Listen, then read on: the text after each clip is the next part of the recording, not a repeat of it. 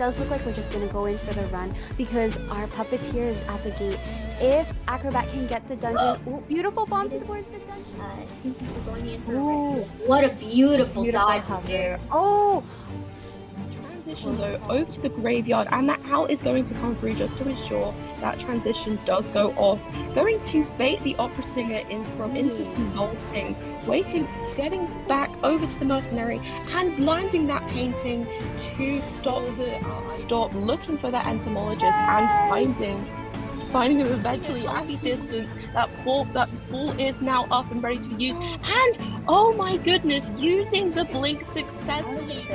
But ooh, they're gonna go in for the flute pushback, but opera singer is following in close behind.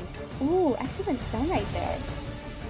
Oh yes, that's a very good stun for the very beginning. Antiquarian able to gain some good distance heading into that lower broken area.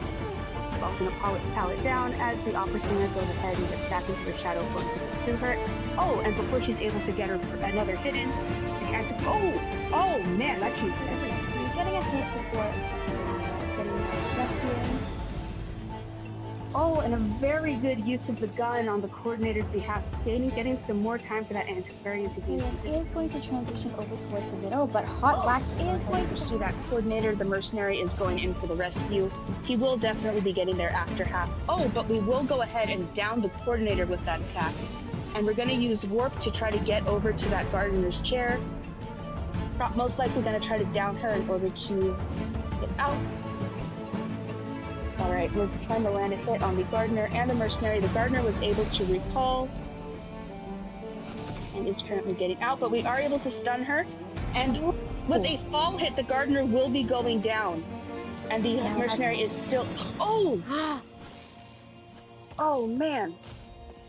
Really well played by Eddie here. Oh, and we are going to be seeing this acrobat in a web instead of a chair. Oh yeah, that's a very interesting choice. We're going to go ahead and just sacrifice some of the webbing in order to go ahead and chair that acrobat right where he is. But the mercenary is going to go ahead and use one of his elbow pads to try and get this rescue in. He doesn't have any damage so far, but we were able to land a chip hit on the mercenary right as he goes to rescue the acrobat. But we will not be able to rescue because of that hit, and the acrobat will be seen. Everybody is finally caught up with the gift, and the use of an owl to just go ahead and circumvent a hit as the seer continues to kite around this tight kiting area just in front of the big top. Oh, but a flywheel just then, and a terror shock is actually going to counter that. Coordinator to abandon the cipher, and oh, like I said, this unstable ground. Ooh, excellent usage of our flare gun to all while adding the magnetic block to stunt the decoding over here. It looks like we're gonna aim for the Gravekeeper as well. Oh, and the beautiful pickaxe to chip the Gravekeeper twice and down. Exit gate opened up right away. With a warp right. Oh! Unfortunately, Cheerleader wasn't able to make it to the gate. Yeah, I would definitely expect to see a hook coming along sooner or later. Yup, there we go. That's going to be our first hook. But nicely done with the wax aim there. I do think we were able to get a little bit of extra on Patient as he flew, I suppose, as he hooked away. But we are going to see the drop here and just going to continue to use this loop. He can kind of stay here for a while. We're going to use that second hook just to get a little bit more distance. Just a little bit more wax trying, but no, actually, oh, we got just a slight bit of wax there through that kind of Hail Mary of a wax gun there. But yeah, just gonna continue using this loop. Survivor's hard at work decoding, but oh, 92% wax, almost.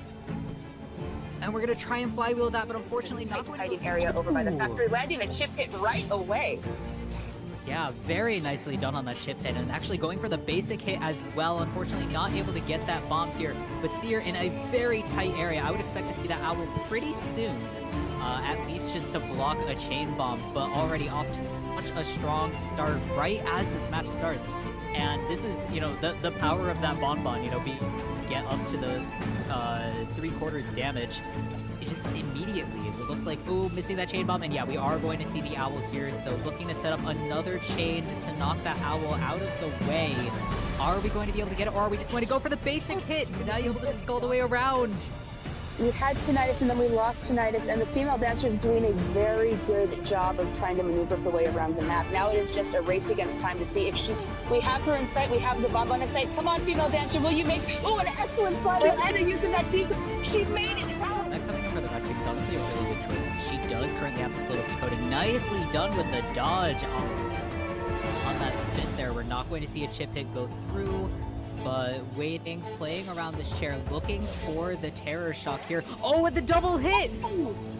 Nicely done from and land that rescue for the patient, who was going to go ahead and continue to transition right up to the shore gate shack, up near that big boat. He has one. Oh, and a blink is going to cut off that hook. Very well timed. Can be very strong on that stop due to the fact that the airbag just blocks the entire way. So Opera Singer is going to have a little bit of trouble here. Yup, we are going to be forced to break that airbag and take the chase onto the fire investigator.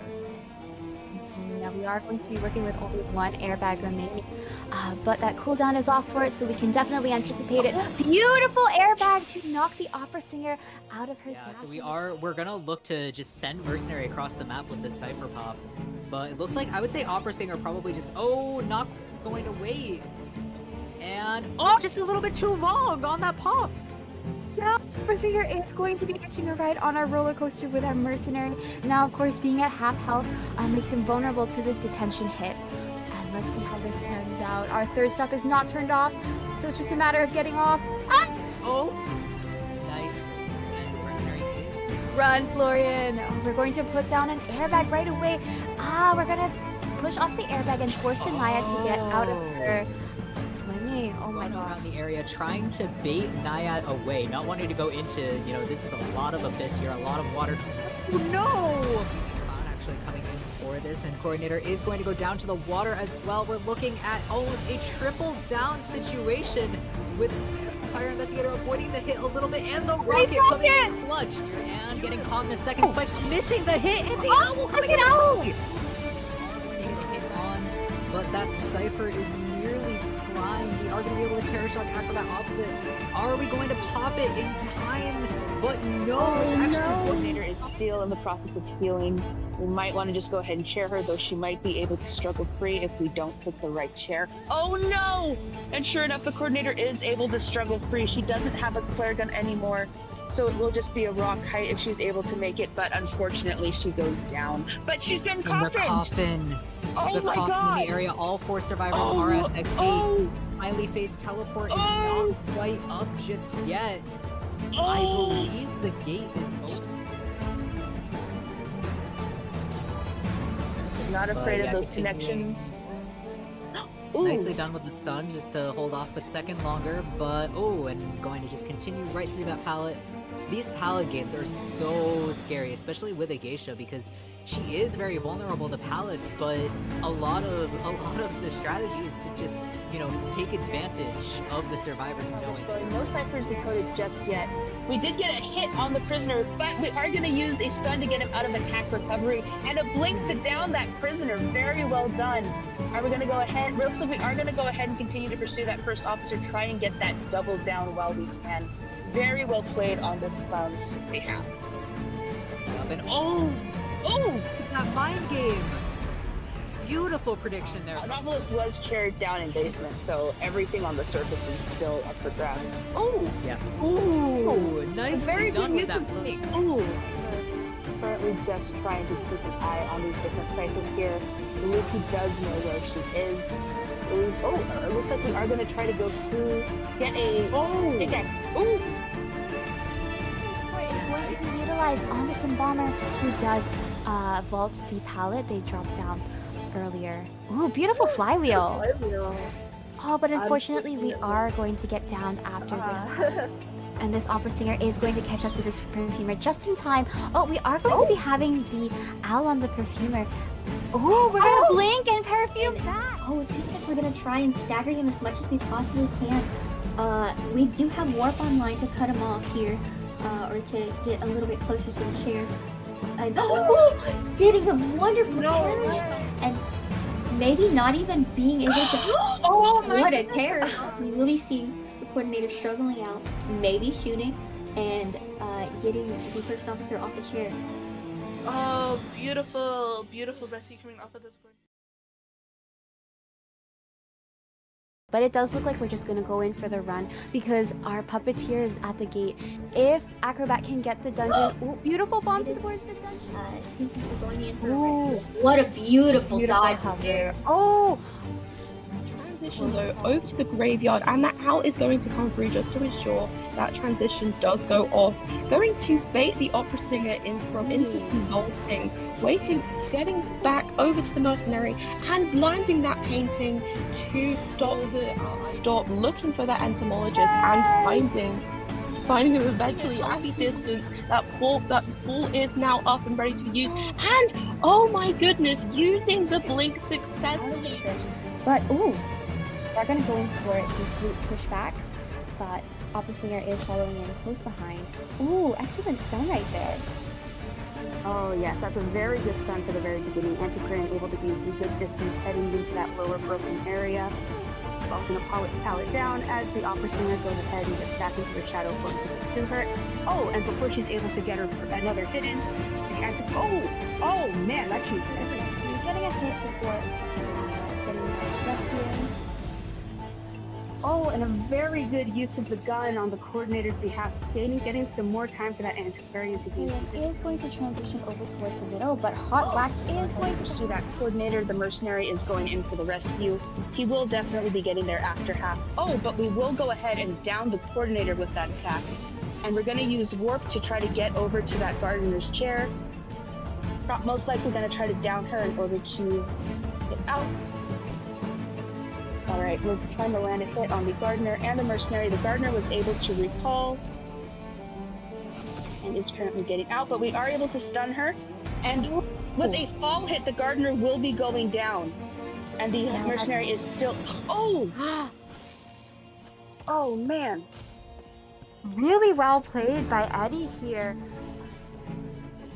Oh, and we are going to be seeing this acrobat in a web instead of a chair. Oh yeah, that's a very interesting choice. We're gonna go ahead and just sacrifice some of the webbing in order to go ahead and chair that acrobat right where he is. But the mercenary is gonna go ahead and use one of his elbow pads to try and get this rescue in. He doesn't have any damage so far, but we were able to land a chip hit on the mercenary right as he goes to rescue the acrobat. But we will not be able to rescue because of that hit, and the acrobat will be seen. Everybody is finally caught up with the if, and the use of an owl to just go ahead and circumvent a hit as the seer continues to kite around this tight kiting area just in front of the big top. Oh, but a flywheel just then. And a terror shock is actually going to counter that. In order to abandon the cipher, and oh, like I said, this unstable ground. Ooh, excellent usage of our flare gun to all while adding the magnetic block to stunt the decoding over here. It looks like we're gonna aim for the Gravekeeper as well. Oh, and beautiful, beautiful pickaxe to chip the Gravekeeper twice and down. Exit gate opened up right away. With a warp right. Oh! Unfortunately, Cheerleader wasn't able to make it to the gate. Yeah, I would definitely expect to see a hook coming along sooner or later. Yep, there we go. That's going to be our first hook. But nicely done with the wax aim there. I do think we were able to get a little bit of extra on Patient as he flew, I suppose, as he hooked away. But we are going to see the drop here and just going to continue to use this loop. He can kind of stay here for a while. We're going to use that second hook just to get a little bit more distance. Just a little bit more wax trying, but no, actually, oh, we got just a slight bit of wax there through that kind of Hail Mary of a wax gun there. But yeah, just gonna continue using this loop. Survivor's hard at work decoding, but oh, 92% wax, almost. And we're gonna try and flywheel that, but unfortunately not. Hiding area over by the factory, landing a chip hit right away. Yeah, very nicely done on that chip hit, and actually going for the basic hit as well. Unfortunately, not able to get that bomb here, but Seer in a very tight area. I would expect to see that owl pretty soon, at least just to block a chain bomb, but already off to such a strong start right as this match starts. And this is, you know, the power of that bonbon, you know, get up to the 3/4 damage. It just immediately, it looks like, ooh, missing that chain bomb, and yeah, we are going to see the owl here, so looking to set up another chain just to knock that owl out of the way. Are we going to be able to get it, or are we just going to go for the basic hit? Nice, let's go all the way around. We had tinnitus and then we lost tinnitus, and the female dancer is doing a very good job of trying to maneuver her way around the map. Now it is just a race against time to see if we have her in sight, we have the bonbon in sight. Come on, female dancer, will you make, an excellent fly with Anna using that deep, she made it out. That coming up for the rescue is honestly a really good choice. She does currently have the slowest Dakota. Nicely done with the dodge on that spin there. We're not going to see a chip hit go through. But waiting, playing around this chair, looking for the terror shock here. Oh, and the double hit! Nicely done. And land that rescue for the patient who was going to go ahead and continue to transition right up to the shore gate shaft. Up near that big boat. He has one. Oh! And a blink is going to cut off that hook. Very well timed. Can be very strong on that stop due to the fact that the airbag just blocks the entire way. So Opera Singer is going to have a little bit of trouble here. Yup, we are going to be forced to break that airbag and take the chase onto the fire investigator. Now we are going to be working with only one airbag remaining, but that cooldown is off for it, so we can definitely anticipate it. Beautiful airbag to knock the Opera Singer out of her Yeah, so dash. we're gonna look to just send Mercenary across the map with this Cypher Pop. But it looks like, I would say Opera Singer probably just, not going to wait. And, just a little bit too long on that pop. Yeah, Opera Singer is going to be catching a ride on our roller coaster with our Mercenary. Now, of course, being at half health makes him vulnerable to this detention hit. And let's see how this pans out. Our third stop is not turned off, so it's just a matter of getting off. Oh, nice. And Mercenary is... Run, Florian. Oh, we're going to put down an airbag right away. We're going to push off the airbag and force the Naya to get out of her swimming. Oh my Running god. around the area, trying to bait Naiad away, not wanting to go into, this is a lot.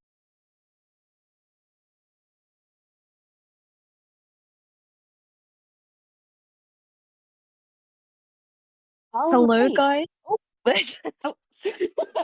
You can go first, Julia. No, We go have right the same thought. They're going to be hearing me a lot today. You go first. Okay, sure. Hi, guys. Welcome to the second day of quarterfinals of LO League. We're very excited to be here with you today. My name is Joey, and this is Juliet. Everybody, welcome. Thank you so much for tuning in to week 2 of Logging Off League. We had some fantastic playoffs last week where we went down from 16 incredible teams to down to 8, and this week we are in our quarterfinals, so we will be seeing 8 fantastic teams be shaved down to 4. We did have Ravens versus Mathesy yesterday, with Mathesy coming out as our first semifinalist, and we have 3 more matches coming up. Up first is going to be Omni versus Sky, then followed by FNE versus Crimson Curses, and then finishing up with Red Moon versus Divorced Women. And you will all get the pleasure of being with the lovely Juliet for all of those, I believe. Yeah, I'm going to be here doing all day, but I'm very excited that I get to spend the first match with you, Joey. I'm very excited to spend the first match with you, Juliet, especially for this lineup. We will be commentating for Omni versus Sky, which is very exciting. Omni, of course, we all know from representing us in NAAU over at COA, and Sky as well have really shown themselves to be pretty formidable so far in this competition. So I'm very excited to see how this matchup goes. Oh, absolutely. Same here. During playoffs, we saw some incredible work from both sides. With Sky, they had a fantastic round 2 against Innovators. Their survivors countered the Hermit in an absolutely gorgeous way. I mean, being able to predict the polarities, working together to manage a one-man elimination, and then to have a wax artist come in and just completely clean up was absolutely exciting to see. And Omni as well, they were very fun to watch. Especially there was a bonbon match that was really, really exciting that just completely blew me away. Oh, yeah. I mean, something about this is that it's going to be a very difficult to predict, not only turnout, but the lineup we're going to be seeing, because I mean, last week, Pitt kind of hit us all with a curveball by bringing out Wheel round one, which Oh, that's in right. this day and age is basically unheard of. So who knows what we'll be seeing from either team today is going to be very exciting. Oh, absolutely. It's really, I've been having a lot of fun, especially with this tournament, just with the variation in the hunter picks. When you've been watching the NetEase tournaments, you usually are almost always going to be guaranteed to see a Shadow or an Opera Singer for the first 2 rounds. Maybe a surprise Hermit or Disciple pick, but usually it's those two. And if you're lucky enough to go to round 3, that's when you get to see some variation. But here we've barely seen Shadow. We haven't even seen Opera Singer all that much either. We've seen her a few Hmm. times, but we've been seeing a lot of Wheels, a lot of Hermits actually. I think Hermit is one of the most popular picks here. We've seen a lot of Wax Artists. I think we've seen some Geisha play as well, which is always a treat. Always a treat.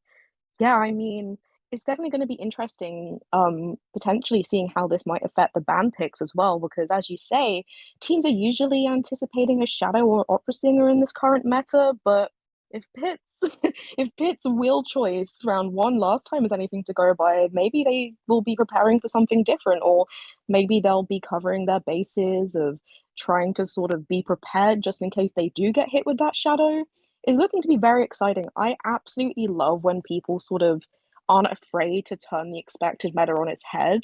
So yeah, it's gonna be very interesting to see which kind of direction we go in. But we have seen some not shadow we have seen some opera singer on both sides from Sky and from Omni so far. So potentially some of that. I don't know about Shadow though, so we'll have a see shortly.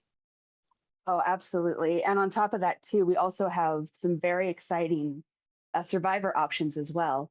Oh Just a quick yes. reminder to everyone, we will be following the tournament setup as it was during IVL Summer Finals, which means we will be Hmm. seeing the Fire Investigator. And we actually have seen him quite a few times, and We he's been a lot of have. fun. Some very exciting Yes, kites, from but from oh, Omni go as ahead. well. So maybe we'll see some more of that today. Oh, yeah, absolutely. We unfortunately won't be seeing the Fire Lady or Goatman just yet, but I think with the survivor pool we do have, there's a lot of potential. We've been seeing, a lot of Gravekeeper. I think he's arguably one of the most popular rescues over in the NAU server. Seen quite a few Hmm. gardeners, plenty of seer play, quite a few mercenaries. We tend to see Hmm. psychologists and acrobat picked fairly often too. So there's just so much potential for so many different characters.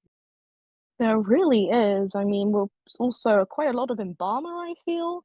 It's kind of Hmm. interesting seeing that kind of come back into the meta a bit. I mean, Embalmer meta never really went away, but I feel like people have grown less and less afraid to sort of bring him out earlier. So that's definitely been exciting. And yeah, as you say, I mean, the further we get into, I guess, Identity Vive as a game's lifetime, if you will, the more and more characters get added. It's just this ever shifting meta is just so entertaining to keep watching. And as you rightfully mentioned, of course, that Fire Investigator is so much fun to see. So I'm very excited to be potentially seeing more of that today. Anything that's just a little bit new is always just fun to see how that's going to fit into sort of the pre-established way of doing things. Oh yeah, I couldn't agree more. Especially now that we have the knight coming into play. I don't know if anyone's seen his Oh gameplay trailer yet, yes. but that is a very interesting kit. And the fact that how much of it relies on game sense and being able to predict the hunter's moves and what you think they're going to do. There's going to be a lot of more tactical strategy, I guess, like in the actual game itself, watching him play. So it's going to be very exciting to see how he shakes up the meta, if he shakes up the meta, because I do get the feeling that Absolutely. once people figure him out, it's going to get dangerous.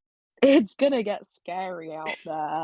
I mean, I feel like yeah, that gameplay trailer was a little difficult to wrap one's head around, but as you say, it's because there's so much detail to that kit, And whenever there's a detailed Mhm. character, I feel they're always like the most scary once they're mastered. You see that on like the hunter side of things, because like Dream Witch and Shadow are both scary looking things. But yeah, it's I'm very much looking forward to it, especially gosh, the rescuing without having to reach the chair. Cowboy, your days are Oh, numbered. jeez. No, yeah, it's going to be a lot of fun to watch how he shakes things up. I'm not sure if we'll be seeing any Fire Ladies in competitive play. She does have some useful things, but I do think ultimately she might not be as popular as characters like the composer or the prisoner when it comes to decoders or the lawyer or even potentially the mechanic. We've actually seen the mechanic a few times in this tournament too. I We think that new have. buff of hers has really been helping. Um, with that little extra decoding buff. Though I've seen her get usually end up kiting much more often than decoding. Unfortunately, it's just that decoder curse, you know. Mm-hmm.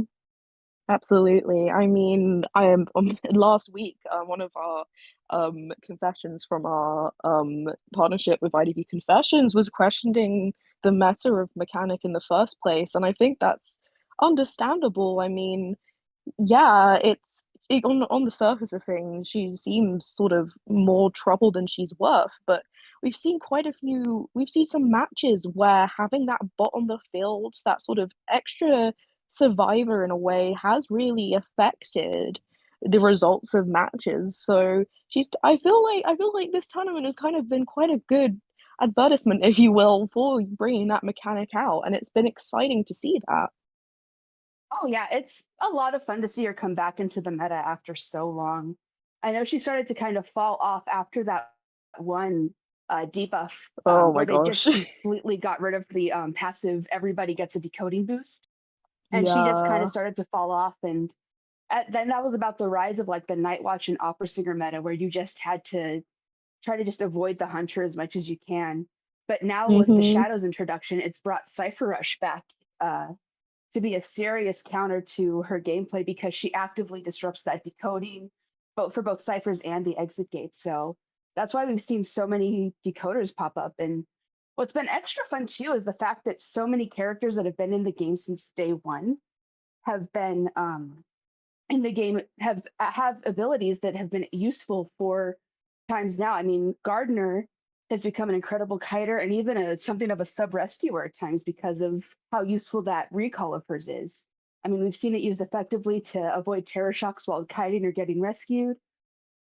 The lawyer, he got that small boost, and the fact that he can't get terror shocked at all has really skyrocketed him into the meta out of nowhere, seemingly last year. There's just so much Mm-hmm. potential for so many things that sometimes survivors don't even have to use the main purpose of their kit. I mean, you know, the Gardener has that rocket ship breaking ability, but you don't really see that used nearly as much as the recall when it comes to tournament. Yeah, I mean, it's very exciting, but we are going to be going into those ban picks now very shortly. Omni has decided to ban Ever Sleeping Town as a map, with Sky then deciding to pick Moonlit. Very interesting. And Omni will be hunting first.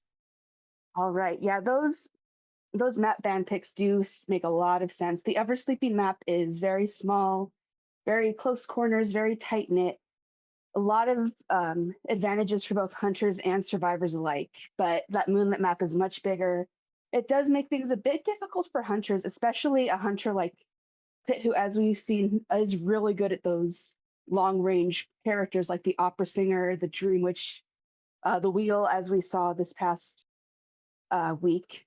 There's just a lot of potential for trouble, and a big map like Moonlit, which is divided into those two sections, really does make it tricky, especially for a survivors team as coordinated as Sky. There's definitely going to be some exciting countering against each other coming up. Oh, absolutely. I mean, we saw their teamwork last week against the Hermit, seeing them on the map like Moonlit, which is just so dependent on this how the team of survivors utilizes it. It's interesting to see that survivor sided map coming out first, but perhaps maybe done on purpose to counter a lot of Pitt's mains. But oh, we are going to be looking at our first two ban picks here. We're going to be banning Priestess and Coordinator first. It makes a lot of sense to me, of course. Priestess on Moonlit. You don't want to see a Priestess on Moonlit. That is really going to sort of hinder, of course, the full potential of coordination that Sky as a survivor team um could show off here. But Sky are also now going to lock in Psychologist and Magician as their first two picks. Yes, we have a very strong first set of band picks here. Definitely, like you were saying, that Priestess band makes a ton of sense. Coordinator band also makes sense. Not only is she a very strong rescuer, she has that really powerful gun. She's an excellent kiter. Only gets a decoding debuff when someone is chaired. So as long as you keep the hunter busy, you can cypherish pretty effectively. And that psychologist, she heals remotely, extra useful on such a big map. She's a pretty effective counter against the Shadow too, because as long as you can survive to get those ciphers decoded, you have a much better chance of making it out of there. Especially when you have that magician as well. He has very powerful decoys. We've seen quite a bit of magician play here, I believe, where it's always been pretty useful. But we do have our next couple of bans. The first officer has been banned, and the acrobat has been picked in his place. And since we didn't go ahead and pick a rescue yet, just to be safe, Omni has banned that mercenary as well.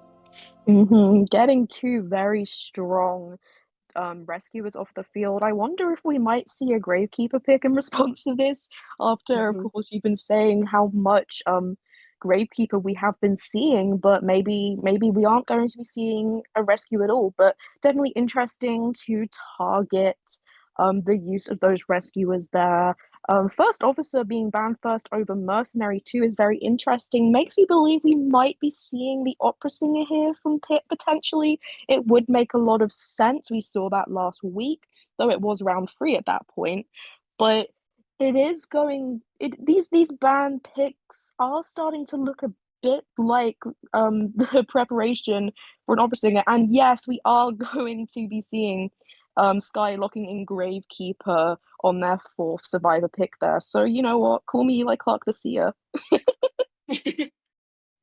Yeah, no surprises there. The Gravekeeper, he has slowly been popping up a bit more frequently just because we do have both Gamekeeper and Disciple slowly creeping up in the meta, and he's usually a pretty effective counter to both of them.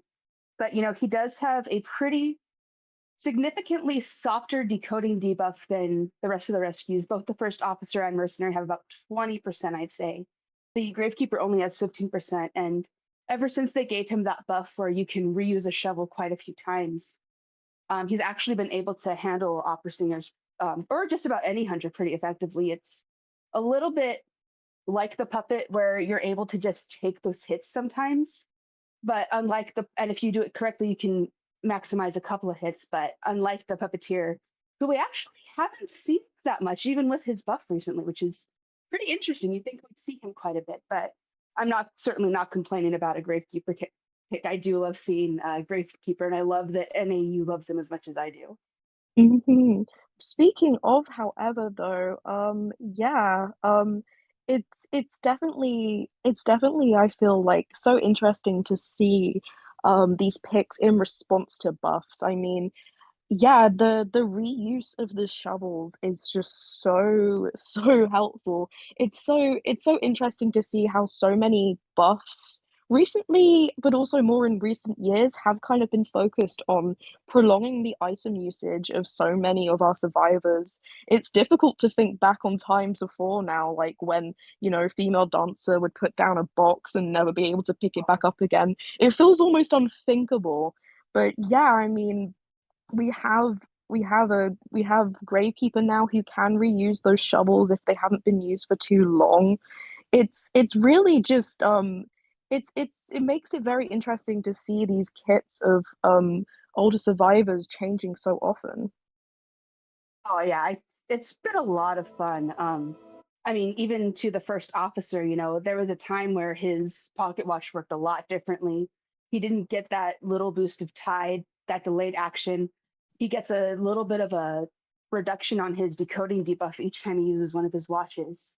So there's just been a lot of potential, and especially with the way the meta has changed, considering we have hunters like the Shadow, who, guess what, is going to be our hunter from round one.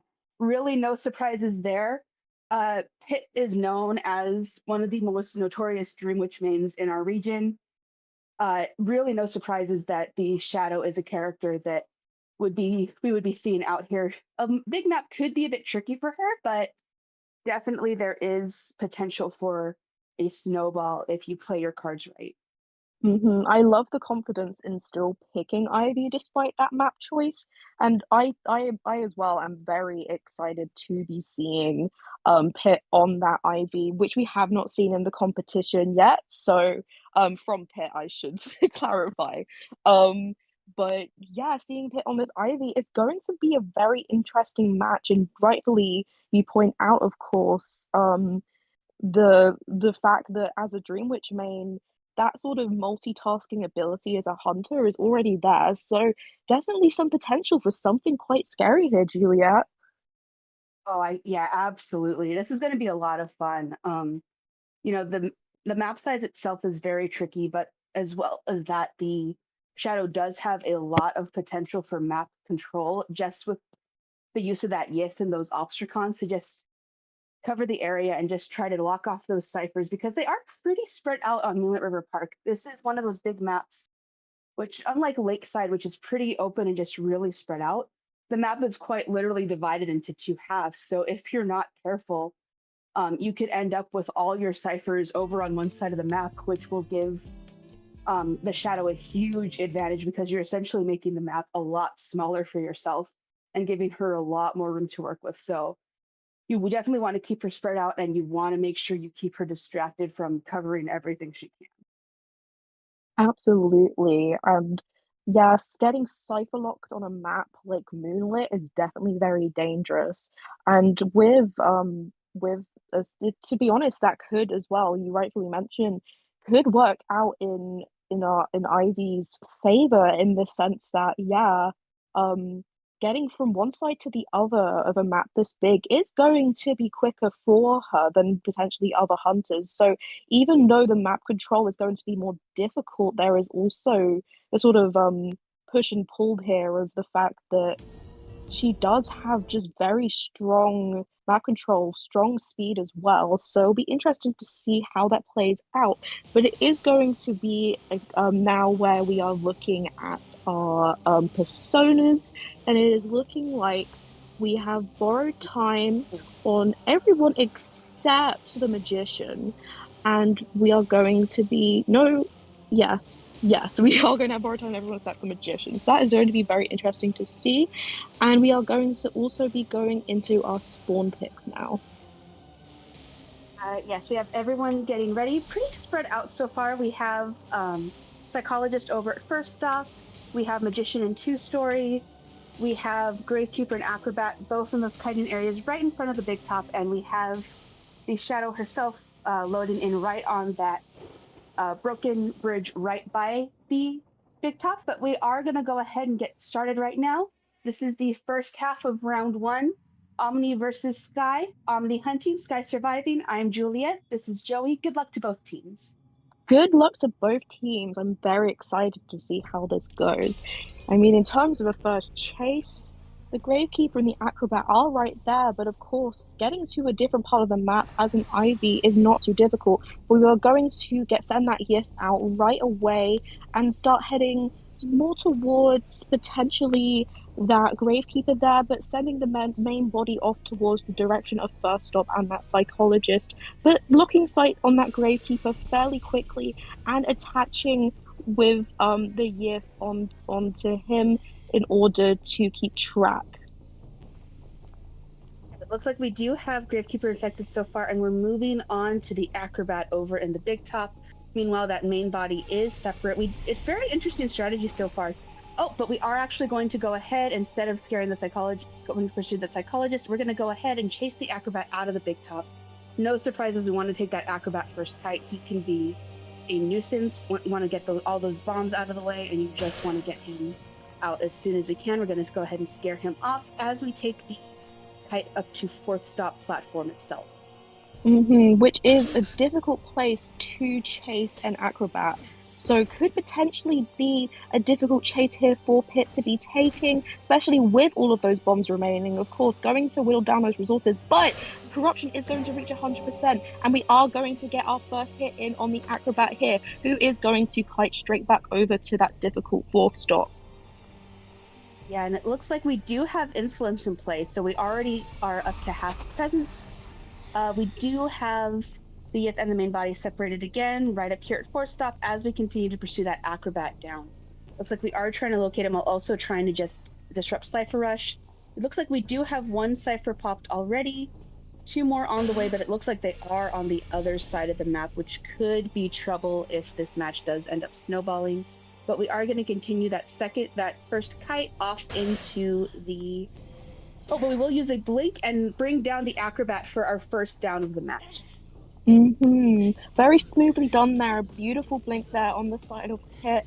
Definitely very useful in just cutting down that chase time, making sure the acrobat does go down before any more Cypher Rush can take place. Not too far a full presence now either, but we are going to try and get a little bit of corruption on the Gravekeeper, who is coming in for the rescue, while also multitasking and heading over to try and set down an Ostracon over there at the Magician's Cypher. Going to land a hit on the Gravekeeper, who will be rescuing with Tide. But going to get a hit in on Acrobat again right away, going around to right into the corner of the map to just try and waste as much time as possible. Yeah, so we are going to just wait out. It looks like the Acrobat is just going to wait out that Tide and get carried off to the chair for the second chairing. He was rescued before half. That will be the only use of Tide we see this round. Gravekeeper is currently getting remotely healed by the Psychologist, but it looks like we unfortunately had to cancel that out due to the introduction of the Yith disrupting that healing. And we are going to go ahead and just continue to try and disrupt that Cypher progress, just making sure that we cut off as much as we can. We do have Psychologist all the way on the other side of the map decoding, main body guarding the Acrobat's chair. It looks like we might be seeing a potential sell on that chair, and the Gravekeeper was finally able to get healed by the Psychologist whistle. So that shield is now down. Acrobat will be blasting off back to the mana very shortly, but we will be wasting no time teleporting right onto Gravekeeper here, who is already over halfway corrupted. We're going to go now into the shovel to just try and going to go straight back up to 100 corruption and go down very quickly here. We are at 2 ciphers remaining at the moment, this is going to now definitely impact 1 cipher remaining actually, so never mind. But we are going to be going on chair on that bridge there, a very vulnerable chair indeed to be placed upon. Oh yeah, absolutely. And the Gravekeeper getting locked out of his shovel with that corruption is just absolutely brutal. This is a very dangerous situation for Sky to be in right now. We have the Magician off trying to decode the Psychologist here and for the rescue. Oh dear! And an excellent terror shock from the Shadow, bringing down that Psychologist and bringing the Gravekeeper right to half. This could seriously change everything. This is not a good position. Oh man. And we are going to be keeping this Magician in our sights, dropping Psychologist actually in order to just keep that pressure on, not letting Sky regain any ground at all. Going to use the blink there to get a hit on the Magician, who is now 100% corruption, is going to probably get hit here, is going however to decoy to miraculously continue this kite. This is a nail-biting match indeed, Juliet. Oh yeah, this is definitely, oh man, this has definitely changed the game. We do have the Magician just trying his best to kite. Don't know if he'll be able to reach the Psychologist in time to prevent her from using one of those self-heals. But it looks like he is at 100% corruption. He will be... Oh, the second use of... Oh my gosh! An excellent prediction of that decoy, downing the Magician right on time. We are going to go ahead and chair the Magician now, it looks like, getting ready to The psychologist has used her self-heal, but the Yith is already in the area trying to reach her as well.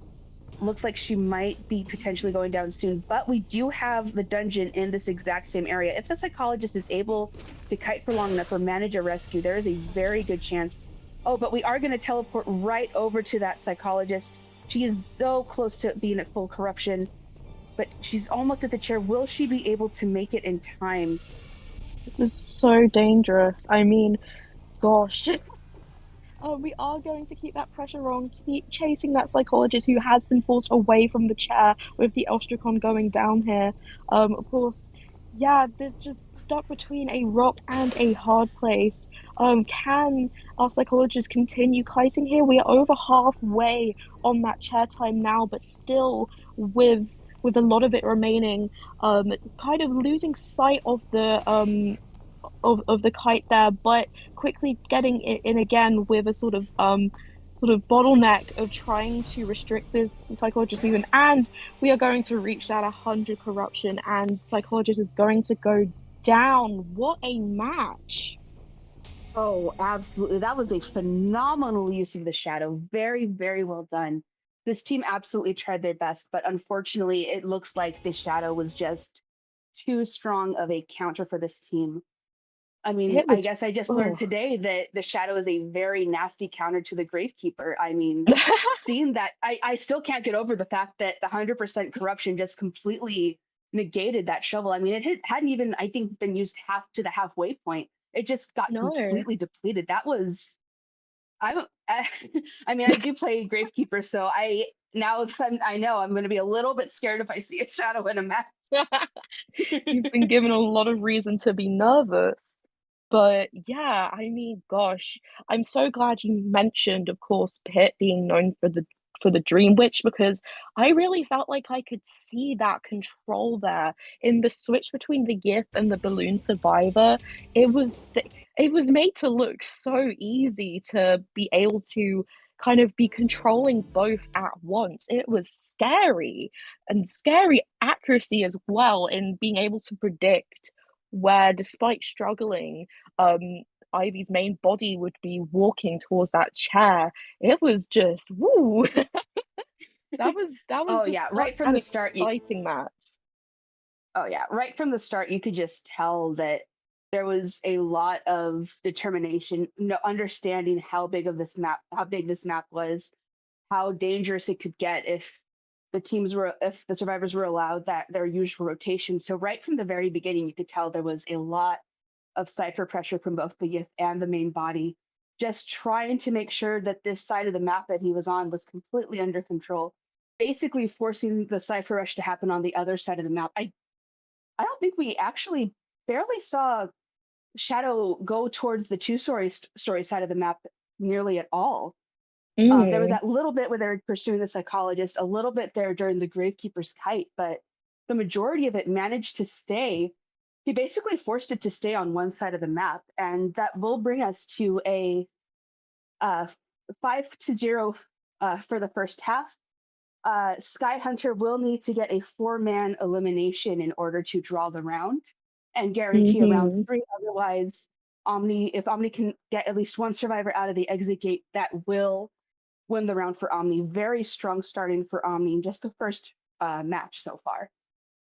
Yeah, very, very. A lot of pressure on here to equalize the points here. But we are going to be having a look now at these first two bans with Sky banning Acrobat and Mercenary. Very, very strong survivors to be banning here, of course, with the Acrobats, strong kiting on this map in particular, and of course, a Mercenary is always good to ban. Of course, we do have a dedicated mercenary main on this team.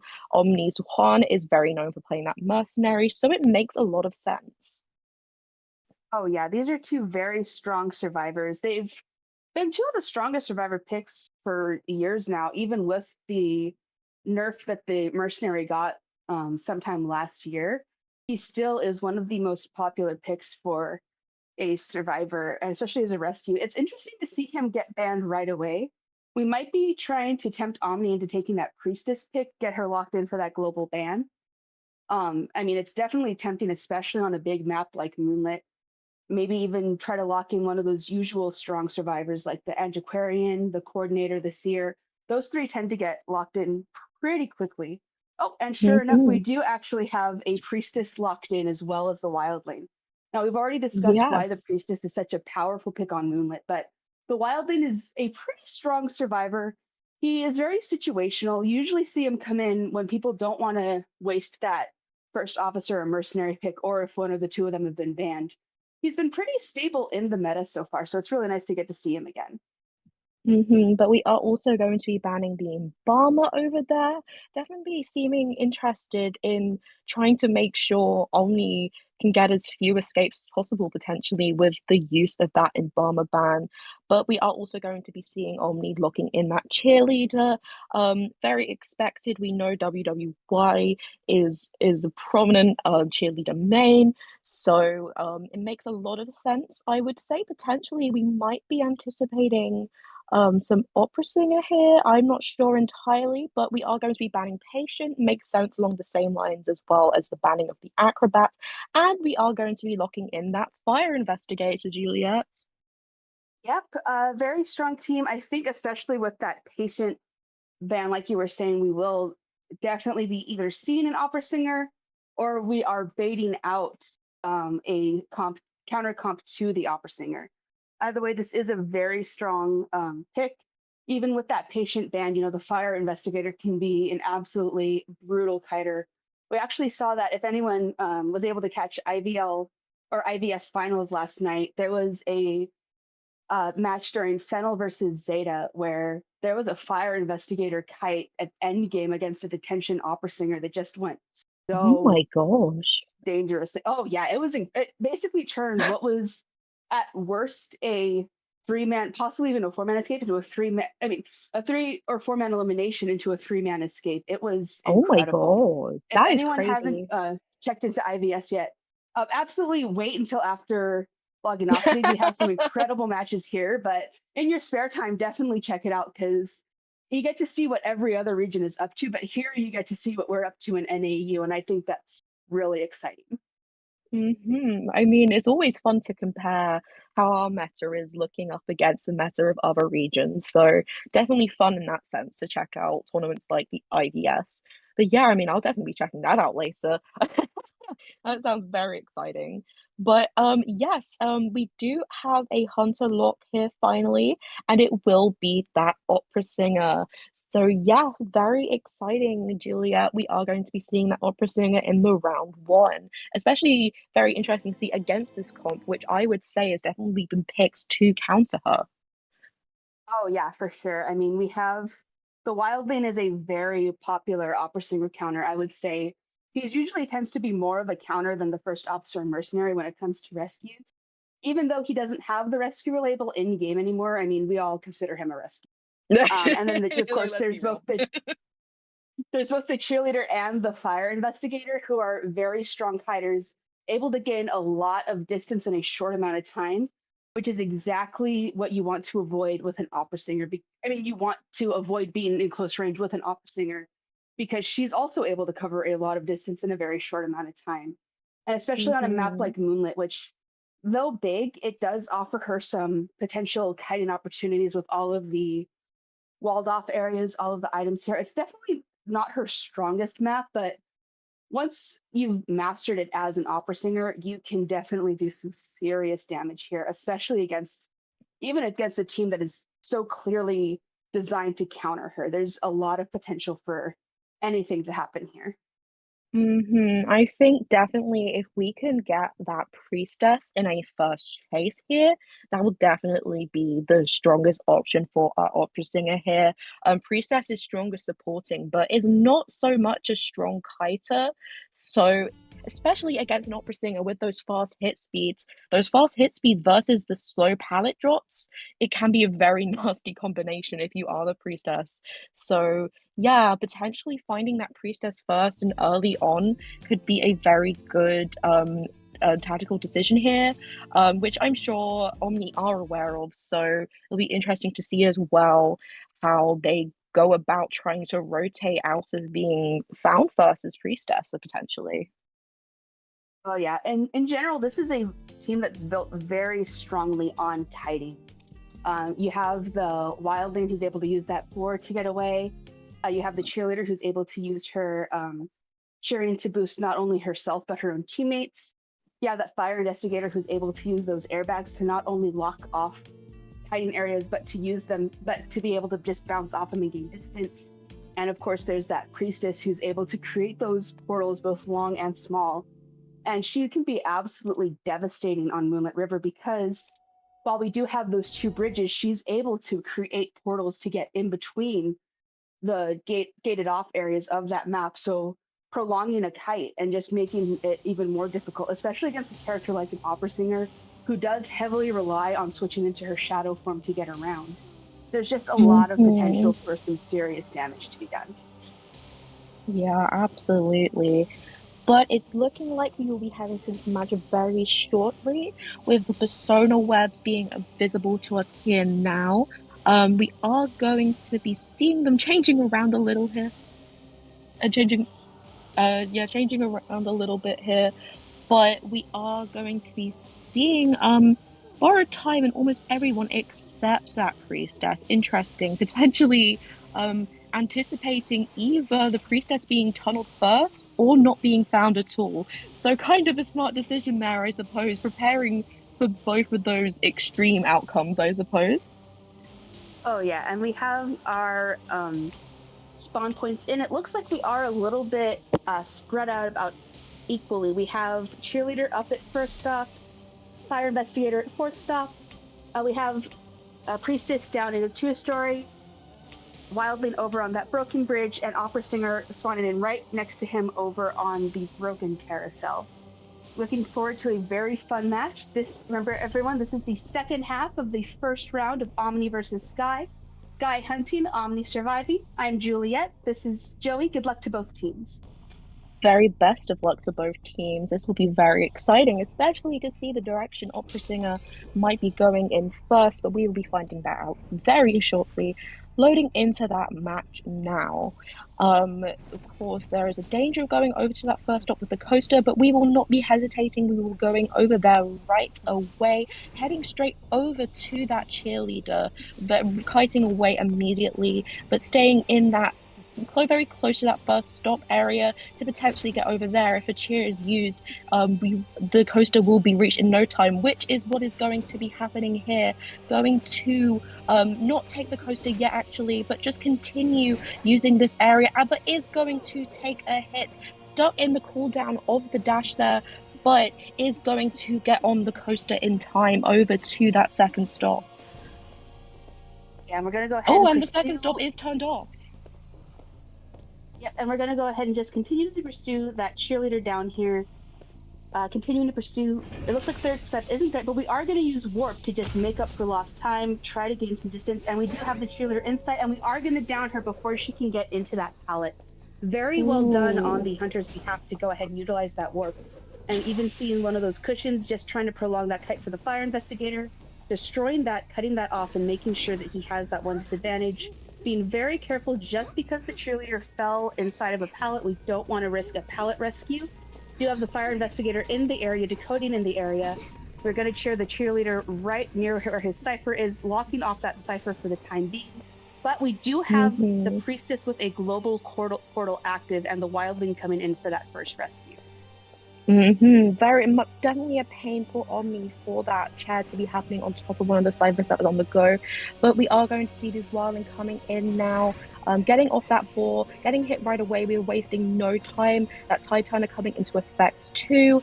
But we are going to see that second airbag coming into play here with a bit of a body block or attempted a body block from fire investigator here, and cheerleader is going to get through that long portal in time. That warp is still on cooldown, so we will not be able to get over to that healing in time, it seems, especially on a map this big. So we are in a situation here where either we will be finding that cheerleader filled up or changing targets, and it is looking like instead of going right across that map, we will be changing targets to the fire investigator here.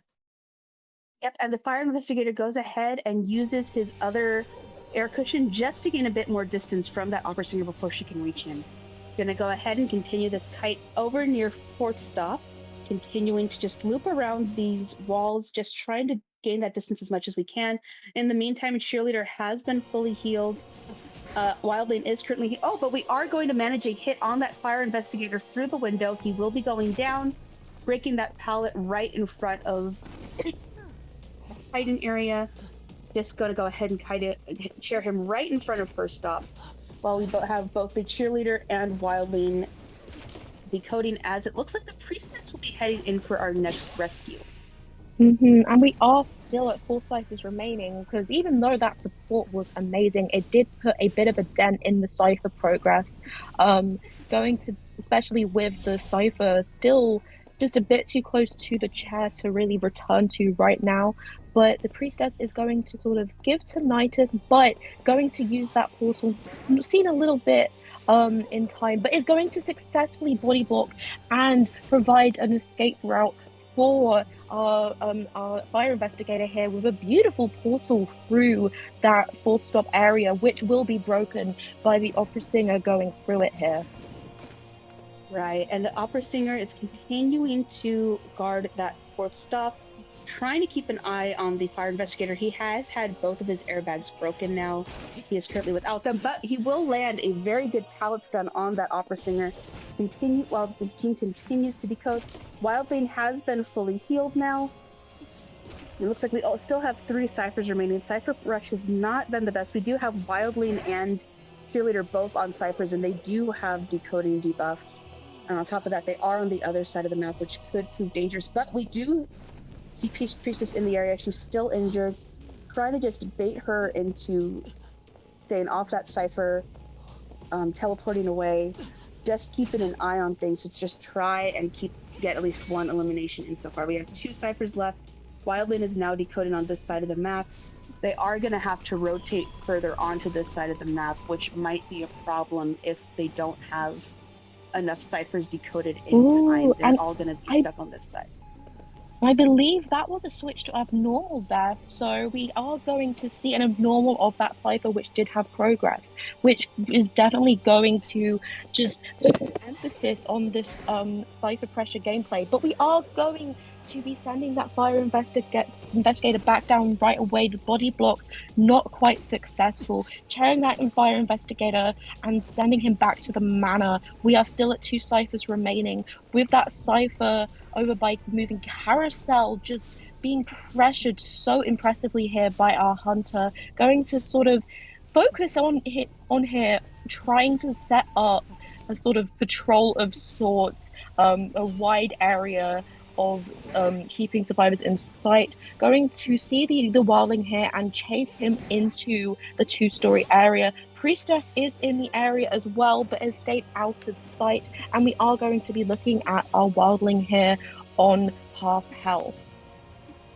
Yes, we're going to continue this kite right into the 2-story, but it looks like the wildling will be going down very shortly. We have cheerleader in the area. Looks like we have the priestess transitioning over to the other side of the map, just trying to pick up that cipher that we chased the wildling off of. Cheerleader is in the area, most likely going to go in for the rescue because she is at full health right now.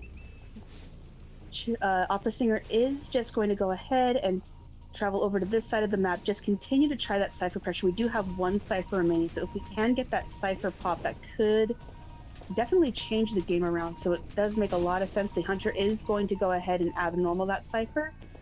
We do have a lot of ciphers available on this side of the map.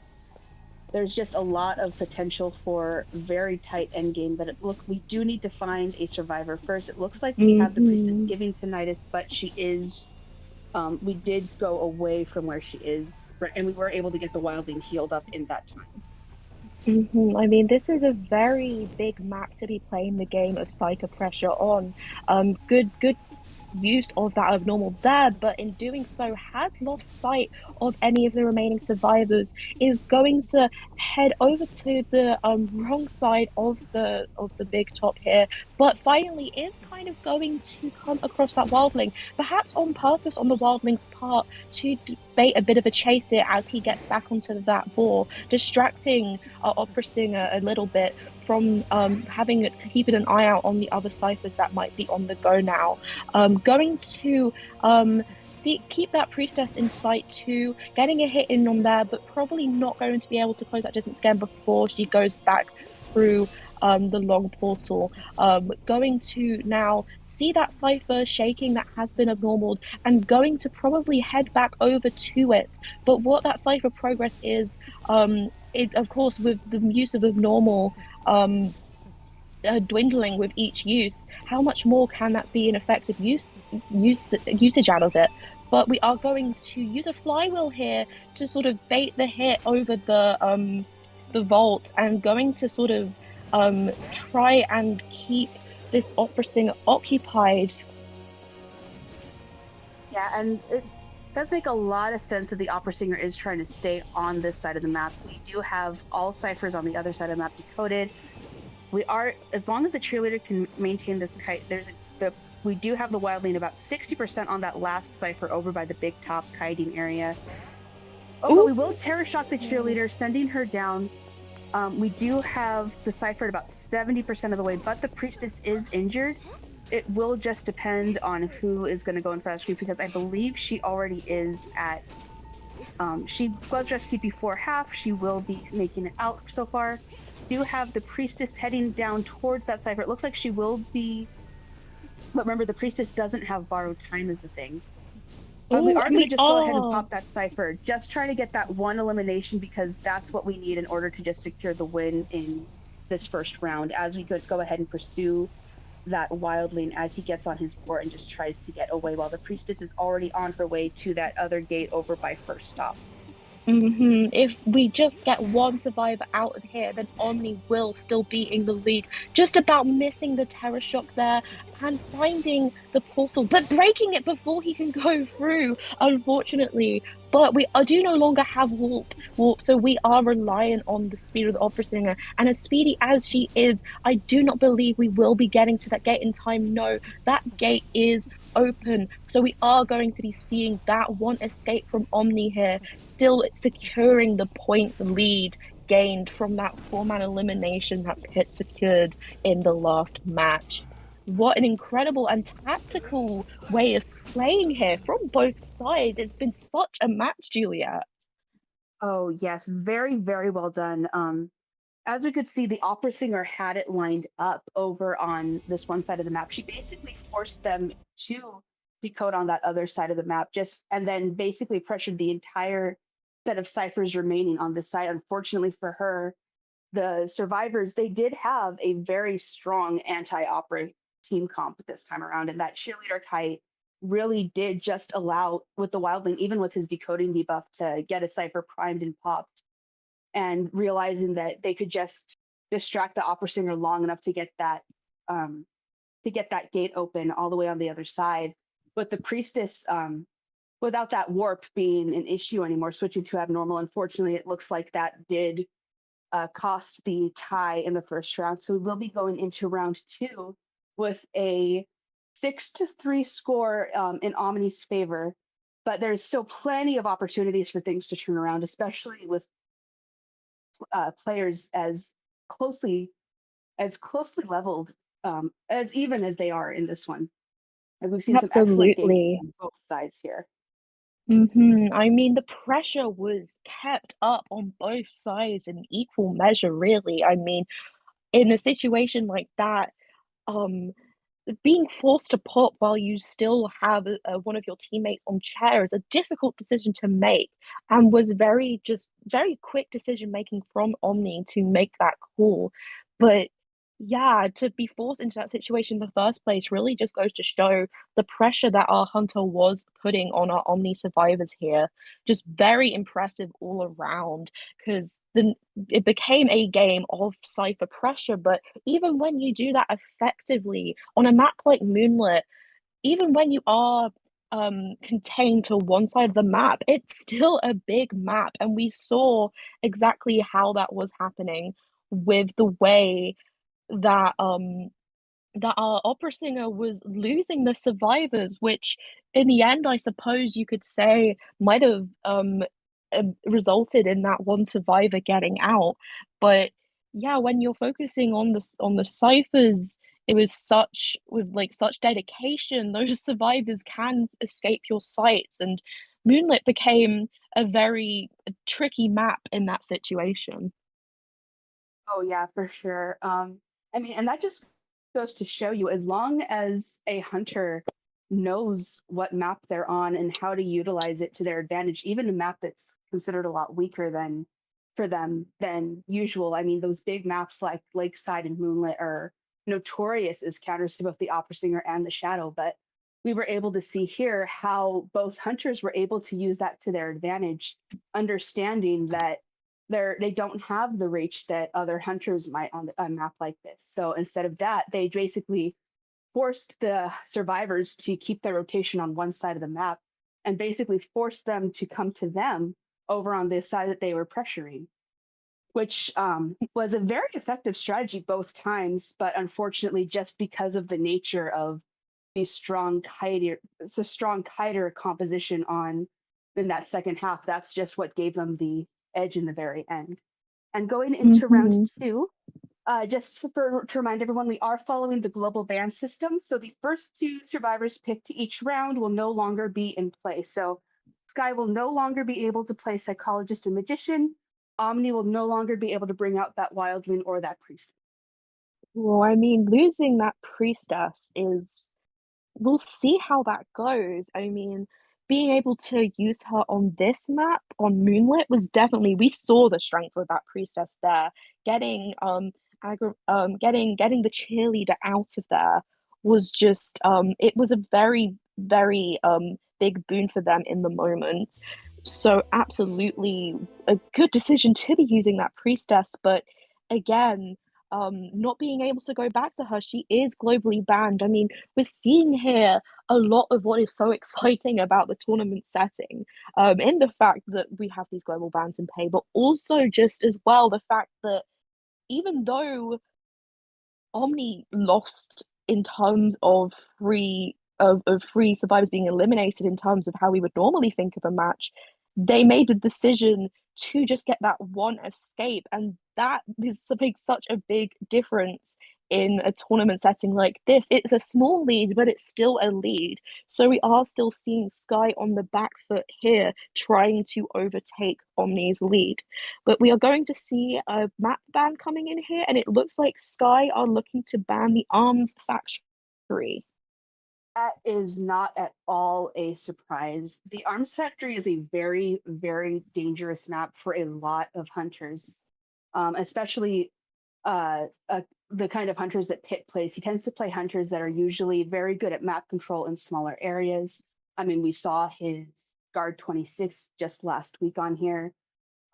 We know that he has a very dangerous sculptor as well. I mean, we just saw the Shadow, who there's a very good chance that she'll be getting banned on this map, but and the Sky Hunters as well are very good with close combat. I mean, the Wax Artist we saw last week as well was absolutely lethal. So there's a lot of Mm-hmm. potential on both sides for a very wide hunter pool and some very interesting team compositions just trying to get out of those maps, especially as we go ahead and select the church instead, which is an equally dangerous map, I would say. You're definitely picking your poison in this situation.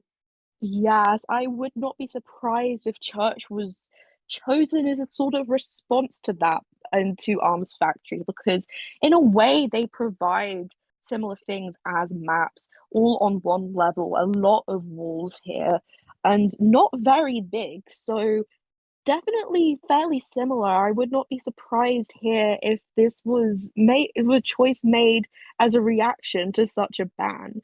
But Sky will be hunting first, and our first two survivor bans will be the Seer and the Embalmer.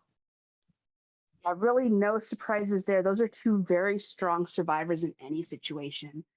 It looks like we are just trying to avoid survivors that can not only take hits, but also gain a significant amount of distance, especially even after getting downed.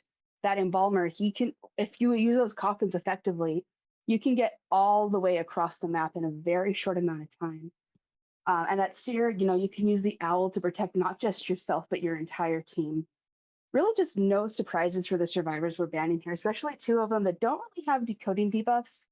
The embalmer only really gets one when he is next to decoding with someone else. So there's just a lot. You definitely, with Cypher Rush being as dangerous as it is now, it's better to just get it out of the way when you can. I mean, both of these survivors have a lot of potential for being a real pain in turning the tide of that match. I mean, there is nothing more annoying as a hunter when you're finally about to get that final downing hit on a survivor, and then suddenly the Seer's Owl appears out of nowhere and ruins everything. So it's in those little moments of just not losing little leads gained that Seer really becomes a very powerful support. And of course, with eliminating Seer and Embalmer, it seems like we're in a mindset here of just not letting Omni sort of, I suppose you could say, get those little boons of moments that would or could turn around the course of the match entirely.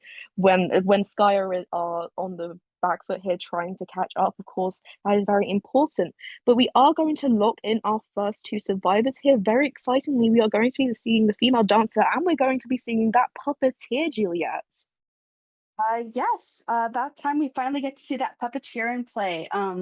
I know he has gotten buffed very recently. It's very exciting to see how that's going to play out here. He usually is a very well-known opera singer band, but we do actually have the opera band as our first survivor. Really, no surprises. We saw how dangerous the Sky Hunters opera singer was just on a big map like Moon. On a small map like Red Church, she could also be just as dangerous.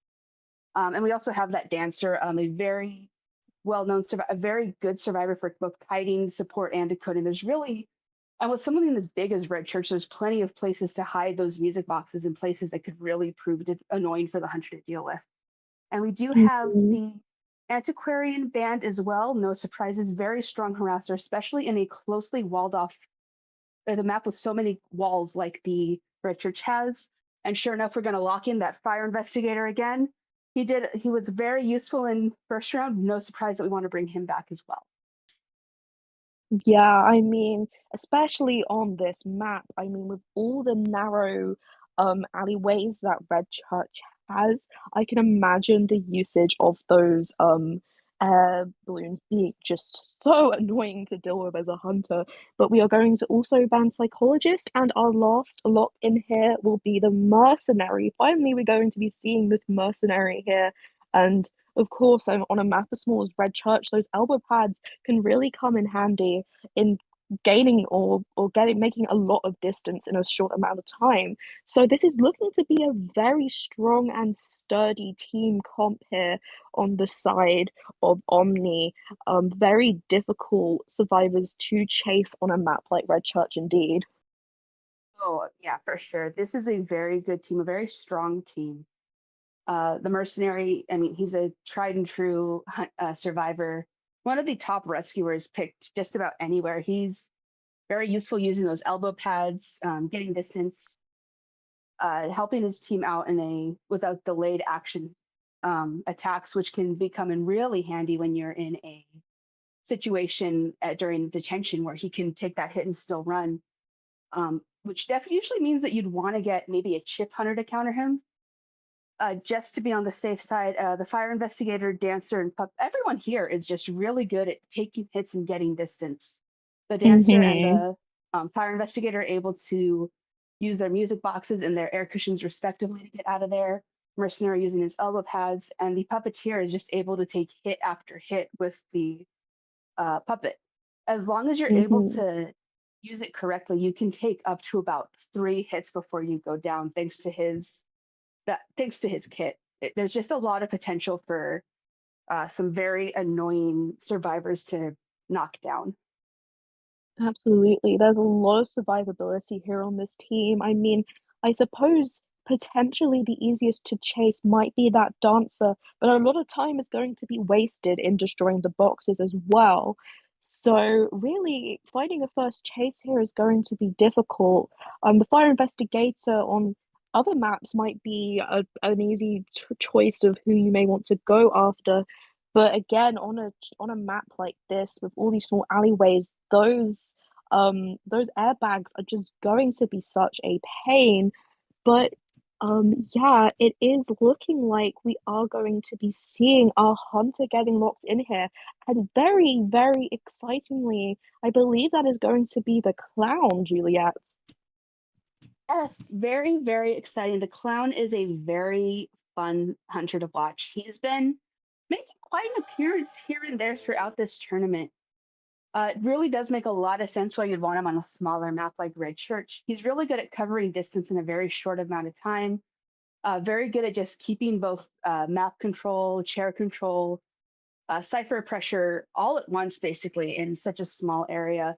That could be a little bit tricky with all those walls in the way. But I think as long as we have, uh, if the clown main knows what they're doing, there really shouldn't be an issue. They could weave through all those corners like nothing. I mean, I usually tend to see clown picks on maps like Lakeside, Ever Sleeping Chinatown with a bunch of alleys and tight corners and all those rooms. And they usually do some serious damage. So I'm very excited to see a clown here on Red Church. Hmm. I'm very excited as well, especially because while we do see that clown every now and then, it's also just not something you see every day. So always exciting to see those sort of niche picks coming into play here. Um, Especially against this team. I mean, we do have some of that strength in the form of course, the puppeteer is going to be a strong counter against those rocket drills, and also as well with the fire investigator being able to set up um those airbags to block the dash will be helpful. But again, it does also, as you rightfully mentioned, make sense on the map of Red Church here, because we're going to be seeing just a lot of ground being able to be covered by our hunter here very, very quickly. So a lot of pressure is going to be put on these survivors to rotate, to sort of keep a lot of ciphers active, I would suppose. So it is not going to be really a match where I believe any of us survivors are going to be able to just sit back on their laurels and decode in peace. Oh, yeah, this is a very, that's one of the best things the clown can do is just keep everyone on the run, keep everyone on their toes. You can't get too comfortable at a cipher unless someone is keeping him busy, because he is able to just cover so much distance in just a short amount of time. Once he gets that rocket going, there's really no stopping him unless he slams into something. You're able to stun him out of it. And we unfortunately don't have any stunners on this team. We have pretty much a Mm, team decoded to both Cypher Rush and kiting, which is going to be very useful. But going up against that clown, that could potentially be very dangerous because of just how fast he can go and how easily he can land a hit on you just by running right into you when he's in that rocket. mhm. And while Puppeteer as well, what will be difficult to chase, I think once that damage is taken by the Puppeteer, that's going to be very difficult to cope with afterwards. I mean, Puppeteer is already a very slow at healing his teammates. If the anti-healing drill gets landed on that Puppeteer, that's just going to be nasty. Very, very, just very nasty to deal with. I think if the name of the game here will probably be just trying to get damage done on all of these survivors. So if they can avoid at all costs getting hit, that will probably be just their best chance at surviving against this clown here. But yeah, it's going to be a difficult match, especially on a map this small. But we are going to be locking in here. We're going to be seeing Tide Turner only on our mercenary, with borrowed time on everyone also except that mercenary, locking in here with our fire investigator inside the church, mercenary over there at the shack. But we are going to be loading into that match now very quickly, Juliet. Yes, so this is going to be the first half of round two, Omni versus Sky. Sky hunting, Omni surviving. I'm Juliet. This is Joey. Good luck to both teams. Remember, we are going into this match with a 6-3 point score. We want to just eliminate as many survivors as huntable as possible in this first round. Try to get a 4-man elimination just to get that edge in. We're going to start by modifying the rocket up in this corner, getting ready to find our first survivors. It looks like we have a few people getting ready here. We do have the puppeteer breaking a few walls down in this area, just down in the rear broken, just to get the clown ready for this kiting. But we are actually going to go ahead and avoid the puppeteer and head right into the church to go ahead and target that fire investigator for our first kite.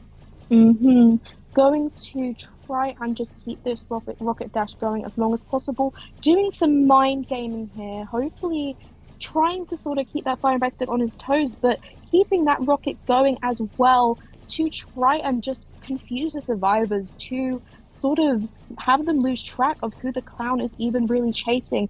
But a lot of control here going into the use of that dash, not crashing into any of the numerous walls that we see around us here, but we are going to stay, it seems, on, I believe that is the mercenary. Yes, the mercenary here, who is going to take a hit at last. Yes, we did land a hit on that mercenary right away. We do have insolence in place, so the hunter does have half presence up now. We do have a music box right under the pallet that the mercenary just dropped. Some very good team coordination here. We have 2 music boxes in the area, 2 slow music boxes just to slow down that hunter. No surprise that he wants to break one of those. Going to continue our pursuit of the mercenary. His delayed action has already gone through, so he is already at half health. Oh, and we will blink to land that second hit on the mercenary. He will be going down very, very shortly. He still has, it looks like, 1 elbow pad left, but he will be going down now and being shared as we get our first cipher pop. What a use of that blink there, very cleanly done indeed. We are going to be, for now, keeping that second slow box, however, up in the area. So while our dancer only is holding 1 box, there still is another box in play on the field. And is looking potentially like Agramon on the dancer here. It might be going in for the rescue. No, I believe is going to be transitioning away. Instead, we are going to be seeing the puppeteer here for coming in for that rescue, getting that Louis out and taking the hit of that rocket, flywheeling successfully as well. Not quite sort of using that airbag there, unfortunately using the elbow pad instead. So our mercenary is going to be out of elbow pads. Then the snowbox here is going to still be in effect, but not enough to keep our mercenary alive, is going instead to get hit and go down this graveyard area with our clown here finding that final slow box and breaking it. So we are out of music boxes now. Yes, and we're going to go ahead and share that mercenary again. Unfortunately, he is the only user of Tide in this match, but we do have some very effective Cypher Rush so far. We have 3 ciphers decoded with 2 survivors remaining. One of them is actually at, both ciphers are at about 70% of the way there, as we do have the dancer coming in for that final rescue. Ciphers are getting double primed. We just need, oh, go ahead. Oh, sorry, no, I mean, this is just very exciting. But that cipher is not quite primed yet. The Merc's delayed damage is becoming very useful. Breaking that pallet here, I believe, I mean, yes, that final cipher is popped, but of course, without borrowed time, not a lot can be done. But we are going to have that final cipher popped with 3 survivors remaining on the field. Really, in the case of this, the cipher rush has worked against the clown here. We are going to dash over to that gate, but the gate is open. We are not going to get the 2 survivors here. Louis taking a hit there just for fun, almost. And we are, I mean, yeah, both gates were open. That's such a shame for the clown there after such an impressive chase. Yeah, that was a very, very strong team coordination on the survivor side. Very effective use of Cypher Rush. Very effective use of making sure you had someone right at the exit gate. And then meanwhile, the female dancer was already at the other exit gate. Unfortunately, there just wasn't enough time to get there. We did have trump card in play, but we didn't have detention in play. Everyone was able to just get away as soon as possible. Very effective. That really is just the name of the game right now. That is one of the most common strategies and most effective strategies, is just focusing on that first kite while the rest of your team cipher rushes. And unfortunately, in this case, we did have the slowest decoder taking the kite for the entire time until that cipher pop. Everyone else has no real decoding debuffs, and we're basically mostly effective in getting the mercenary rescued from the chair rather than taking over a kite. So very, very well done on Omni's side. Very good use of the clown on the hunter side. Unfortunately, that cipher rush was just too deadly. We are Yeah, going to be I'm seeing. Oh, go ahead. Oh, sorry.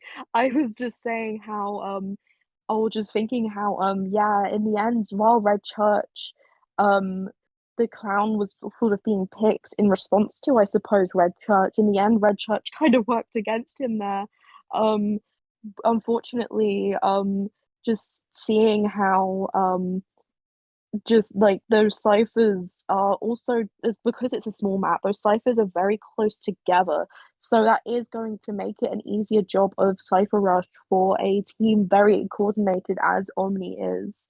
So yeah, it's just such a shame because what that was a strong first chase, but it just wasn't enough.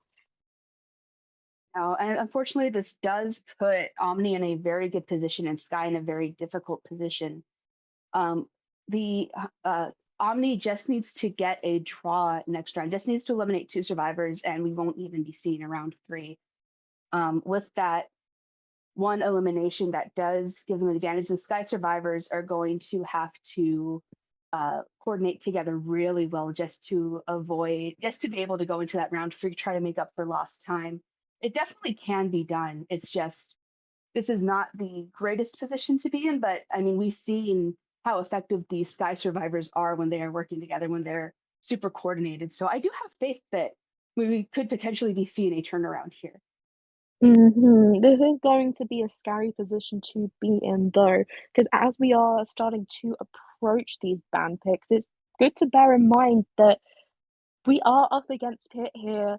You were mentioning a very scary Dream Witch on Red Church, and our survivors here will have to pick their poison of who they are going to ban in this situation.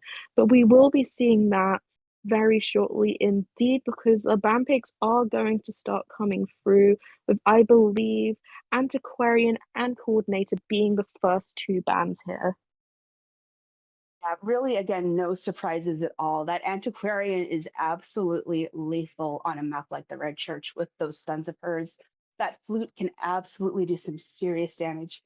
Believe it was this tournament we saw, and during playoffs at one point, there was a phenomenal Antiquarian kite over in the Red Church that just went on for so long, right up until she had to use up her flute. It was just so much fun to watch. She's just very dangerous, very powerful on those tight walled areas, and the coordinator as well. She's incredibly strong, able to use that one stun, but what a stun it is, and able to just vault very quickly, especially over so many windows, so many pallets, and you can even create more with those breakable areas in this Red Church. There's just a lot of versatility for both survivors, and we actually are going to have our first 2 survivors for Sky locked in. We're going to be seeing that batter and that barmaid. Very exciting picks. Barmaid, we can definitely see every so often. She's pretty strong in the meta. Usually when we don't have the psychologist available, as Sky unfortunately does not have her due to that global ban. But the batter is going to be a very fun pick. The batter is, you don't tend to see him as much just because he is such a precise stunner that usually people will tend to go with stunners that have a bit more range, like the prospector tends to be one, the antiquarian being close range, but a good batter can be absolutely destructive in the right circumstance. Definitely strong on this map too, with all of the walls. And sometimes what can be difficult about playing batter is not really having the place to stun that hunter on in sight. But on Red Church, that's not going to be difficult at all. So it makes sense getting the batter locked in now as that global ban.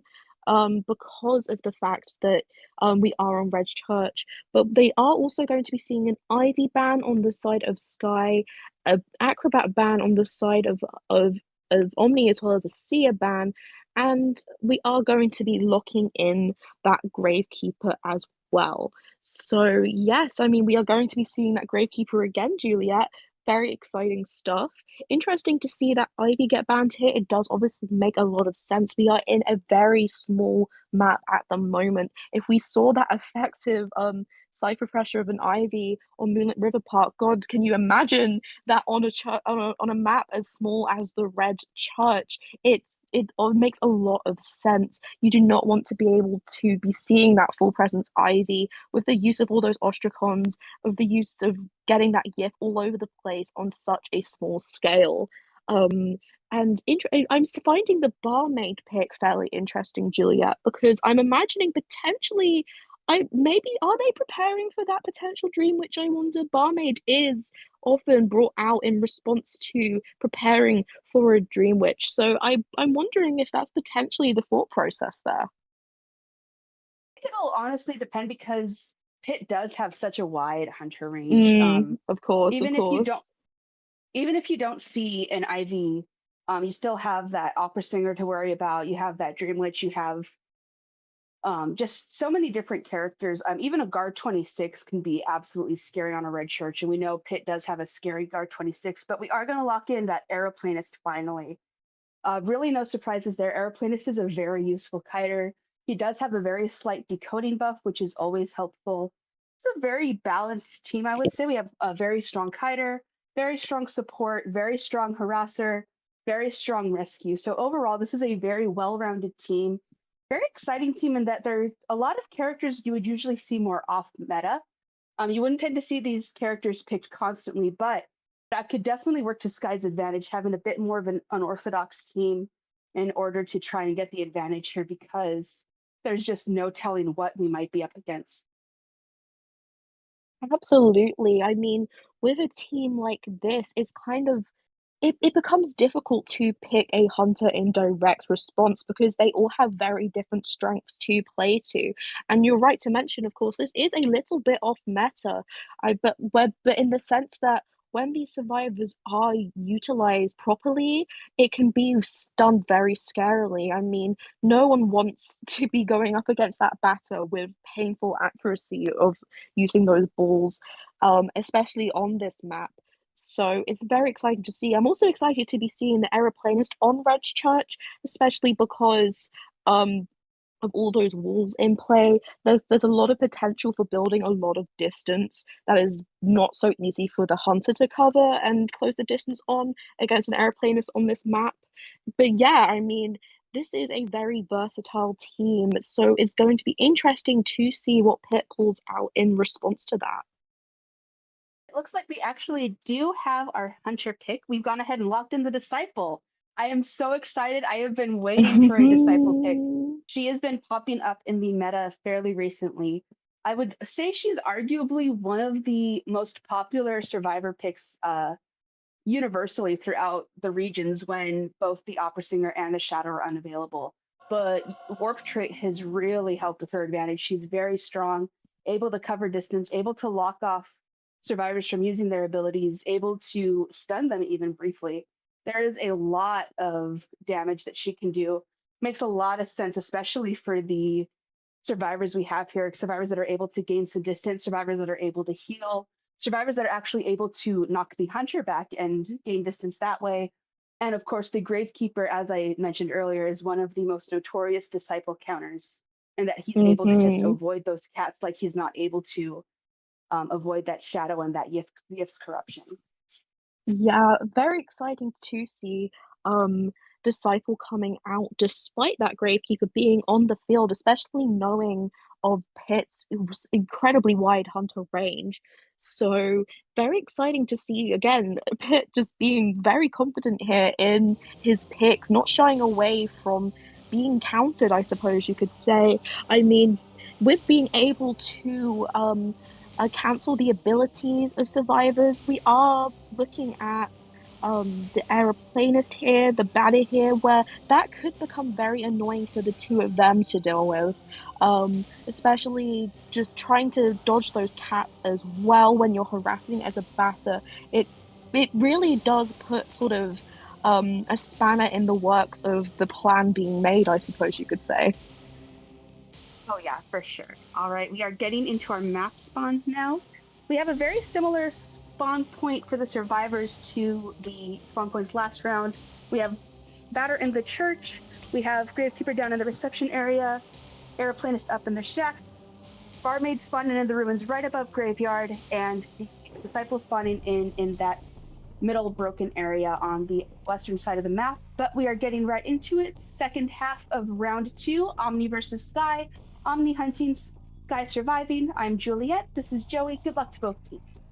Good luck to both teams, and something I found very exciting there looking at those personas is it's looking as though we have two survivors not carrying borrowed time. We've been used to seeing one, but seeing two is definitely very exciting. So I'm very interested to see how this risky playstyle might play off. But we are going to get right into it, transitioning straight through that church there. The batter in the area, leaving that blood trail behind, but the cycle is not going to fall for it. Instead, we are going to be heading into potentially the graveyard, it seems, kind of putting a lot of effort into potentially trying to catch the transition of one of these survivors as they try and loop around the map to avoid her. We are going to be sending off those cats, narrowly missing the barmaid hiding out in the corner there, but it seems it was probably just enough to pick up her silhouette. So Pit is now very aware that she is hiding here. And it looks like we have finally located that barmaid. We're going to go ahead and send a few cats after her. Not able to land entirely. We are going to just continue to pursue her. We do have warp in play, but we won't see it just yet. And we will land our very first hit on that barmaid. She immediately drinks the Dublin, but we do have insolence in play, so we do have that point up. Let's see if we're going to be able to down her before she can get that Dublin in effect. We do have a cat locked in on her. And just before that Dublin was going to go ahead and heal her, the barmaid does go down. She will be getting chaired right away. We don't have any ciphers fully decoded yet. We do have the Gravekeeper already signifying that he is going to be taking that first rescue, while we leave both the Aeroplanist and Batter to just try and cipher rush best we can. I mean, avoiding those cats in such a tight area was a near impossible task, and the decoding is coming along slowly but surely. We are going to be seeing this Gravekeeper coming in with under the shovel, getting out of the shovel just as the cycle swings to hit, but both cats being used out here, and we are going to be getting that rescue just before that halfway mark. So thankfully we do see the barmaid with another chair still in her.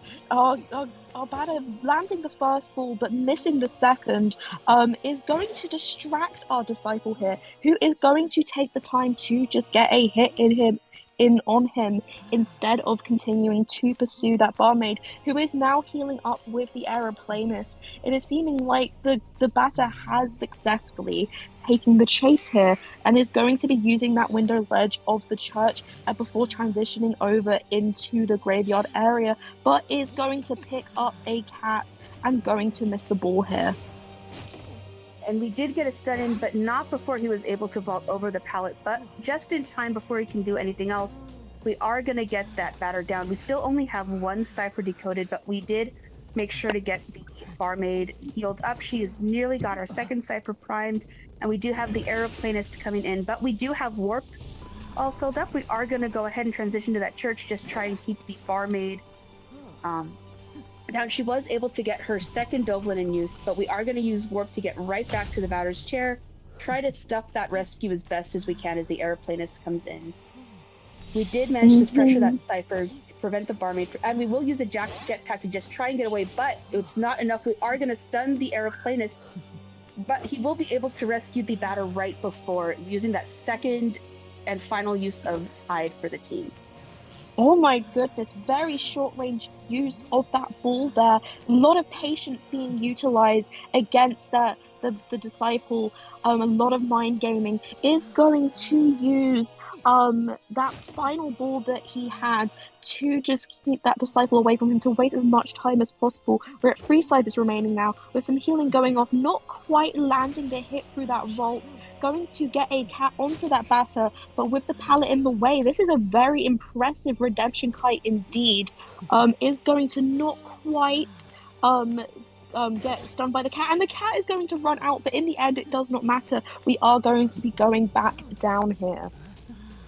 Yes, and we did manage to get some very effective Cypherish in play here. We do have one Cypher remaining now with the Jared Beef right after half. Now at the second half, he will be going back to the mount if he gets rescued one more time. We have our final Cypher at about 50% of the way with both the Barmaid and Gravekeeper in the area, both fully healed. Both here to try and just balance this out as best as we can. We unfortunately only have borrowed time on the Batter and Gravekeeper. This could be very bad if the Barmaid is not able to get out of here in time. We are just continuing to... Oh, and the Batter will be going down, but they are just trying to force that heal, just force that Cypher to get primed. And using those cats to force them off of the healing there, the force healing not quite being enough to get that Batter back up, but we do have 3 survivors on the ground here in the end game. This could easily be a tie for Sky, which is exactly what they need. Utilizing that shovel here against the Disciple, forcing her to hit him out of that shovel, going to make an attempt to jump in his direction, but kind of getting stuck on the pews of the reception with those 2 survivors over at the other gate that is just starting to be opened, with the dungeon location being indicated. But with that cat going off there, finally we are going to be seeing our Gravekeeper going down. Yes, and we do need to get a 3-man escape just to go to round 3. We do have that gate opened now, but we do have the Gravekeeper chaired in the dungeon. That is going to be the end of that. Congratulations to Omni, very well played, winning this round and moving on to the semifinals. Thank you so much, Sky, for the valiant effort. Sky, you could tell there was very good team composition there on the Survivor side. They were so close, just unfortunately, the fact that the dungeon was right there inside the church itself, and the fact that the 2 survivors who were still standing were the ones who didn't have borrowed time, that unfortunately just really did not help their end game in the end. No, I mean, that really just came down to the wire in every sense. I mean, we have a situation where, as that final cipher was getting primed, all 4 survivors were still up and running. In that moment, it really was still anyone's game. So what a valiant fight that was. Genuinely just so impressive on both sides there. But the patience that Pitt showed with those cats and the skill of just knowing how to utilize them really paid off in the end. It was just so impressive to see Omni do just about exactly what they needed to do to progress. But again, the fact that they could only do just about what they needed is an absolute credit to Sky and Sky's teamwork in this competition. So really, both teams, I feel, should be feeling very proud of the way they played today. They really gave each other a run for their money. Oh, for sure. All right. Thank you guys so much for tuning into the first of our 3 matches today. Thank you again so much, Joey, for being here with me. We are going to be heading into a bit of an intermission until noon, when our next matchup is going to be FNE versus Crimson Curses. You absolutely don't want to miss that one. We have some really, really fun survivors and hunters alike on that one. And I will be joined by Mima for that match. So hopefully we will be getting to see a fool's gold. Ooh, very exciting. I know a lot of people will be very excited to just potentially be seeing that. But yes, that will be it from me today. But please do stick around. Juliet will be here for the next 2 matches of the day. And there's a lot to be excited for still. This was only the first matchup of the 3 that we will be seeing today. So please stay where you are, get something to drink, something to eat in the meantime in this intermission. And it's been wonderful to be able to cast for you guys today, and wonderful to be joined by Juliet as well. It does look like we're just going to go in for the run because our puppeteer is at the gate. If Acrobat can get the dungeon... Ooh, beautiful bomb towards the dungeon. It seems like we're going in for a rescue. What a beautiful dodge there. Oh! transition though over to the graveyard, and that owl is going to come through just to ensure that transition does go off. Going to bait the opera singer into some bolting, waiting, getting back over to the mercenary and landing that painting to stop looking for that entomologist and finding him eventually at the distance. That ball is now up and ready to be used, and oh my goodness, using the blink successfully. But ooh, they're gonna go in for the flute pushback, but opera singer is following in close behind. Ooh, excellent stun right there. Oh yes, that's a very good stun for the very beginning. Antiquarian able to gain some good distance heading into that lower broken area. Well, gonna pallet down as the opera singer goes ahead and gets back into her shadow form to pursue her. Oh, and before she's able to get her another hit in, the oh man, that changed everything. She's getting a hit before getting a rescue. Oh, and a very good use of the gun on the coordinator's behalf, getting some more time for that antiquarian to gain some It is going to transition over towards the middle, but Hot Wax is going to pursue that coordinator. The mercenary is going in for the rescue. He will definitely be getting there after half. Oh, but we will go ahead and down the coordinator with that attack. And we're going to use Warp to try to get over to that gardener's chair. Most likely going to try to down her in order to get out. Alright, we're trying to land a hit on the gardener and the mercenary. The gardener was able to recall and is currently getting out, but we are able to stun her. And with a fall hit, the gardener will be going down. And the mercenary is still... Oh! Oh, man. really well played by Eddie here. Oh, and we are going to be seeing this acrobat in a web instead of a chair. Oh yeah, that's a very interesting choice. We're going to go ahead and just sacrifice some of the webbing in order to go ahead and chair that acrobat right where he is. But the mercenary is going to go ahead and use one of his elbow pads to try and get this rescue in. He doesn't have any damage so far, but we were able to land a chip hit on the mercenary right as he goes to rescue the acrobat. But we will not be able to rescue because of that hit, and the acrobat will be seen. Everybody is finally caught up with the if, and the use of an owl to just go ahead and circumvent a hit as the seer continues to kite around this tight kiting area just in front of the big top. Oh, but a flywheel just in the and a terror shock is actually going to counter that. Coordinator to abandon the cipher, and oh, like I said, this unstable ground. Ooh, excellent usage of our flare gun to all while adding the magnetic block to stunt the Dakota over here. It looks like we're gonna aim for the Gravekeeper as well. Oh, and beautiful pickaxe to chip the Gravekeeper twice and down here. Exit gate opened up right away. With a warp right. Oh! Unfortunately, Cheerleader wasn't able to make it to the gate. Yeah, I would definitely expect to see a hook coming along sooner or later. Yep, there we go. That's going to be our first hook. But nicely done with the wax aim there. I do think we were able to get a little bit of extra on Patient as he flew, I suppose, as he hooked away. But we are going to see the drop here and just going to continue to use this loop. He can kind of stay here for a while. We're going to use that second hook just to get a little bit more distance. Just a little bit more wax trying, but no, actually, we got just a slight bit of wax there through that kind of Hail Mary of a wax gun there. But yeah, just gonna continue using this loop. Survivor's hard at work decoding, but 92% wax, almost. And we're gonna try and flywheel that, but unfortunately not going to area over by the factory, landing a chip hit right away. Yeah, very nicely done on that chip hit, and actually going for the basic hit as well. Unfortunately, not able to get that bomb here, but Seer in a very tight area. I would expect to see that owl pretty soon, at least just to block a chain bomb, but already off to such a strong start right as this match starts. And this is, the power of that bonbon, get up to the 3/4 damage.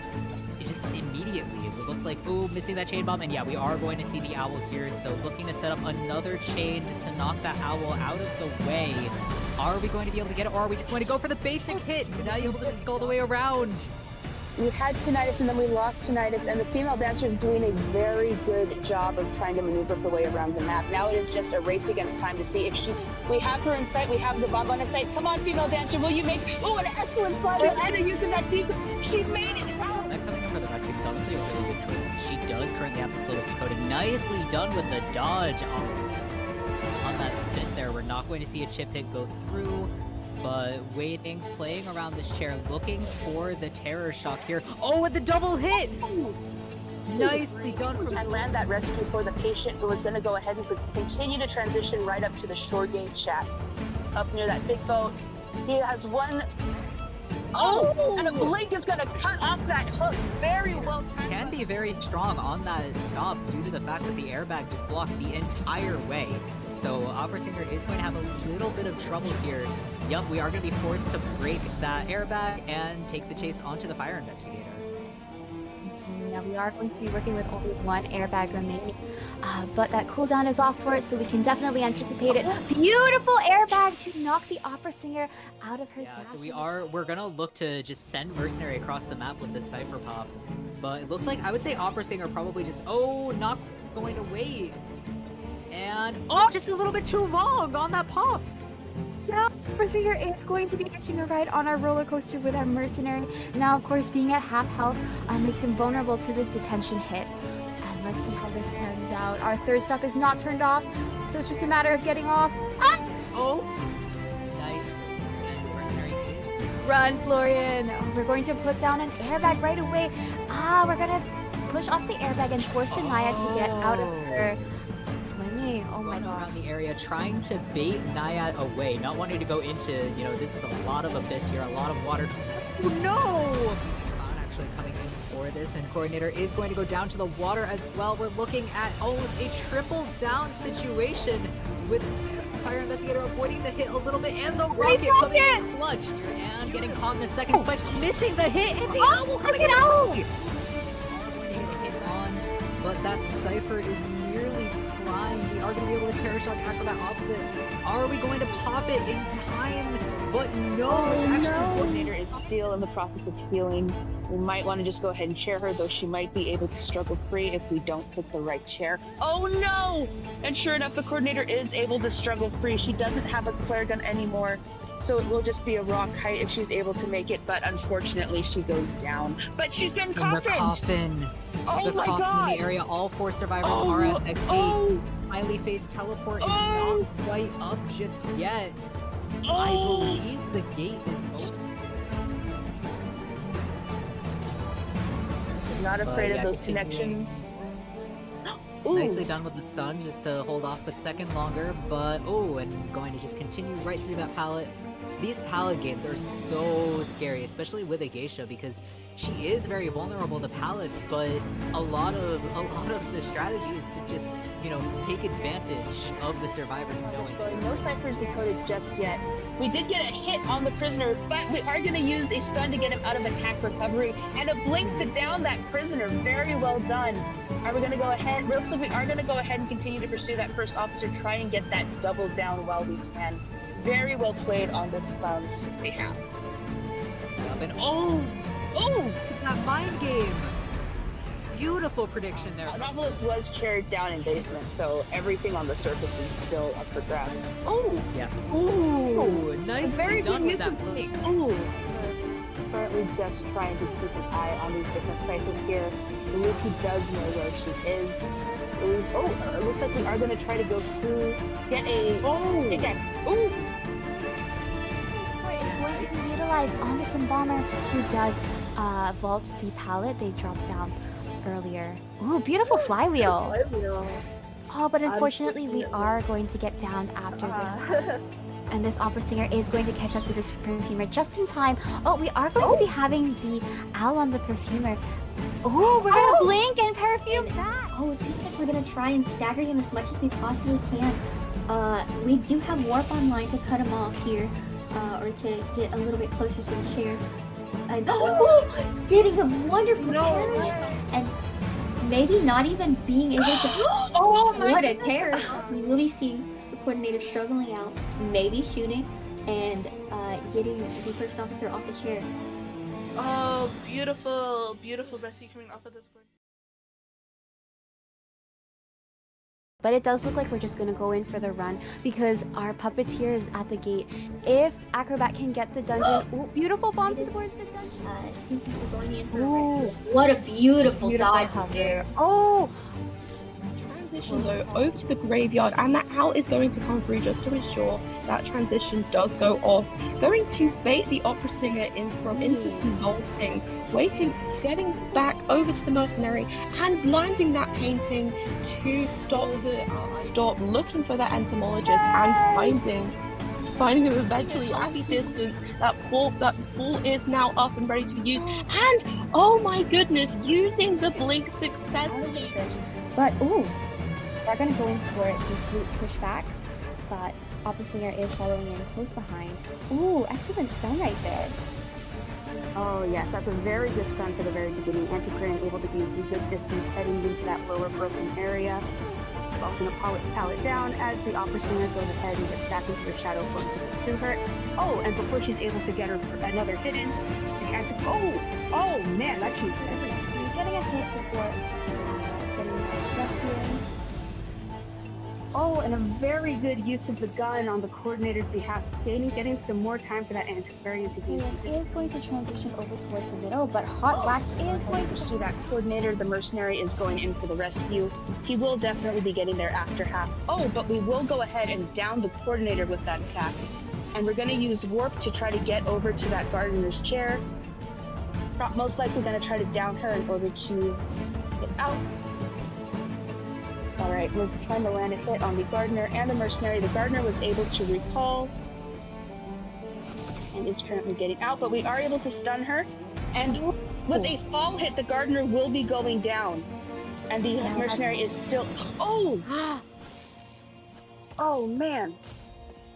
really well played by Eddie here. Oh, and we are going to be seeing this acrobat in a web instead of a chair. Oh yeah, that's a very interesting choice. We're going to go ahead and just sacrifice some of the webbing in order to go ahead and chair that acrobat right where he is. But the mercenary is going to go ahead and use one of his elbow pads to try and get this rescue in. He doesn't have any damage so far, but we were able to land a chip hit on the mercenary right as he goes to rescue the acrobat. But we will not be able to rescue because of that hit, and the acrobat will be seen. Everybody is finally caught up with the gift, and the use of an owl to just go ahead and circumvent a hit as the seer continues to kite around this tight kiting area just in front of Big Top. Oh, but a flywheel just then. And a terror shock is actually going to counter that. Coordinator to abandon the cipher, and oh, like I said, this unstable ground. Ooh, excellent usage of our flare gun to all while adding the magnetic block to stunt the decoding over here. It looks like we're going to aim for the Gravekeeper as well. Oh, and the beautiful pickaxe to chip the Gravekeeper twice and down here. Exit gate opened up right away. With a warp right. Oh! Unfortunately, Cheerleader wasn't able to make it to the gate. Yeah, I would definitely expect to see a hook coming along sooner or later. Yep, there we go. That's going to be our first hook. But nicely done with the wax aim there. I do think we were able to get a little bit of extra on Patient as he flew, I suppose, as he hooked away. But we are going to see the drop here and just going to continue to use this loop. He can't kind of stay here for a while. We're going to use that second hook just to get a little bit more distance. Just a little bit more wax trying, but no, actually, we got just a slight bit of wax there through that kind of Hail Mary of a wax gun there. But yeah, just gonna continue using this loop. Survivor's hard at work decoding, but 92% wax, almost! And we're gonna try and flywheel that, but unfortunately not. Hiding area over by the factory, landing a chip hit right away. Yeah, very nicely done on that chip hit, and actually going for the basic hit as well. Unfortunately, not able to get that bomb here, but Seer in a very tight area. I would expect to see that owl pretty soon, at least just to block a chain bomb, but already off to such a strong start right as this match starts. And this is, the power of that bonbon, get up to the 3/4 damage. It just immediately, it looks like, missing that chain bomb, and yeah, we are going to see the owl here, so looking to set up another chain just to knock that owl out of the way. Are we going to be able to get it, or are we just going to go for the basic hit? Now you'll just go all the way around. We had Tinnitus and then we lost Tinnitus, and the female dancer is doing a very good job of trying to maneuver her way around the map. Now it is just a race against time to see if we have her in sight, we have the bonbon in sight. Come on, female dancer, will you make, an excellent flywheel and using that deep, she made it! That coming for the rescue is honestly a really good choice because she does currently have the slowest decoding. Nicely done with the dodge on that spin there. We're not going to see a chip hit go through, but waiting, playing around this chair, looking for the terror shock here. Oh, and the double hit! Nicely done from And land that rescue for the patient who was going to go ahead and continue to transition right up to the shore gate shack. Up near that big boat. He has one. Oh! And a blink is going to cut off that hook. Very well timed. Can be very strong on that stop due to the fact that the airbag just blocks the entire way. So Opera Singer is going to have a little bit of trouble here. Yup, we are going to be forced to break that airbag and take the chase onto the fire investigator. Yeah, we are going to be working with only one airbag remaining, but that cooldown is off for it, so we can definitely anticipate it. Beautiful airbag to knock the Opera Singer out of her dash. So we're gonna look to just send Mercenary across the map with the Cypher Pop, but it looks like I would say Opera Singer probably just not going to wait, and just a little bit too long on that pop. Yeah, Opera Singer is going to be catching a ride on our roller coaster with our Mercenary. Now, of course, being at half health makes him vulnerable to this detention hit. And let's see how this pans out. Our third stop is not turned off, so it's just a matter of getting off. Oh, nice. And Mercenary is Run, Florian. We're going to put down an airbag right away. We're going to push off the airbag and force the Naya to get out of her swinging. Oh my god. Around the area, trying to bait Naiad away, not wanting to go into, this is a lot of abyss here, a lot of water. Oh no! Not actually coming in for this, and Coordinator is going to go down to the water as well. We're looking at almost a triple down situation with Fire Investigator avoiding the hit a little bit, and the rocket coming in clutch. And getting caught in the second spike, missing the hit, and the owl coming out! But that Cypher is nearly primed. We are going to be able to Terror Shock Acrobat off of it. Are we going to pop it in time? But no, it's actually The Coordinator is still in the process of healing. We might want to just go ahead and chair her, though she might be able to struggle free if we don't pick the right chair. Oh no! And sure enough, the Coordinator is able to struggle free. She doesn't have a flare gun anymore, so it will just be a raw kite if she's able to make it, but unfortunately she goes down. But she's been coffined! The coffin. Oh the my coffin god! in the area, all 4 survivors are at a gate. Highly phased teleport is not quite up just yet. I believe the gate is open.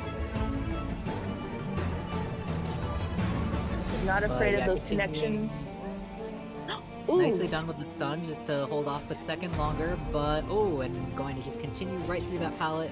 These pallet games are so scary, especially with a geisha, because she is very vulnerable to pallets, but a lot of the strategy is to just, take advantage of the survivors knowing. No ciphers decoded just yet. We did get a hit on the prisoner, but we are going to use a stun to get him out of attack recovery, and a blink to down that prisoner. Very well done. Are we going to go ahead? Looks like we are going to go ahead and continue to pursue that first officer, try and get that double down while we can. Very well played on this clown's behalf. And that mind game! Beautiful prediction there. Novelist was chaired down in basement, so everything on the surface is still up for grabs. Yeah. Ooh, nicely very done good with use that of blink. Currently just trying to keep an eye on these different ciphers here. Luki does know where she is. It looks like we are going to try to go through, get a pickaxe. Is going to be utilized on this embalmer who does vault the pallet they dropped down earlier. Ooh, beautiful flywheel. Oh, but unfortunately we are going to get down after this. And this Opera Singer is going to catch up to this perfumer just in time. We are going to be having the owl on the perfumer. Oh, we're gonna blink and perfume back. It seems like we're gonna try and stagger him as much as we possibly can. We do have warp online to cut him off here, or to get a little bit closer to the chair. And getting a wonderful carriage, and maybe not even being able to. What a terror! We will be seeing the Coordinator struggling out, maybe shooting, and getting the first officer off the chair. Oh, beautiful, beautiful rescue coming off of this board. but it does look like we're just going to go in for the run because our puppeteer is at the gate. If Acrobat can get the dungeon, ooh, beautiful bomb towards the dungeon. It seems like we're going in for a Ooh. rescue. What a beautiful dodge hover. there. Oh, Transition though over to the graveyard, and that owl is going to come through just to ensure that transition does go off. Going to bait the opera singer in into some bolting, waiting, getting back over to the mercenary and landing that painting to stop looking for that entomologist and finding him eventually at the distance. That ball is now up and ready to be used, and oh my goodness, using the blink successfully. but ooh, they're going to go in for the flute pushback, but opera singer is following in close behind. Ooh, excellent stun right there. Oh yes, that's a very good stun for the very beginning. Antiquarian able to gain some good distance heading into that lower broken area. Well, gonna pallet down as the opera singer goes ahead and gets back into her shadow form to pursue her. Oh, and before she's able to get her another hit in, the oh man, that changed everything. He's getting a hit before getting a rescue. Oh, and a very good use of the gun on the coordinator's behalf, getting some more time for that antiquarian to gain some He is going to transition over towards the middle, but Hot Wax is going to pursue that coordinator. The mercenary is going in for the rescue. He will definitely be getting there after half. Oh, but we will go ahead and down the coordinator with that attack. And we're going to use warp to try to get over to that gardener's chair.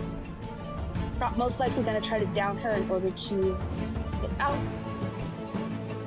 Alright, we're trying to land a hit on the gardener and the mercenary. The gardener was able to recall and is currently getting out, but we are able to stun her.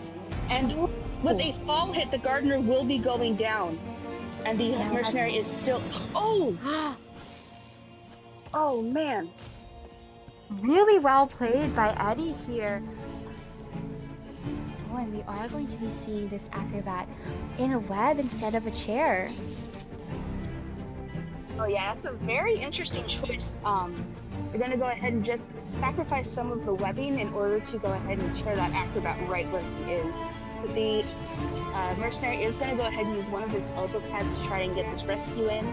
He doesn't have any damage so far, but we were able to land a chip hit on the mercenary right as he goes to rescue the acrobat.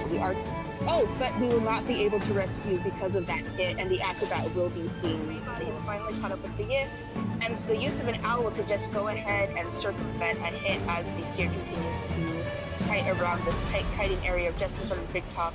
Oh, but a flywheel just then, and a terror shock is actually going to counter that. Coordinator to abandon the cipher, and oh, like I said, this unstable ground. Ooh, excellent usage of our flare gun to all while adding the magnetic block to stunt the decoding over here. It looks like we're gonna aim for the Gravekeeper as well. Oh, and the beautiful pickaxe to chip the Gravekeeper twice and down. Exit gate opened up right away. With a warp right. Oh! Unfortunately, Cheerleader wasn't able to make it to the gate. Yeah, I would definitely expect to see a hook coming along sooner or later. Yep, there we go. That's going to be our first hook. But nicely done with the wax aim there. I do think we were able to get a little bit of extra on Patient as he flew, I suppose, as he hooked away. But we are going to see the drop here and just going to continue to use this loop. He can't kind of stay here for a while. We're going to use that second hook just to get a little bit more distance.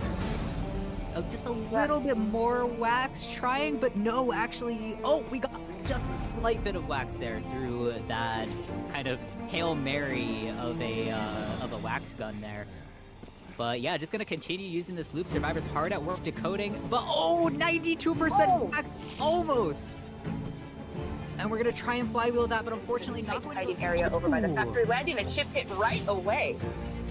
Yeah, very nicely done on that chip hit, and actually going for the basic hit as well. Unfortunately, not able to get that bomb here, but Seer in a very tight area. I would expect to see that owl pretty soon, at least just to block a chain bomb, but already off to such a strong start right as this match starts. And this is, you know, the power of that bonbon, you know, get up to the 3/4 damage. It just immediately, it looks like, ooh, missing that chain bomb, and yeah, we are going to see the owl here, so looking to set up another chain just to knock that owl out of the way. Are we going to be able to get it, or are we just going to go for the basic hit? Now you're able to go all the way around. we had tinnitus and then we lost tinnitus, and the female dancer is doing a very good job of trying to maneuver her way around the map. Now it is just a race against time to see if we have her in sight, we have the bonbon in sight. Come on, female dancer, will you make, oh, an excellent fly, Anna using that deep, she made it out. That coming in for the rescue is honestly a really good choice. She does currently have the slowest decoding. Nicely done with the dodge on that spin there. We're not going to see a chip hit go through, but waiting, playing around this chair, looking for the terror shock here. Oh, and the double hit! Nicely done from And land that rescue for the patient who was going to go ahead and continue to transition right up to the shore gate shack up near that big boat. He has one. Oh, and a blink is going to cut off that hook. Very well timed. Can be very strong on that stop due to the fact that the airbag just blocks the entire way. So Opera Singer is going to have a little bit of trouble here. Yup, we are going to be forced to break that airbag and take the chase onto the fire investigator. Now we are going to be working with only one airbag remaining, but that cooldown is off for it, so we can definitely anticipate it. Beautiful airbag to knock the Opera Singer out of her Yeah, so dash. we're gonna look to just send Mercenary across the map with this Cypher Pop. But it looks like, I would say Opera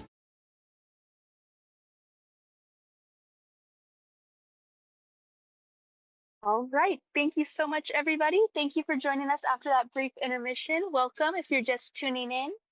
I'm Juliet here once more, this time with Mima as my co-commentator for FNE versus Crimson Curses. Welcome in. Yeah, welcome in and hello. Thank you for having me. I'm super hyped to watch both FNE versus Crimson Curse, and of course, I'm very happy to commentate with you again, Juliet. Oh yeah, I couldn't be more excited to be here again with you, Mima, especially knowing the lineup we have here. Some very, very fun teams. I really enjoyed watching them both in playoffs. It'll be really fun to watch them facing off against each other this time. Absolutely. I can't believe we're at the quarterfinals already. God. I was definitely watching the previous bracket while I was ranking. It was really fun to watch, though, and I was really impressed by the gameplay. I loved the Survivor and Hunter picks. It was nice to see a clown get used again. Yeah, the clown was a lot of fun. You could really tell that there was a lot of control in the movement. This was someone who was very experienced with clown, um, and just especially too like every hunter we saw knew exactly what they were doing with with the hunter they chose, right down to the disciple timing the heal to guarantee that elimination of the batter before the cipher pop when they were trying to force that heal. Um, Hmm. and just the map control of both the Shadow and the Opera Singer over on Moonlit River. I'm so excited to see what both Hunter and Survivor factions have in store for us coming up. Yeah, absolutely. It'll definitely depend on our roster here as well. I'm excited to see some of these hunters play, especially since some of them have different mains, you could say, as opposed to going with the meta. I know we saw a little bit from both FNE and Crimson Curses end, so I'm looking forward to kind of being taken by surprise today. Same with the survivors as well. I think as we narrow down into the later rounds and our pool of survivors and hunters gets narrowed down as well, it really makes for perfect opportunities to show us something that we haven't quite seen yet in this tournament. So I'm really looking forward to it. Oh, for sure. It's honestly the worst part of a tournament like this and a knockout tournament is that we have so many great teams competing, and unfortunately, we just have to keep going down and down until we get to that final one. Um, Mm-hmm. it's really sad to know that we have 8 teams competing, and from here, only 4 of them are going to be moving on next week. We already have 2 of those 4 in Mathesy, which moved on yesterday, and Omni, which moved on this morning. But we're going to see whether FNE, Crimson Curses, Red Moon, or Divorced Women will all be joining them. And we're going to be finding out between Crimson Curses and FNE today. And yeah, like what you were saying, there's so much Hunter and Survivor diversity right now in the picking. Like if you just ban one Survivor, there are about 3 others with a similar enough kit where it doesn't hurt as much as losing that one specific Survivor would. And with the Hunters too, there's really just so much unpredictability. You don't really see the locked in Opera Singer, Shadow round 1 or 2 anymore. You get much more variety in anyone who can show up, which leaves it unpredictable, especially when you have teams like, I know F&E in particular, they had during the playoffs a different hunter each round, so that just made a whole extra air of unpredictability, not knowing what's coming next. So I'm really excited to see what these teams have in store for us today. Definitely. Yeah, really well said. I couldn't agree more with you, Juliet. And with that into consideration, it's safe to say that all of these teams are going to be putting their best foot forward. So I'm definitely looking forward to seeing how that goes, and we'll be cheering all of the teams on. All right. So I do believe we are going to be going through the ban and pick shortly once we've settled our map selection. But yeah, while we're waiting, Juliet or anyone in the chat, have you been keeping up to date with the IVS? I do believe it finished up just this morning in NAU Yeah, time. I know. I've needed to catch up. I've unfortunately been really busy with work, so I haven't had the Mhm. opportunity to really watch properly. But I definitely want to right now. I did manage to catch some of the semifinals. I was actually talking about it earlier with Joey here. You, Mhm. I don't know if you were you able to catch the semifinals, because if you were, there was an incredible fire investigator end game Mm. on Zeta's side. Dolisu had a absolutely potent fire investigator that literally turned the entire game around and basically won them that semifinal slot in 2 rounds against Fennel. That's that's amazing. Okay, I can't wait to watch because I definitely love both Zeta and Fennel, but I've been a pretty loyal Zeta and especially Dolisu fan ever since I want to say Koa 4 before they were even Zeta, but oh my gosh. I'm really glad that Dolisu in particular and Hametsu have been picking up Fire Investigator. So that's definitely something I look forward to seeing. I was recently trying to figure out how they do that new trick that they have been showing off in IVS with the fire investigators airbags against the cipher. It's so particular, and I think it's only a few ciphers that it works for. I've only been able to do the one that I think Hamitsu did on Moonlit River Park on the cipher bridge. Yeah, and basically the airbag kind of like forces you into it. So hunters like the Shadow can't infect you with the Yithian. A clerk can't get a recording on you. A sculptor can't hit you with the statues if she uses her graveyard. It's really cool, but uh, it's not extremely practical, like doable within the realm of possibilities for all ciphers. And I'm hesitant because I wonder if they're gonna end up patching it. It is such a really cool trick, though. It's not something you can just like easily place down, like say a priestess portal. So Oh yeah, I'm really excited just how much utilization of the fire investigator we've been seeing recently. He is a very versatile survivor. There's a lot of kiting potential, a lot of support potential, and even a lot of cipher rush potential too. And being able to figure out where you can use those airbags to your advantage can really make or break a game. It'll be really, really exciting to see how much more often he gets used throughout the tourney scene, especially as we get more introductions to more survivors like the Knight, even more hunters like the Mhm. Goatman, possibly, anyone we might have coming in within the next couple of months. But we are actually going to go ahead and get started with our map picks now. Crimson Curses is going to go ahead and hunt first. They banned the red church, and they've selected. And in response, Effany has selected Sacred Heart Hospital. Yeah, really great picks. It does look like our Crimson Curse Hunter is going to go first, and honestly, I feel like it's gonna be fun to watch a first round one in Sacred Heart Hospital, especially with all of the hunters on the table. I think considering the terrain of Sacred Heart, there's so much to work with. And like for example, if you go with Opera Singer, there's a lot of Shadow Realm that's really covered.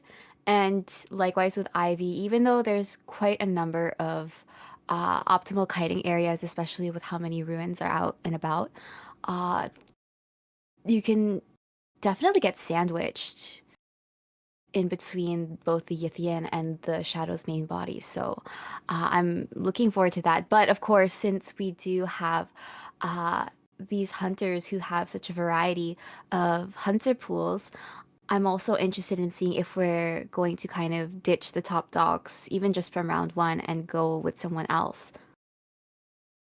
Yeah, the Sacred Heart map honestly offers a lot in the way of both survivor and hunter choice.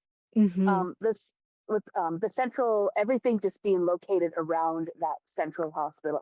It feels like in general just a very circular map in just how everything revolves around the Sacred Heart. And we already are going to start going in with bands of the Priestess and Antiquarian, two very strong survivors. Like you were saying, there are so many areas to wall off, which gives the Opera Singer an advantage, but also gives that Antiquarian and Priestess both an advantage.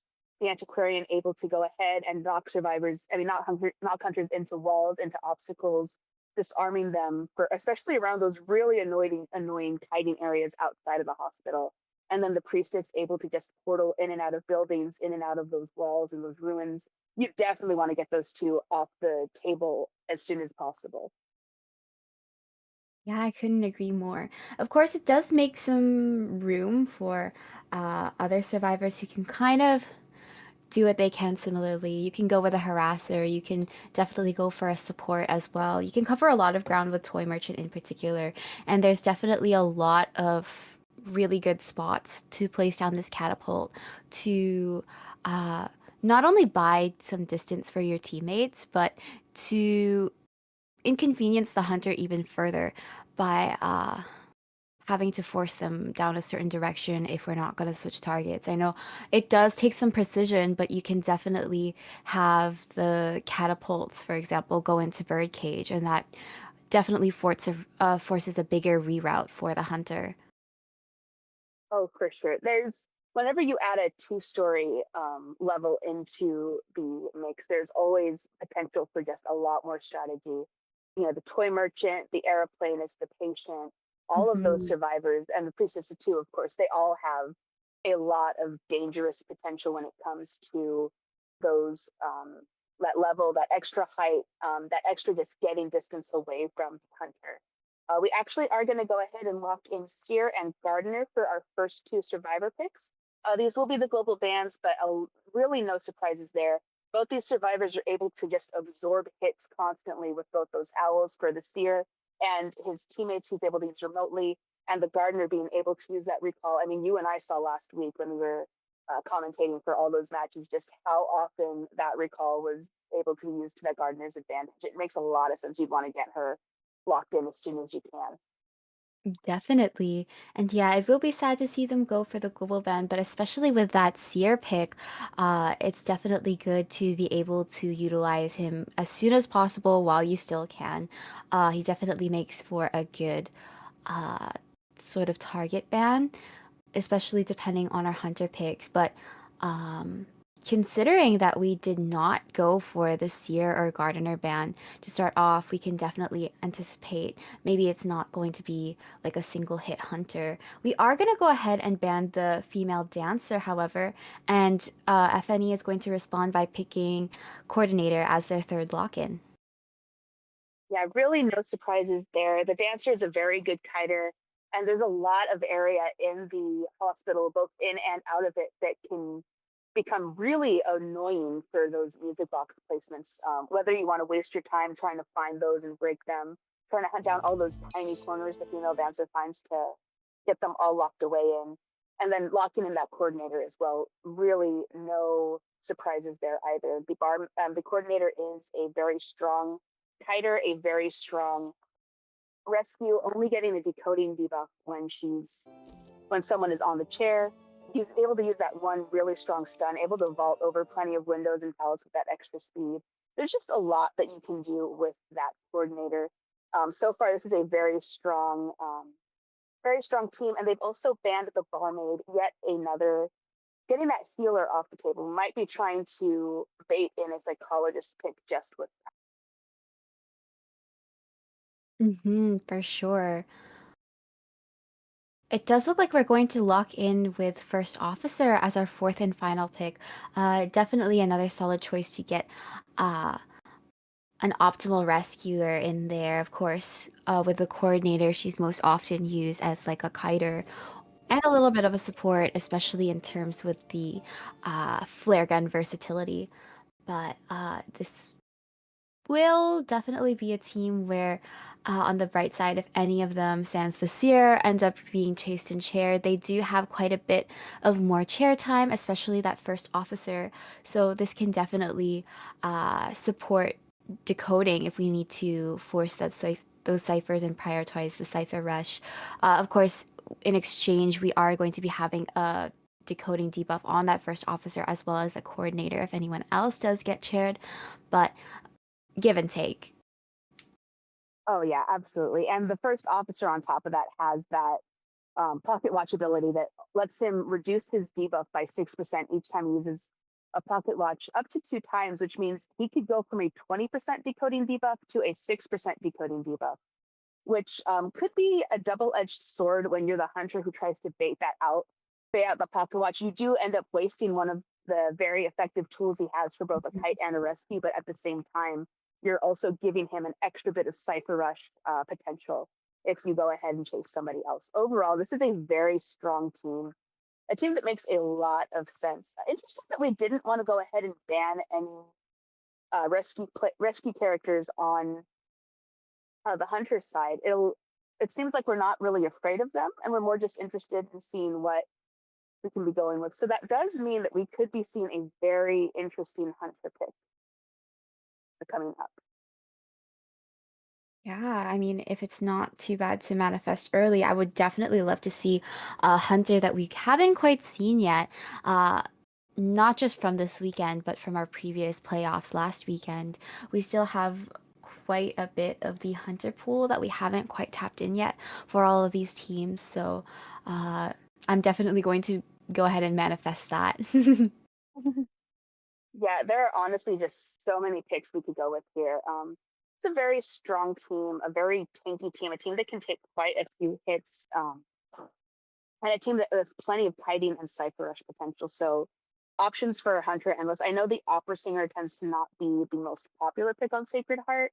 I know I Mhm. usually tend to see, I think, Hermits here tend to get picked more often than not. We usually Oh, but we actually are going to be seeing that opera singer pick, which is very exciting. This is a map that can both be very good or very bad for her. There are a lot of obstacles, but there are also a lot of obstacles with very sharp edges, deceptively sharp edges, where you think it would be a lot smoother to move around than it actually is. So, if this team can manage to fight and cipher rush long enough, they can definitely keep that opera singer busy despite her strength. But if she's able to keep on top of that, time her shadow moves correctly, she could definitely take this team down very quickly. Absolutely. They'll definitely have to watch out and be conscious of uh, where they're going to be decoding so as not to get cipher locked on this map. I do find that regardless of where those ciphers end up spawning, they tend to be rather close to one another, or at least within really strong kiting areas. So there's always that risk of running into your teammates as you transition or where you fall. And it's going to be a lot more easier for the opera singer to harass people on the cipher or even force them out to rescue as early as possible.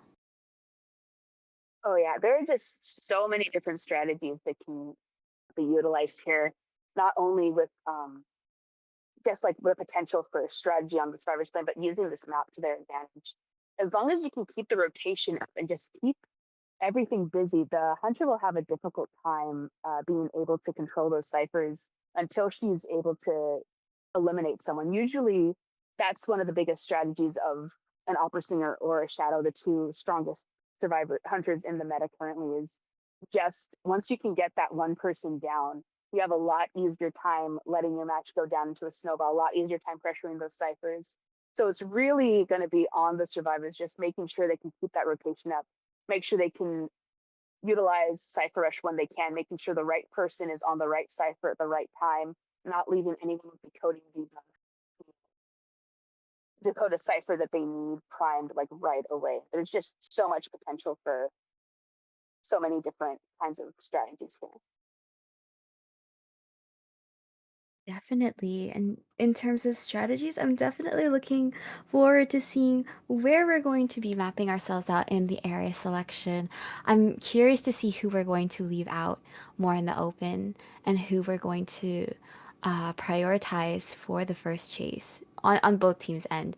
I feel like when it comes to chasing anybody, it it's kind of tough to take them down, especially with Seer and Gardener who have that owl, that recall bubble to protect themselves. In turn, you do get more presence off of it. And in terms of Seer's owls, Coordinator's gun, and First Officer's pocket watch, if you can get them to utilize those resources early on, it does benefit you later into the match. But uh, yeah, there is pros and cons to chasing anybody, so I'm looking forward to seeing how that pans out. And in relation to these sort of resources, I'm wondering how these survivors are going to be able to come back from after utilizing their resources. Like, there's quite a number of chests throughout Sacred Heart Hospital, so especially that coordinator with the one and done flare gun stun, there's a lot of opportunities for the coordinator in particular to pick up a different item. If you don't want to go with dismantling chairs, Gardener can also opt to switch out an item, especially very early on. And of course, I do definitely love the strategy of being able to pass on items to other teammates. I do believe that the Gardener, coordinator, and first officer are able to do that by switching back their items. So there's always that sort of possibility. But of course, with these survivor picks, they definitely do have quite a lot of resources to work with. Some are rechargeable, such as the Seer's Owl and the Gardener's Recall Bubble. And there's just a lot of strong hiding areas on Secret Heart. So it's not necessarily something that they end up opting for, but definitely something I want to bring up and hopefully manifest because it's always fun to see how teams can utilize different strategies. Oh, absolutely. Yeah, the use of items could definitely prove to be a game changer here. We've seen teams effectively use items from their teammates that have been eliminated. I've seen plenty of use, even when a mechanic has been downed. Her Mhm. team is able to grab that bot and heal themselves, work on a cipher, get an exit gate opened up right as the cipher pops. And usually the gardener is one of those survivors that tends to not use her equipped item right all that often. She usually doesn't really need to break rocket chairs unless it's circumstantial in a tourney setting. So it would make a lot of sense if she needed to move to those chests. Like I said, there's plenty of chests in Sacred Heart, plenty of those hidden little walled off areas where you can just hide down and grab something. Make sure you have something extra for a coordinator to use, something for the first officer when he's out of his pocket watches. There's just a lot of potential for a lot to be used here. And yeah, with the seer, he doesn't have the ability to use an item with the owl basically taking up his item slot, but that doesn't mean that he's completely useless. Like those owls recharge and they can be absolutely devastating if they are used on the hunter at the right time. We've seen some very, very well done owls throughout this tournament here. We've seen some very good recalls throughout this tournament, very good uses of the stun gun, very good uses of the pocket watch. Just overall, there is a lot of potential here to cause some trouble for the hunter. And meanwhile, when you have an opera singer, you just want to get everyone down as fast as you can. You want to make sure people are down. You want to make sure you keep people from decoding, keep people from healing. You just want to make sure that you use that speed to your advantage and just get everybody out of there as soon as you can. And we are just getting about ready to start. Everyone's loading in. Everyone's getting the characters all selected. We will be starting very shortly getting those map picks in. There's just a lot of I'm very excited to see how this is going to go. Sacred Heart is a very fun map. You don't tend to see it get picked too often in tournaments. Hmm. People tend to go towards more maps like the Red Church, Ever Sleeping, Moonlit River, Lakeside, especially when you're going to go up against an opera singer first. This is not one of her most popular maps, but it will be very, very exciting to see how she overcomes this team comp, how she overcomes the disadvantages the maps give her, to see how many points she's able to get in this very first match of the team matchup. Oh, that scared me for a second. It does look like we are gonna go for a little bit of an L, an upside down L. Oh, I'm surprised.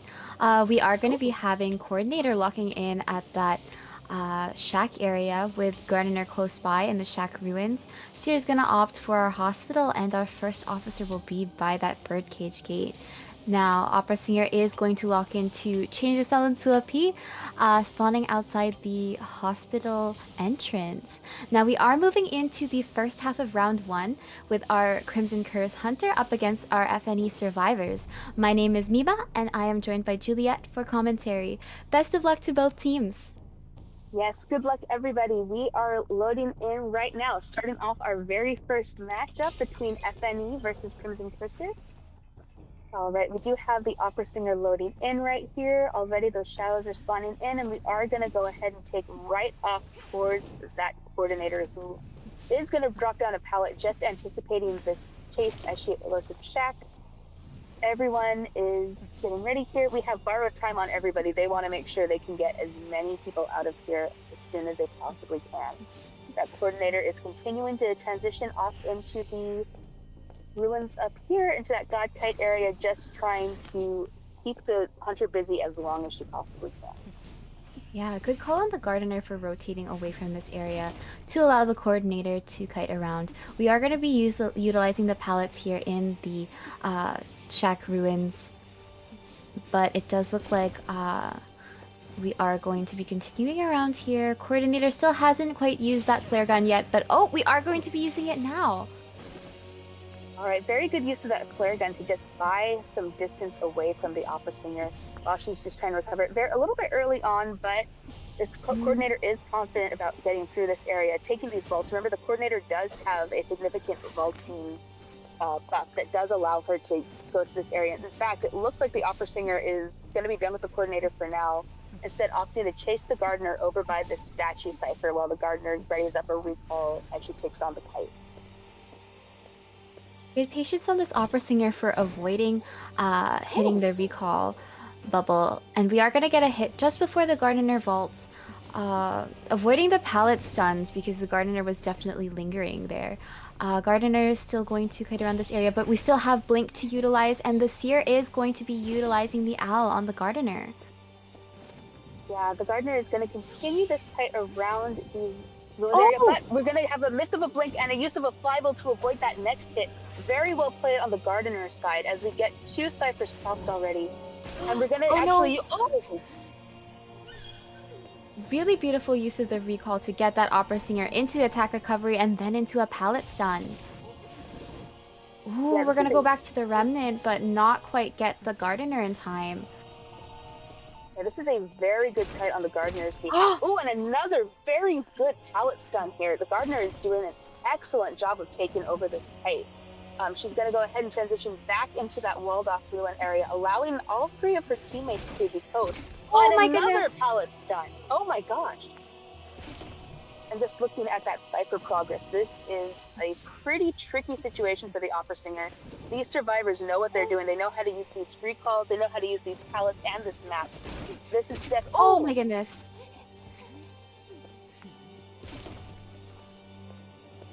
Yeah, really great work on the gardener, getting that recall in. We are going to have the gardener go down, but at this point, we are at 2 ciphers remaining, and it does look like someone is working on gardener's old cipher at the statue ruins. Yeah, and the Seer nearly has his cipher popped. It looks like he's just about to pop. He just popped it right as the opera singer transitions over to try and stop him over by that hospital gate. Gonna go ahead and just try to move back, but it's not enough time. The first officer is able to get that gardener off the chair right away. We do have the coordinator on that final cipher just trying to get it popped. Now that the gardener is off the chair, she has plenty of time without having to worry about that debuff. We have the first officer standing right in the door to go ahead and body block. Remember, everyone has borrowed time, so once that cipher pops, everyone is getting a healing boost. This is not the best position for... Oh, yeah, and the cipher will pop, and we are at a 4% end game. Not a very good position for this opera singer to be in. That's right, and we do have quite a bit of. Okay, we are going to be using one pocket watch for the first officer, so Opera Singer is going to opt to change targets. Okay, it does look like Coordinator was able to pick up a bot, but Gardner is going to go ahead and use the recall here. Oh, and is going to get Terror Shocked on the pallet vault. Looks like the coordinator is only just starting to open the gate down by the hospital. We're gonna leave the Oh! gardener for now. Oh, the coordinator is about halfway through uh, her cipher gate. She is gonna get that ready before he's able to reach the gardener. Gardener not able to self heal just yet. Very, very well done for this very first round for the FNE survivors, managing to take advantage of this map, of that rotation. Excellent shout out especially to that gardener for a phenomenal kite throughout all those ruins. She was so close to being able to get that dungeon, but unfortunately she just wasn't able to avoid that terror shock at the very end. Congratulations to FNE for that three-person escape. That was really, really fun to watch. It's always nice to see some Gardener gameplay and really excellent usage of the recall. It definitely put a lot more pressure on this opera singer who really tried their best to make up for such a long chase. But in the end, it did end up causing a lot more pallet stuns, further extending Gardener's kite and allowing her to transition as well. It was a really good call to go from the ruins and move on to the statue to allow coordinators some time as well. We can't forget about that first kite. And honestly, it's nice to see the survivors just take extra precaution in allowing their teammates more time as possible without getting caught in the fray. We saw the seer utilizing the owl for the gardener just in case, that blink was ready to be used anytime. But it really was such a tight situation for the opera singer to be in, and they did a good job with the transitioning. And if we notice, opera singer was bringing confined space, so not being able to utilize that because the survivors were doing such a good job at moving forward once they've utilized the resources in an area was a really good call. Oh, absolutely. And those pallet stuns, I mean, my gosh, that was really incredible gameplay on on that the survivors path. Really good composition. I mean, like the coordinator being able to grab that bot and use it to her advantage. I mean, when I was looking right at the very end, there was only a sliver of that bot left. So she was definitely making use of it to either heal or decode or just make sure they get that extra advantage. I think in fact, using that bot to decode while someone is Mhm. chair is a genius move on the coordinator's part because that does definitely undermine the decoding debuff that she gets when someone's chaired. So overall, Yeah. very good use of utilization, knowing what they are dealing with the characters they are playing. It's such a shame that the gardener is going to be globally banned for FNE after this, but I Mhm. really am glad we got to see her do absolutely amazing this first match. For sure. Now that you mention it, I'm not gonna lie. I thought I was imagining things when I saw that bot silhouette. Like when the camera turned to theirs, I kind of paused and I was like, that's a bot, isn't it? I would know that shape and form anywhere as a mech main. But yeah, definitely a good call. It's nice that the coordinator, I don't believe they had to heal, but when other teammates find doll in the chest, you do start off with half of that life, and it does deplete faster nowadays. Ever since the mechanic adjustment, it did put down the bot's decoding by quite a bit, especially when it's being used by survivors that aren't mechanic. Because mechanic's bot decoding boost kind of negates that a little bit more, but you pick one or the other. You either take the bot's decoding or you take coordinator with that debuff decoding. And I think it was a good call to be able to prime that cipher, especially if you're uh, good enough with switching back and forth to decode with the bot. It is it's not the worst thing to do. You just have to manage the calibrations. But of course, it is something a little bit more intense when you have to prime that cipher. But they were in such a good position that at least Gardner had another chair in her, and uh, Just overall, really, really great stuff. I'm really Oh, interested in seeing how the Crimson Curse survivors respond to this as well. oh yeah. Unfortunately, because that gardener went down, they did not secure a 4-man escape, which means they won't be getting that extra 5th point going into the second half. Mhm. But they do have a very nice lead of 3-1 so far, which means that all their hunter has to do is get a draw in order to secure the first round for FNE. As long as CNC, as Crimson Curses can get 3 people out, they will tie it and guarantee a move into round 3. Otherwise, we will. Otherwise, if they can get a 4 escape, that will turn things around and win the round for Crimson Curses. And I mean, we've seen crazier things happen in Mhm. pretty much any tourney, even from professional, even down to grassroots tournaments. Just there's so much that can happen at any stage of a game, and you can't really tell how something's going to go until you see how many people are able to escape a map, if any at all. For sure. All right, it does look like we are going to be proceeding into our Bannon pick for the second half. Uh, Yeah, looks like we have Seer, Priestess, Antiquarian, and First Officer all banned. And our picks are going to be Puppeteer, Lawyer, Acrobat, and Mercenary, which, I don't know, that kind of just screams we are anticipating an opera singer right there. Puppeteer and Lawyer are 2 of the most common counters to an opera singer besides, I would say, the Gardener and the Wildling. So look, and Acrobat and Mercenary are 2 of our strongest survivors overall. So this is a pretty decent lineup here. Definitely. And honestly, on a map like Sacred Heart Hospital, it does benefit that acrobat a lot, uh, Mhm. especially with the utilization of the hospital if we're going to go there.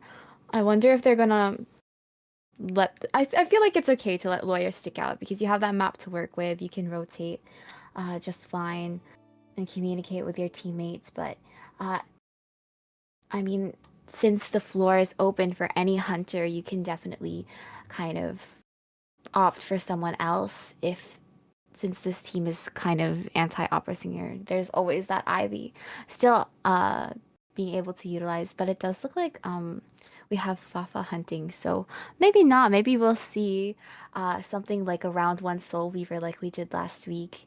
I do think that this is a fun Soul Weaver map, especially when it comes to those ruins.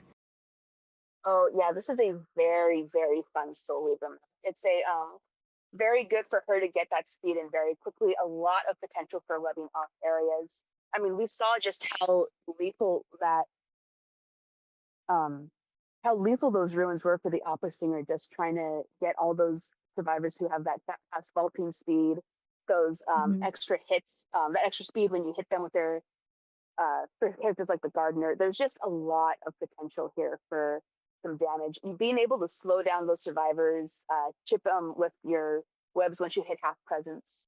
A Soul Weaver is a very dangerous pick here, so it'll be very exciting to see what we see here as we get into the to the second half of this first round.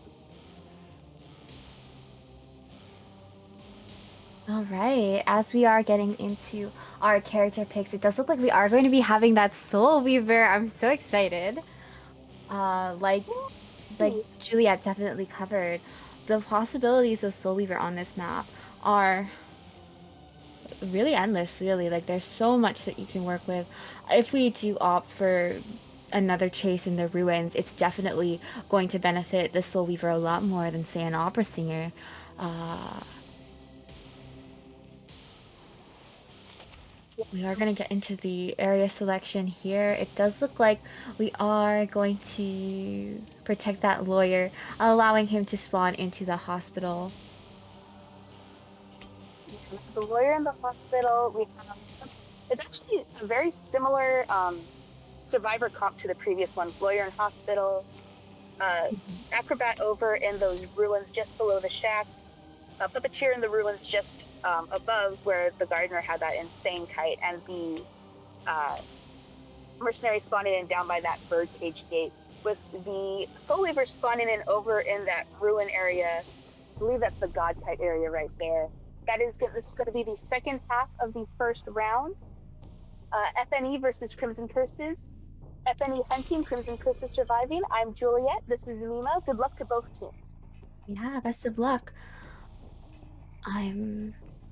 Okay, so we are going to be having the Soul Weaver move right towards the hospital. Definitely wanting to get that decoder down as a target. But we haven't quite caught sight of the lawyer yet. We are going to go outside of the hospital, not quite catching the lawyer, but moving on to another target. It does look to be the acrobat who is going to be dropping down the pallets. Ooh, but we're going to try and avoid showing that red light while placing down some webs for the speed boost. And oh! Ooh! Very, very good use of a bomb, but at the same time, a very good hit from the Soul Weaver, basically canceling that out of it. Oh my god! And because of that excellent use of those webs, that Soul Weaver is going to catch up to the Acrobat fast and down him very, very quickly, heading right back into that corner area where that dungeon usually spawns, right behind the shack, carrying the Acrobat right away and just setting up webs to make this a very, very tricky situation for a very, very short first fight. Yeah, unfortunate for the mercenary getting a hold of that wanted order as well. There's really no time to hide, but we're gonna see the mercenary use an elbow pad to get closer to the chair. We're already approaching the halfway mark, but we're gonna get a spit on the mercenary here. He can't afford to get terror shocked, but is able to get a normal hit and the rescue into the acrobat just in time. Yeah, so we're gonna go ahead and pursue that acrobat right away, basically countering the use of his bombs to gain distance by using those webs to get an effective speed boost on him. And we are going to land a hit on that acrobat. The mercenary did use the only bit of tide here, and he's just one chip away from going down. Landing a web at the right time could actually lead to a double down situation here. We do have a decent Cypher Rush going right now. Leaving that lawyer to decode is definitely kicked in. Has helped a lot. We actually have the puppeteer going in for this next rescue. Gonna go ahead and use a puppet for the first time, and we. Whoa! I feel like the emote really called for the what is it, Dauntless? Oh, we're gonna get a spit on the puppeteer. Oh, but we're gonna miss the second spit. And Acrobat is going to use a bomb to transition over to the birdcage. Now, of course, we are going with an up-down build for the Soul Weaver, so we have detention. We have teleport as opposed to blink, but we are gaining close on this Acrobat here. Very, very well done. This is a very good attempt at a redemption kite, but unfortunately, all those web hits just won't be enough. We're able to down that acrobat, and unfortunately, we don't have anyone with the potential to harass or balloon rescue, so the acrobat will be going back to the manor right as we teleport to a cipher that we saw the puppeteer work on. Remember, he's just a chip away from going down. Are we going to go ahead? Oh! Ooh. Missing the spit, but getting a normal hit in. This puppeteer is gonna go down. Unfortunately, this was an area utilized in the first chase, so there are no more pallets to work with. Yeah, this is not a very good position for the survivors to be in at the moment. We did manage to get a heal in on the mercenary as he uses his second elbow pad, but we are going to get another chip hit in, which means once he could, with that delayed action, he will have a bit of a difficult time, but we are just getting ready. Maybe get another chip in to see if we can down him, but we will miss that chip hit as we go in, but he is webbed, so there might be a bit of a trouble as he goes into the rescue. Oh my god! And we get a terror shock right as the puppeteer goes before half. This is not good at all for the survivors, but very, very good for the hunter, as only the lawyer remains on the floor. And knowing this, we are going to drop down the mercenary as we see the lawyer and get that tinnitus going. There's a bit of a standoff here as Puppeteer is just about to be sent back to the manor. Lawyer is going to transition away from the hospital, and Soul Weaver is not too far behind, especially with the use of the webs to catch up. Oh! Ooh. We're gonna see a fly loop to avoid. To avoid that spit, but getting in that normal hit. Yeah, we're gonna go ahead and we have all these webs set up over here. The lawyer's trying his best to avoid getting caught into those and slowing himself down, but we are gonna land a chip hit finally. He's gonna slam down another pallet, just trying to gain distance. We see how fast that Soul Weaver can get. She broke that pallet in the blink of an eye thanks to all that webbing. Oh, but we will Ouch. land a chip hit on the lawyer as we teleport to go hunt down that mercenary. Yeah, things are looking grim. This mercenary has already used his exit path, and oh, that was a really close call. But the spit on the from the Soul Weaver isn't quite gonna connect with the mercenary. We have since moved to the Shack ruins, but of course, this is definitely a good area for the Soul Weaver. We are gonna get one more spit on the mercenary while the lawyer picks himself up with exit path. Yeah, and we have not too much webbing to work with. We used Ooh. quite a bit of it, but we will land that final hit on the mercenary who's already self-healed that exit path.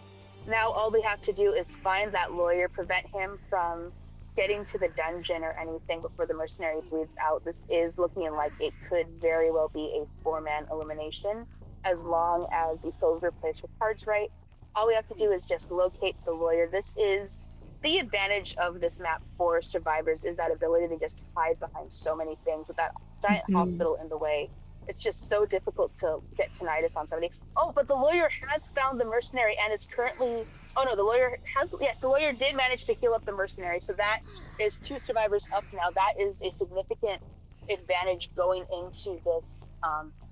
What Oh might this no! end up being? Oh, oh Yeah, no! unfortunately, the lawyer did creep right into the direction of the Soul Weaver, who is very much speeding up with those webs. We are going to be utilizing these webs around the ruins to really build up speed and get. Uh, Uh oh. Looks so like we're the Soul not Weaver quite. got a little stuck there. Yeah. Oh, so we're not quite Yeah, getting these hits on the mercenary. But our yeah. lawyer is primed for heal. If the mercenary can circle back and pick up this lawyer and see what they can do from there. Oh, but we are going to get a normal hit on the mercenary. Oh, and the Oh, spit and is going mind to you, get. that web. Oh, sorry. No, you're all good. Sorry about that. We are going to end up with a four-man elimination on the Crimson Curse survivors. Congratulations.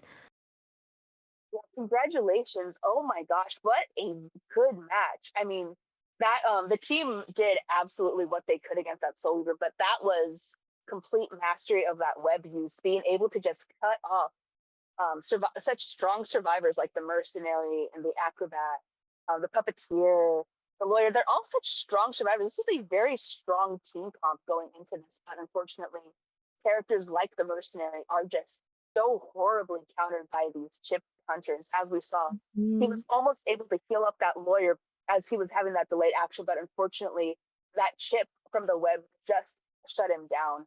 And it really just goes to show the control and ability. But you can tell this is a Soul Weaver main, especially by those missed hits in those ruin areas. I have been there before.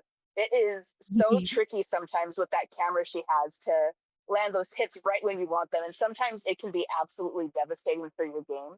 But luckily, at this point, it didn't seem like it damaged the game at all for FNE. For sure. You can definitely tell that there's such great understanding of the Soul Weaver's reach, you could say. I really don't blame these survivors because I feel like seen a lot of scenarios within this batch alone where Fafa was doing a really good job at hiding the red light and all while gaining momentum with those webs. So there were moments where the survivors ended up running into the hunter, and you know what? I've been there too. It's hard when the hunter is tactfully trying to get you to go towards them as opposed to gaining distance on them. And of course, even if you did get distance on them, uh, Soul Weaver has that really strong potential to catch up with you relatively quickly with those webs. Oh, absolutely. That was the mind games were incredible. Just blocking off so much of those runes during the lawyer's kite with those webs, trying to bait him into either running into them and slowing down or just trying to avoid them as best as he could. You could see him using his map to try and avoid the hunter. But with those pallets being dropped and with all those webs in the way, there was really just it was only just a matter of time before he eventually got caught. Although the ability he had to go and find the mercenary and heal him up without giving tinnitus, that was definitely a game changer. Unfortunately, the hunter was able to find them both in that same area before they could Hmm. actually split up and try to get back to decoding, which unfortunately just cut their gameplay the bit all that much shorter. Yeah, unfortunately, if you are gonna go for that pickup, especially when you're kind of forced to, now that both survivors had used the exit path, you kind of have to go from that area as fast as possible because it's quite easy for the hunter to assume where you're gonna continue off from once you get up. Going in for a little bit of healing progress was probably could have probably been exchanged for transitioning over towards the shack or something like that. But uh, on the bright side, it did allow for some potential uh, to pick up the lawyer after he had gotten downed, even with that delay and damage for the mercenary. Of course, unfortunately, just the position of the lawyer as well that it gave such a clear shot to be able to get that mercenary down with the chip hit after the normal hit. And yeah, just really unfortunate. Mercenary also definitely has that slower healing, especially with getting that additional damage onto him. So really, really tricky situation in the end. Oh, absolutely. This was just overall a very strong match. Going into round two, we do have a sub now. The hunter for CNCE Core Zone is going to be switched out for Skyvio. For round two, we do have Lakeside Village Band as the map by FNE, and Crimson Curses has responded by picking Moonlit. So we're going to swap out one of our larger maps for another one of our larger maps Mhm. as we go ahead and repeat with FNE surviving and Crimson Curses hunting first for that first half. Yeah, exciting stuff. Yeah, like Juliet mentioned, you ban out one and you get the other. It's like when you ban out rescuers. We're gonna go for that Moonlit River Park, and of course, it's definitely a map I enjoy watching, and there's a lot to work with. But of course, there is some limitations. You do have the map split into two, of course, and there's three ways to get through that. If you're a survivor, you have to wait. Yeah, you have to walk manually, or if you have a survivor that can make that distance, say the priestess portals, or if you take the roller coaster. I'm always in favor of some roller coaster action as well as the working carousel and the slide too. Working carousel is always a risk because you can definitely easily get terror shocked. But hey, we've seen it before. We've seen it really force out hunter picks like the breaking wheel in wheel form, getting out of that wheel form because you can't quite land a hit or a spike on a survivor when they're in the working carousel. So there's that. Oh yeah, there's really just everything on a map you can use to your advantage from both the survivor side and even the hunter side, even though they're not really able to utilize the carousel and usually the roller coaster is being used for a survivor to get away. There's Hmm. still a lot a hunter can use. In fact, in just the last round we watched, the hunters were both able to disrupt survivor rotation and basically force the survivors all to come to one side of the map to decode, where it just got really, really hairy, and both sides lost nearly all their survivors. But speaking of survivors, we are going to get into our ban picks now. We have no surprises. The priestess has been banned on Moonlit as well as the puppeteer, and we've locked in the lawyer and psychologist while also banning Hermit as our hunter. Yeah, definitely a solid choice for banning out the Hermit. He is quite strong on this map, especially with the amount of coverage that you can get in terms of making that distance between all of the survivors. And of course, with the distribution of that damage, it really poses a threat to their cipher progress as well as healing that they would definitely have to do. So, good call on that. We are it's nice to see the psychologist in play, however, uh, especially with the capacity to remotely heal other teammates if it's necessary. Oh, yeah, she has a lot of potential. It makes a lot of sense to ban her, to lock her in, even if it's a global ban on this map, Hmm. because of how effective that remote healing can be. We do have the Mercenary Band as well, and we've locked in the Gravekeeper, a very, very strong survivor pick, as we've seen. He has a bit of a less decoding debuff than other rescue mains. He's able to gain distance very quickly with those shovels, and he's able to reuse those shovels as long as he uses them a certain time, unless they've been blocked out. I'm still not over watching an entire shovel get wasted because of the Shadow's corruption. That was like Yeah. devastating. It was on this map too, so it'll be a lot of fun to see what the Hunter ends up doing in response to that Gravekeeper. Yeah, absolutely. Hopefully, we aren't going to be having those shovels get negated, but a really good call on opting for, say, Gravekeeper as opposed to the First Officer. I think on a bigger map, First Officer can definitely struggle quite a bit with getting to the chair, and I definitely remember seeing that kind of play out with a previous bracket last week where the First Officer just wasn't able to get to the chairs in time. So some survivors were getting eliminated on their second chair back to the manor. But Gravekeeper can definitely make that distance with a shovel. And locking in as Embalmer for our fourth and final pick is a really solid choice, especially on such a big map.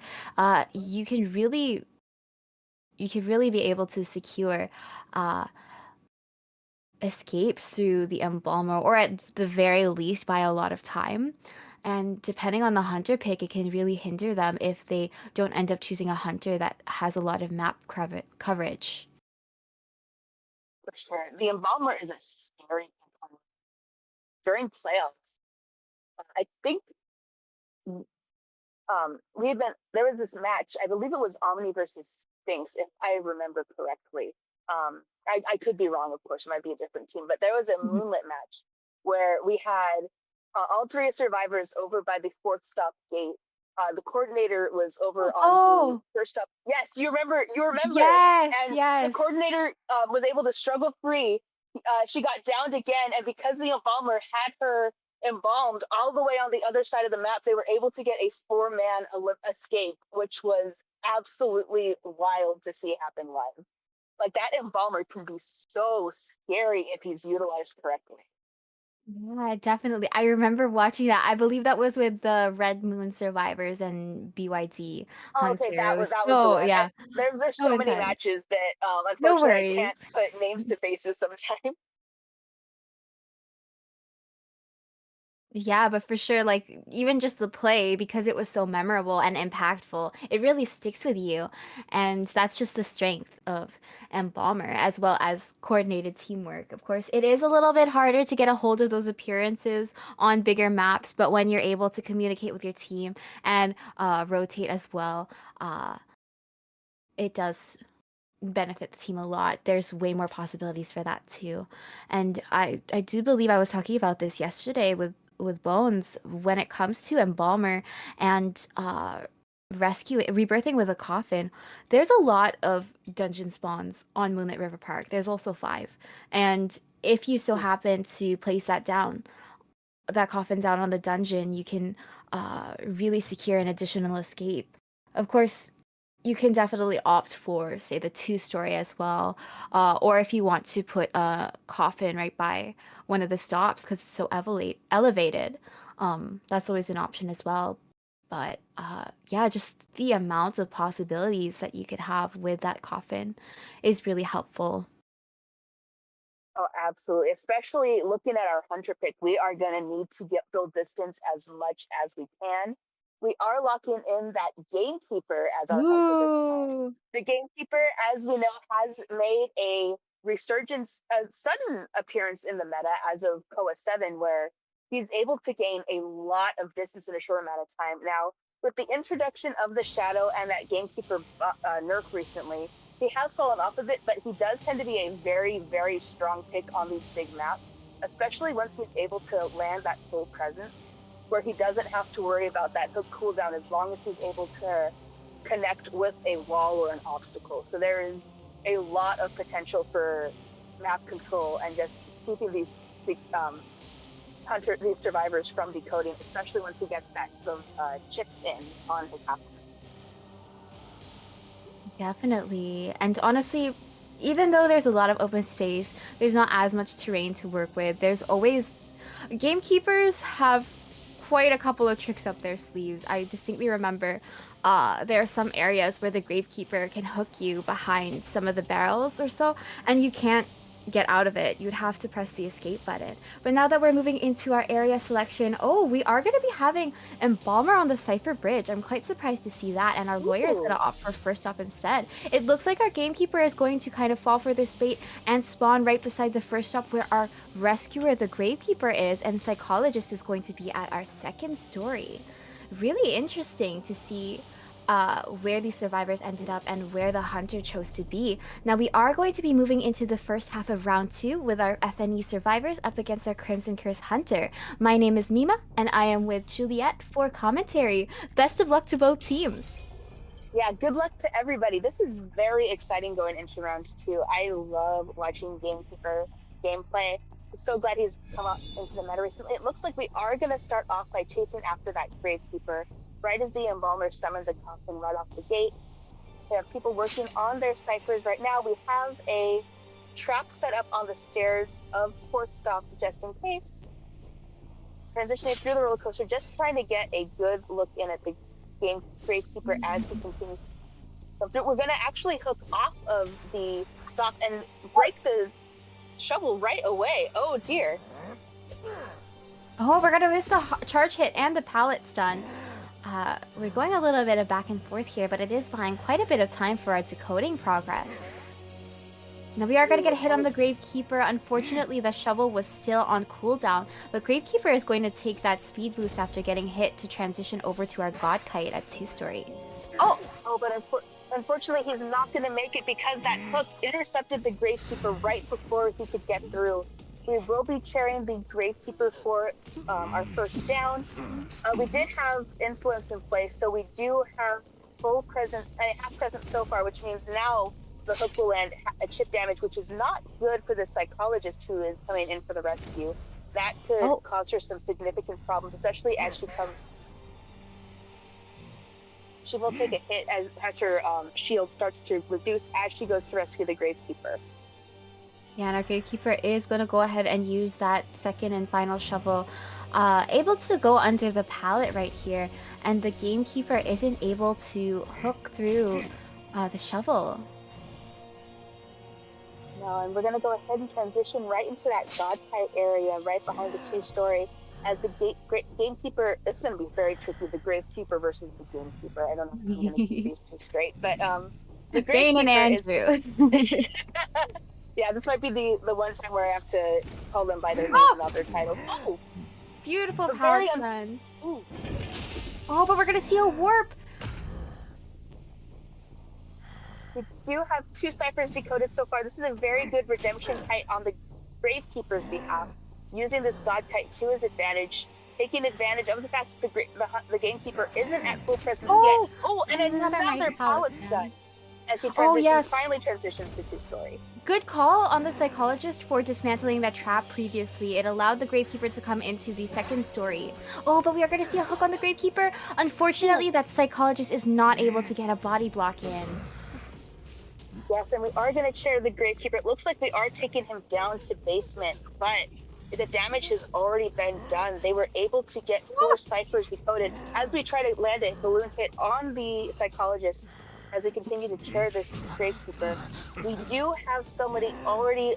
We do have the Embalmer already on a cipher. It's already primed as we go in to rescue this Gravekeeper again. This is not a very good position for this hunter to be in. He's going to need to play his cards psychologist right. really needs to watch out for any double hits. It does look like it's going to be a little bit of a waiting game, but on the bright side, Andrew is long gone. Oh, the psychologist is able to get. Oh, we're gonna get a hook on the psychologist and a drop down. Oh, the drop down doesn't work. No. We're gonna go for the pop. Oh, that was so close. I could see what the Gamekeeper was trying to do. He was trying to land a fall hit, so once that cipher popped, he would be able to anticipate it. But unfortunately, he was just not able to reach it in time. We do have the psychologist taking over this kite, as her team is all hard at work getting those gates decoded. The lawyer is very close to having Warp his is- gate minute. We're gonna go for a warp. It just got. Oh my Oh goodness, no, it the just warrior's got. gate is already open. Oh, we're gonna get a charge hit on this Gravekeeper! Unfortunately, Gravekeeper is dead on chair, so Gamekeeper is, yeah, we're gonna go opt for that chair to eliminate the Gravekeeper, sending him back to the manor. But our Psychologist is about 3/4 into the heal.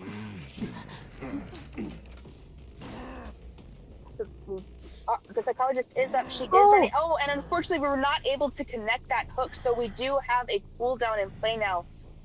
The dungeon is not here, but we do have plenty of time to go ahead and bait this out. We have a minute left on um, detention right now. Less than a minute left. We're going to continue to try to chase that psychologist. Oh no! We will land a hook on her, and that will be sending her down. But her teammates are already there at that finished gate. The warp has cooled down, and it looks like we are just going to go ahead and go for that tie. It makes a lot of sense as we head off into. It looks like we are. Yeah, we don't have time to use that coffin. We are just going to get that tie. Very well done on the gamekeeper for being able to turn a 4-person endgame into a 2-person elimination, considering the Cypher Rush at play. Yeah, really well done. What an intense match.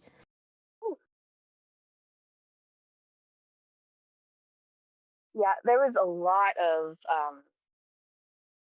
going on here. The Gravekeeper's fight in that God kite area behind the 2-story was absolutely phenomenal, absolutely game changing.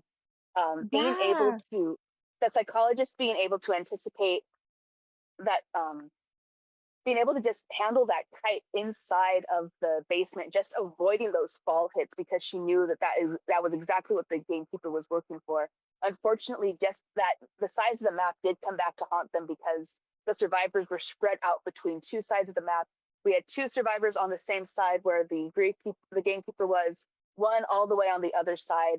And unfortunately, just because of that warp, he was able to intercept them and prevent them from fully escaping and getting a full win. But we are going to go into the second half with a draw. FNE Hunter will just need to get a 3-man to guarantee a win, but if we can get 2 or more survivors out of that gate, we will be seeing a round 3. Yeah, really intense. So I'm honestly hoping for the round 3 so we get to see as much of these players as possible. It's been really fun to watch so far. I literally have the stream open and I'm like watching back and it's still got me on the edge of my seat. Oh I my really think gosh. the psychologist did a good job of avoiding the traps because there definitely was one by the pallet in the God Kite that the gamekeeper had preemptively dropped or put down while he was in pursuit of the Gravekeeper earlier on into the match. And honestly, I think it was a really good call to go for that warp. I was literally watching the cooldown too. As soon as it was up, he had warped to the gate. And that was just a really good call because the gate had quite a bit of progress. And being able to take out the survivor who had gotten so much distance, the dead on chair survivor being the Gravekeeper too, like that really was able to salvage things. So really good call. Oh yeah, absolutely. The As we saw in the first round, FNE, and even in this round too, FNE survivors are very, very good at getting Cypher Rush. They know how to get Mhm. those ciphers decoded. They know how to get out of there as soon as they can. So being able to disrupt that and spread them out and disrupt that exit gate opening long enough to get that draw in was absolutely tactical, very good tactical strategy on the hunter's part. Being able using that warp, bringing insolence did, I think, help quite a bit, getting those chip damages in, being able to just get that hook, like get that full presence hook up faster to get that basement camping against the psychologist used so well. We are going to go ahead and get ready for our next round once everyone gets their picks locked in. And we are going to start off with a seer and another priestess band. Definitely a solid choice, especially on Moonlit River Park. This can really be uh, such a playground for her and really help out with assists. Same with the Seer. We even saw it in the previous round, how Seer was able to remotely defend another teammate with that owl. Our global bands, of course, are going to be the Puppeteer and Lawyer, but we're going to get a Fire Investigator lock-in as well as the Acrobat. Oh, I'm so happy. And they are gonna opt for an Congratulations. opera singer ban as well. Good call. Yeah, overall, really no surprises here. As we saw in the last matchup, Opera Singer can definitely be very lethal on Moonlit River if she knows what she's doing, especially if Mhm. you're able to bait the teams into cipher rushing one half of the map and bringing them all to your other side of the map. Unfortunately, in this past match, the gamekeeper did end up staying on one side of the map, but not able to disrupt that cipher rush. But with the fire investigator, and acrobat both here, that could lead to some significant cipher rush if they work on it. Especially as we've banned the antiquarian and selected the mercenary. The mercenary does have a significant decoding debuff, but as long as he's able to keep the hunter busy and rescue, the rest of his team can take care of those ciphers for him, no problem. Definitely. And honestly, I do think fire investigators decoding is quite underrated. Uh, they have since adjusted his initial release in terms of the I'm trying to it's temporary threshold something. Okay.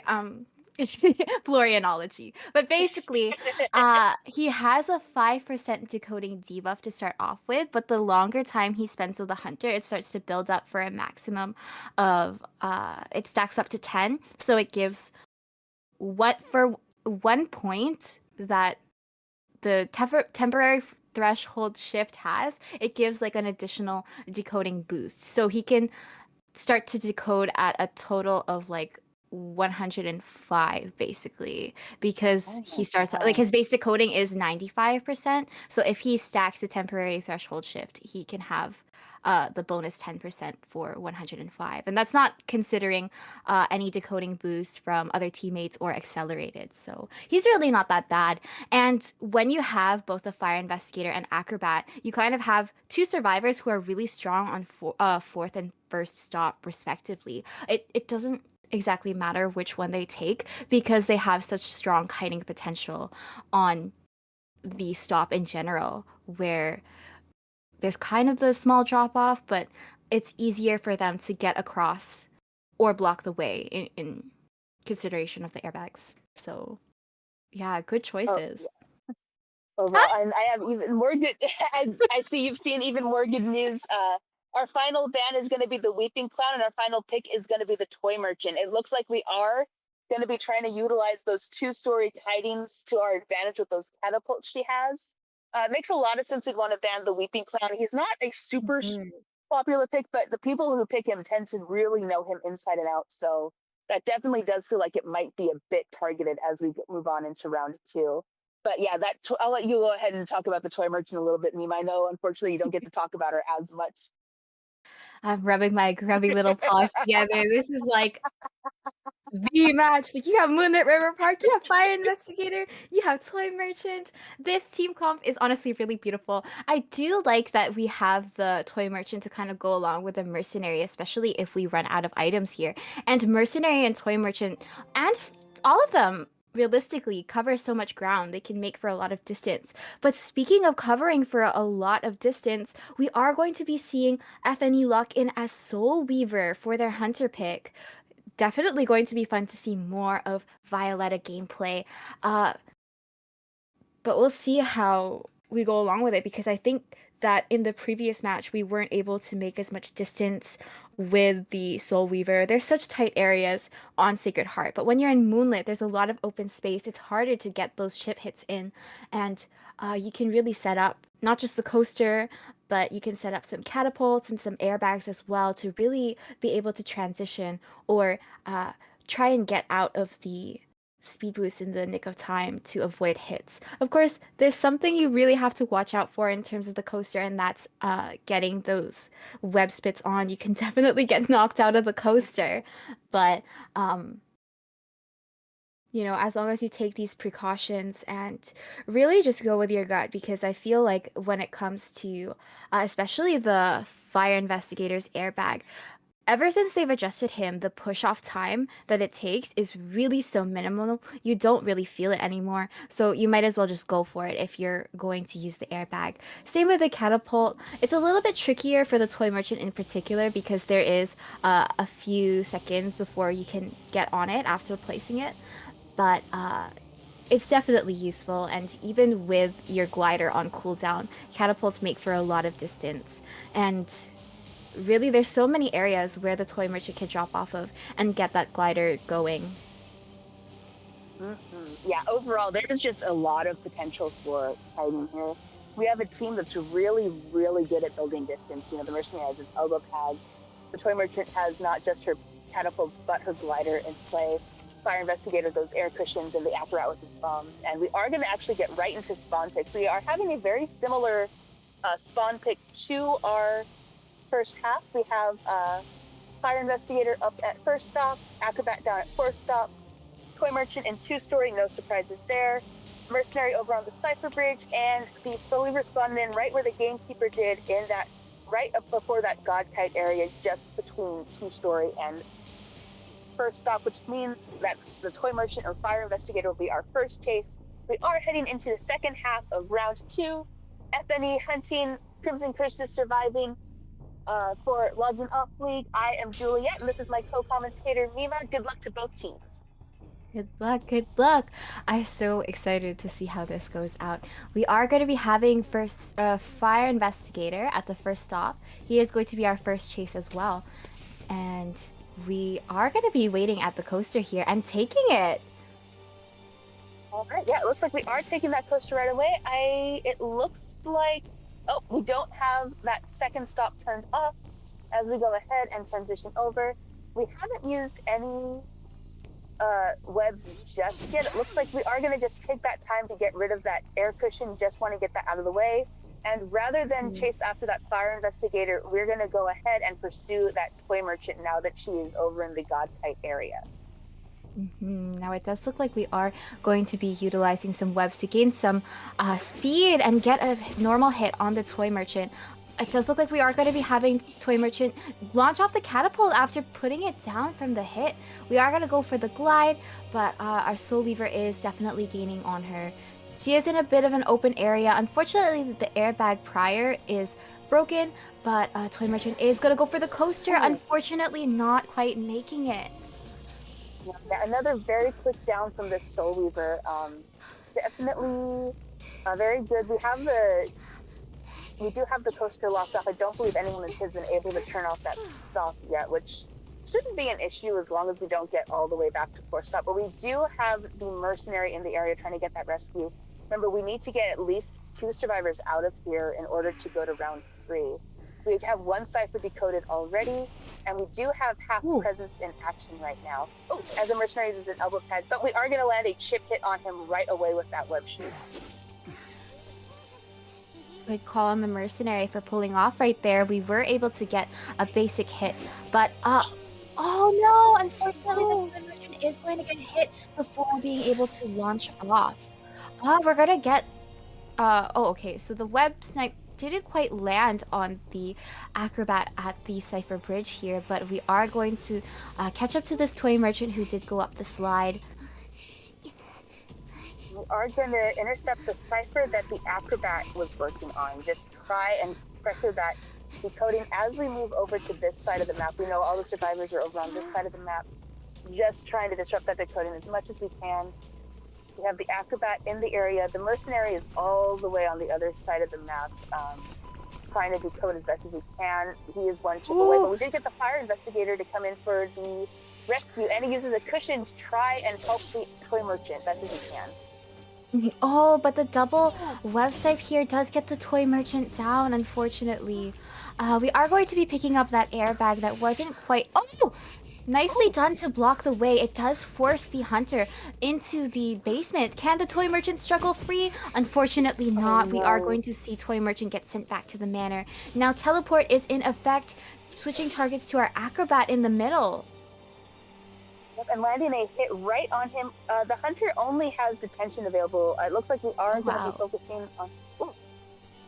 We actually used the bomb to get away. But we are going to let it... Oh, and very well done. again, really great understanding of the Soul Weaver's reach here. We are going to be wrapping Acrobat up in a cocoon, moving on to possibly the Mercenary if we catch sight. Mercenary is going to continue on this cipher, showing off that wiggle with the antenna. I wonder if Soul Weaver is going to go for him. Not quite. We do have the fire investigator, it looks like, coming in. He has his air cushion at the ready. He's able to pick it up after that kite.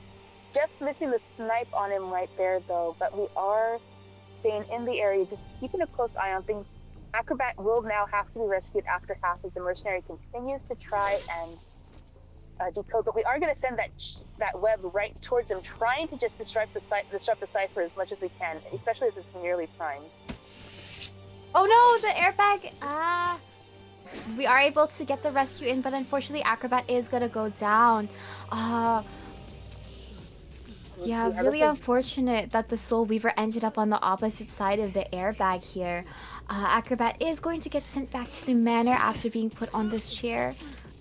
But we are at one cipher remaining. The stalling definitely helped to get the Mercenary finished with our Godkite cipher. It was Toy Merchant's old cipher, I believe, but this does force the Mercenary to start up a new one over at the first stop.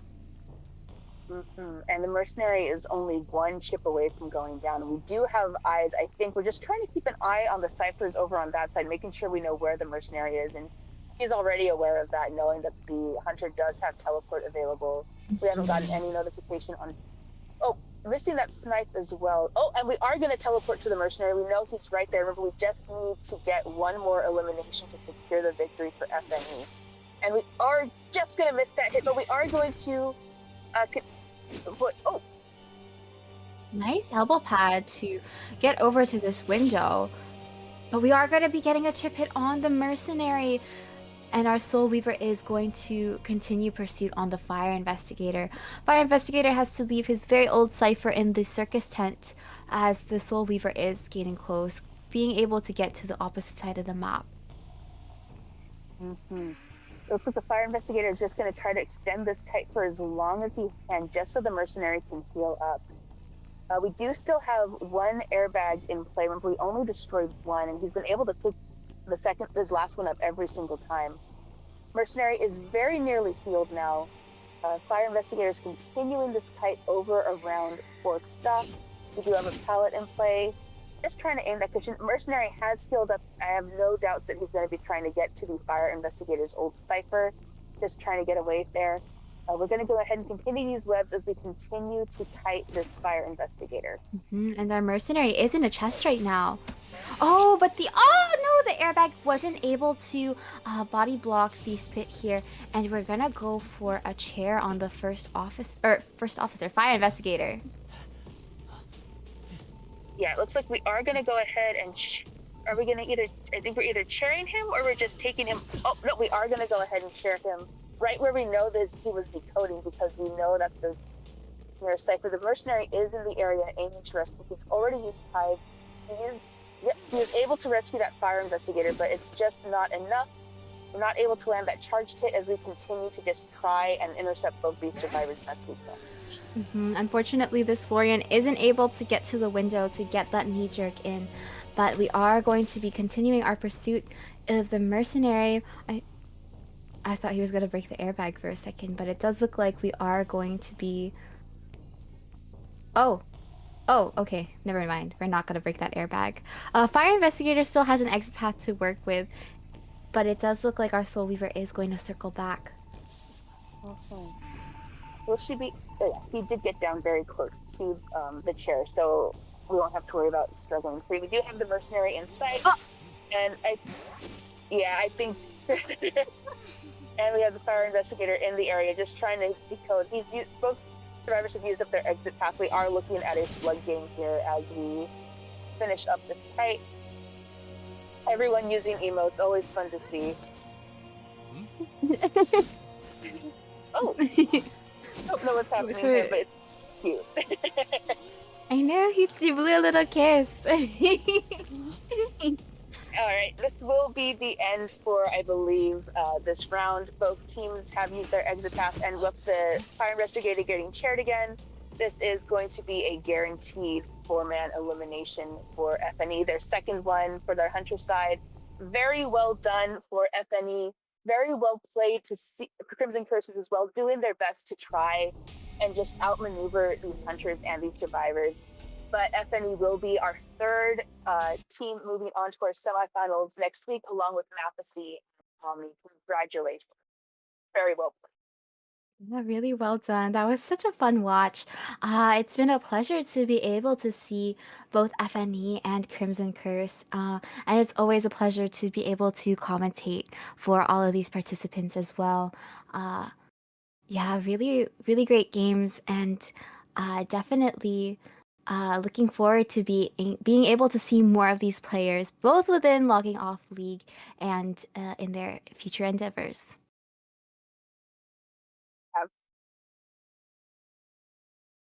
Okay.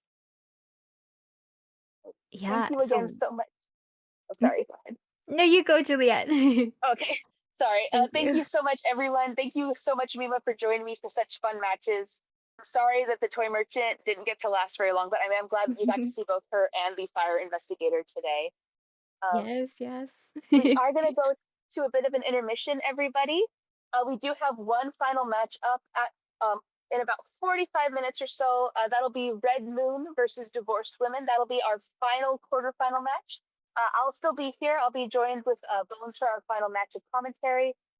Please enjoy our intermission. Get something to drink, get something to eat. Go ahead and stretch, and we will see you soon. Definitely. Thanks for having me, everybody. And I hope you continue to support this tournament and all of its participants and staff. Shout out to everybody on the team. Shout out to everybody playing. And thank you so much, audience, for being here and joining us for today. I hope you'll continue on into our next matchup as well as the rest of our tournament. Congratulations again to FNE and well done, Crimson Curse. I've been Mima. I'll see you around. Bye-bye. It does look like we're just going to go in for the run because our puppeteer is at the gate. If Acrobat can get the dungeon... Ooh, beautiful bomb towards the dungeon. Seems like we're going in for a rescue. What a beautiful dodge there. Oh! Transition though over to the graveyard, and that owl is going to come through just to ensure that transition does go off. Going to bait the opera singer in into some bolting, waiting, getting back over to the mercenary and landing that painting to stop looking for that entomologist and finding him eventually at the distance. That ball is now up and ready to be used, and oh my goodness, using the blink successfully. But ooh, they're gonna go in for the flute pushback, but opera singer is following in close behind. Ooh, excellent stun right there. Oh yes, that's a very good stun for the very beginning. Antiquarian able to gain some good distance heading into that lower broken area. Bumping a pallet down as the opera singer goes ahead and gets back into the shadow form to pursue her. Oh, and before she's able to get her another hit in, oh man, that changed everything. She's getting a hit before getting a rescue. Oh, and a very good use of the gun on the coordinator's behalf, getting some more time for that antiquarian to be. He is going to transition over towards the middle, but Hot Wax is going to pursue that coordinator. The mercenary is going in for the rescue. He will definitely be getting there after half. Oh, but we will go ahead and down the coordinator with that attack. And we're going to use Warp to try to get over to that gardener's chair. Most likely going to try to down her in order to get out. Alright, we're trying to land a hit on the gardener and the mercenary. The gardener was able to recall and is currently getting out, but we are able to stun her. And with a fall hit, the gardener will be going down. And the mercenary is still... Oh! Oh, man. Really well played by Eddie here. Oh, and we are going to be seeing this acrobat in a web instead of a chair. Oh yeah, that's a very interesting choice. We're gonna go ahead and just sacrifice some of the webbing in order to go ahead and chair that acrobat right where he is. But the mercenary is gonna go ahead and use one of his elbow pads to try and get this rescue in. He doesn't have any damage so far, but we were able to land a chip hit on the mercenary right as he goes to rescue the acrobat. But we are Oh, but we will not be able to rescue because of that hit, and the acrobat will be seen. Everybody is finally caught up with the GIF, and the use of an owl to just go ahead and circumvent a hit as the steer continues to kite around this tight kiting area just in front of Big Top. Oh, but a flywheel just then. And a Terror Shock is actually going to counter that. Coordinator to abandon the Cypher and ult. Like I said, this unstable ground. Ooh! Excellent usage of our flare gun to all while adding the magnetic block to stunt the decoding over here. It looks like we're going to aim for the Gravekeeper as well. Oh! And beautiful, beautiful pickaxe to chip the Gravekeeper twice and down here. Exit gate opened up right away. With We a have warp right. everyone. Oh! Oh! Unfortunately, Cheerleader wasn't able to make it to the gate. Yeah, I would definitely expect to see a hook coming along sooner or later. Yup, there we go. That's going to be our There we first go. hook. But nicely done with the wax aim there. I do think we were able to get a little bit of extra on Patient as he flew, I suppose, as he hooked away. But we are going to see the drop here and just going to continue to use this loop. He can kind of stay here for a while. We're going to use that second hook just to get a little bit more distance. Just a little bit more wax trying, but no, actually, oh, we got just a slight bit of wax there through that kind of Hail Mary of a wax gun there. But yeah, just gonna continue using this loop. Survivor's hard at work decoding, but oh, 92% wax, almost! And we're gonna try and flywheel that, but unfortunately not going to Kiting area over by the factory, landing a chip hit right away. Yeah, very nicely done on that chip hit, and actually going for the basic hit as well. Unfortunately, not able to get that bomb here, but Seer in a very tight area. I would expect to see that owl pretty soon, at least just to block a chain bomb, but already off to such a strong start right as this match starts. And this is, you know, the power of that bonbon, you know, get up to the 3/4 damage. It just immediately, it looks like, oh, missing that chain bomb, and yeah, we are going to see the owl here, so looking to set up another chain just to knock that owl out of the way. Are we going to be able to get it, or are we just going to go for the basic hit? Now you're able to stick all the way around.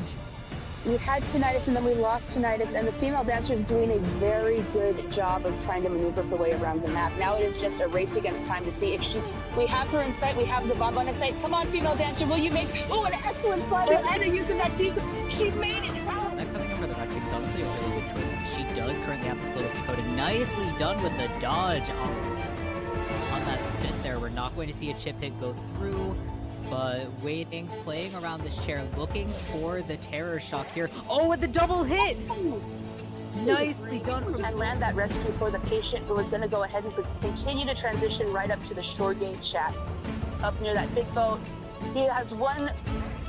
Oh! And a blink is going to cut off that hook. Very well timed. Can be very strong on that stop due to the fact that the airbag just blocks the entire way. So Opera Singer is going to have a little bit of trouble here. Yup, we are going to be forced to break that airbag and take the chase onto the fire investigator. Yeah, we are going to be working with only one airbag remaining, but that cooldown is off for it, so we can definitely anticipate it. Beautiful airbag to knock the Opera Singer out of her dash. So we're gonna look to just send Mercenary across the map with this Cypher Pop, but it looks like I would say Opera Singer probably just not going to wait, and just a little bit too long on that pop. Yeah, Opera Singer is going to be catching a ride on our roller coaster with our Mercenary. Now, of course, being at half health makes him vulnerable to this detention hit. And let's see how this pans out. Our third stop is not turned off, so it's just a matter of getting off. Oh, nice. And the Mercenary is... Run, Florian. We're going to put down an airbag right away.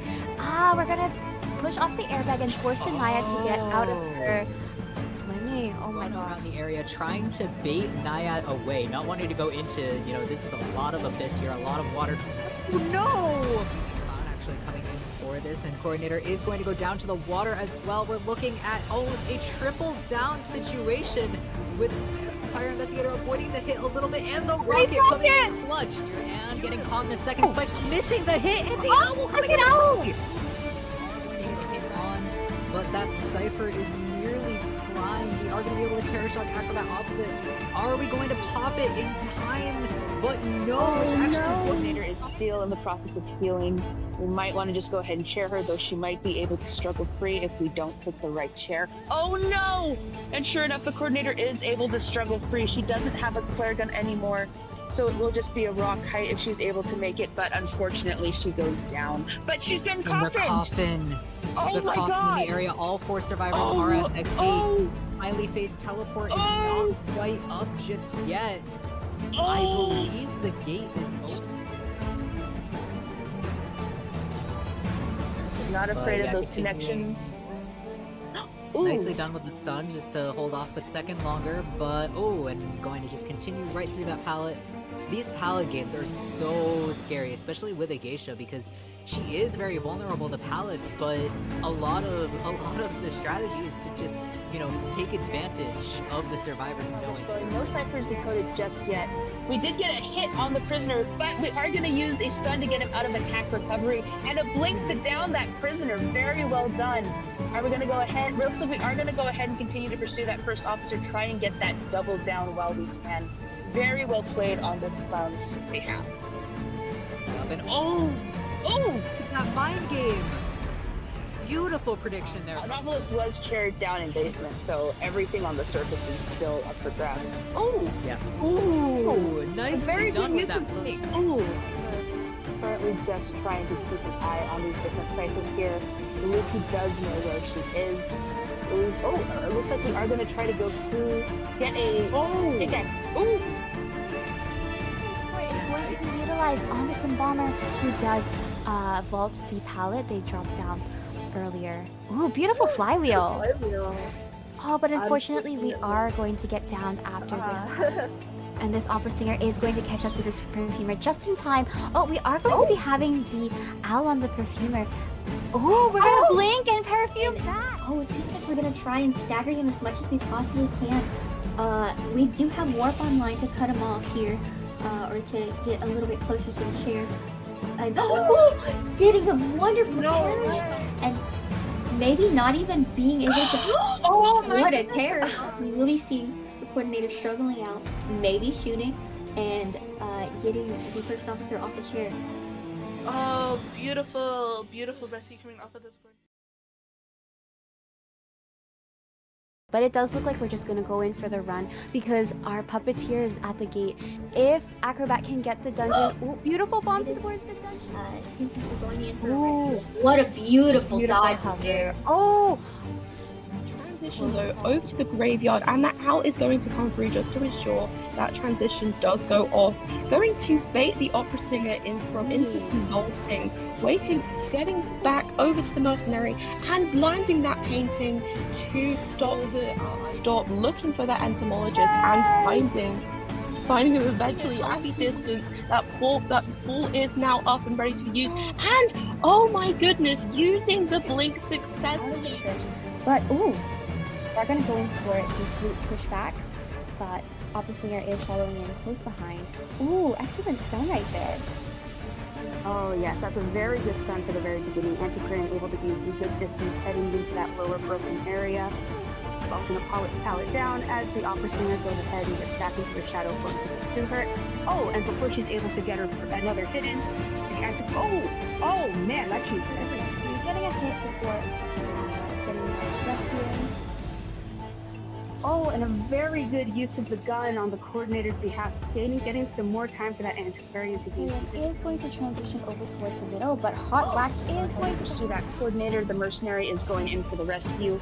He will definitely be getting there after half. Oh, but we will go ahead and down the coordinator with that attack. And we're going to use warp to try to get over to that gardener's chair. Most likely going to try to down her in order to get out. Alright, we're trying to land a hit on the gardener and the mercenary. The gardener was able to recall and is currently getting out, but we are able to stun her.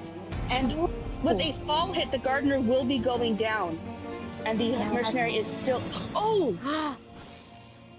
Oh, man. really well played by Eddie here.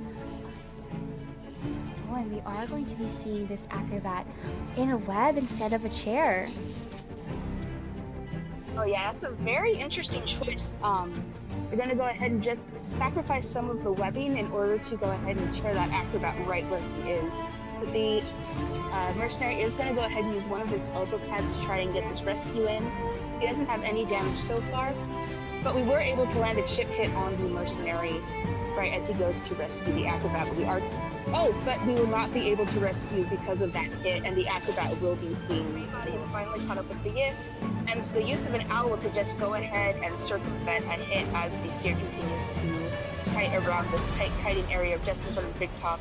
Oh, but a flywheel just then, and a terror shock is actually going to counter that. Coordinator to abandon the cipher, and oh, like I said, this unstable ground. Ooh, excellent usage of our flare gun to all while adding the magnetic block to stunt the decoding over here. It looks like we're gonna aim for the Gravekeeper as well. Oh, and beautiful, beautiful pickaxe to chip the Gravekeeper twice and down. Exit gate opened up right away.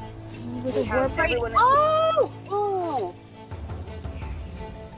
Unfortunately, Cheerleader wasn't able to make it to the gate. Yeah, I would definitely expect to see a hook coming along sooner or later. Yup, there we go. That's going to be our There we first go. hook. But nicely done with the wax aim there. I do think we were able to get a little bit of extra on Patient as he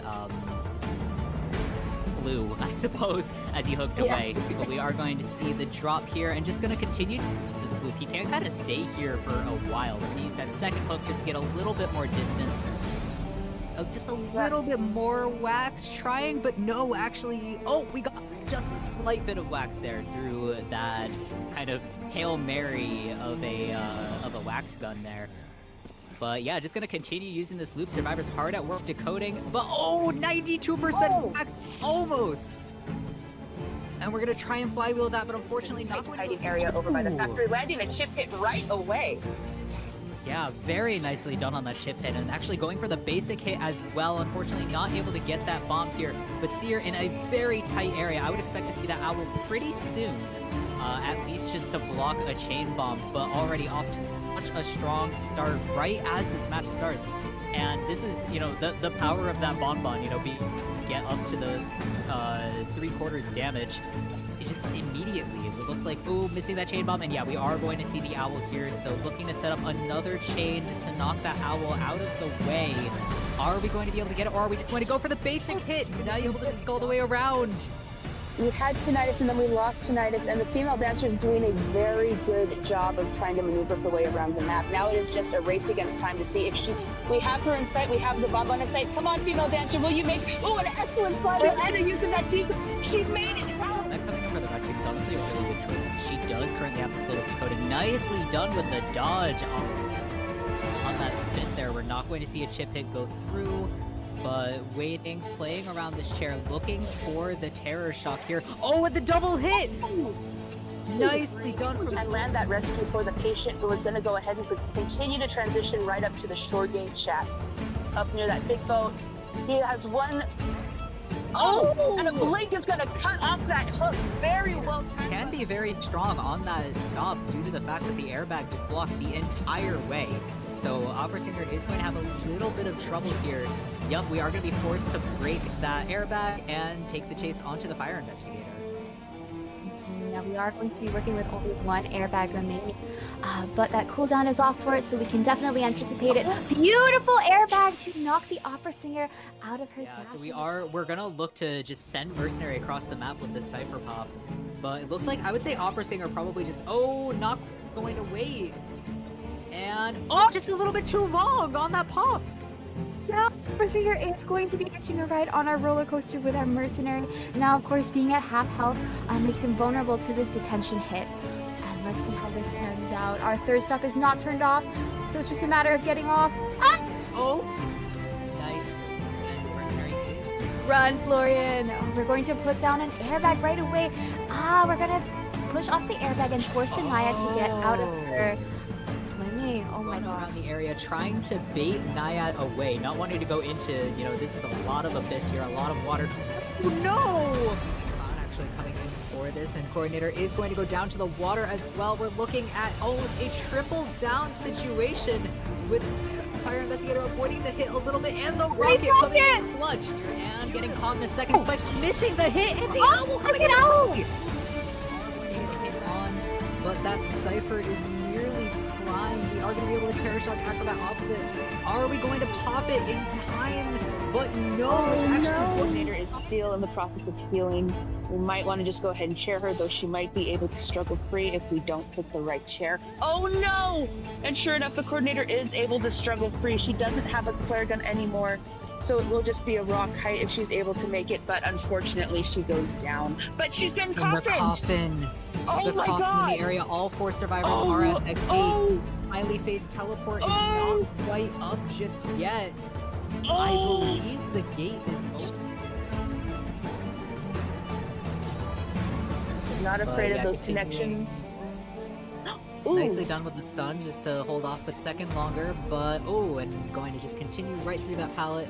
These pallet games are so scary, especially with a geisha, because she is very vulnerable to pallets, but a lot of the strategy is to just, take advantage of the survivors knowing. No ciphers decoded just yet. We did get a hit on the prisoner, but we are going to use a stun to get him out of attack recovery and a blink to down that prisoner. Very well done. Are we going to go ahead? Looks like we are going to go ahead and continue to pursue that first officer, try and get that double down while we can. Very well played on this clown's behalf. And Oh! that mind game! Beautiful prediction there. Novelist was chaired down in basement, so everything on the surface is still up for grabs. Oh! Yeah. Ooh, nicely Very done good with use that of blink. Oh! Currently just trying to keep an eye on these different ciphers here. Luki does know where she is. It looks like we are going to try to go through, get a pickaxe. Ooh!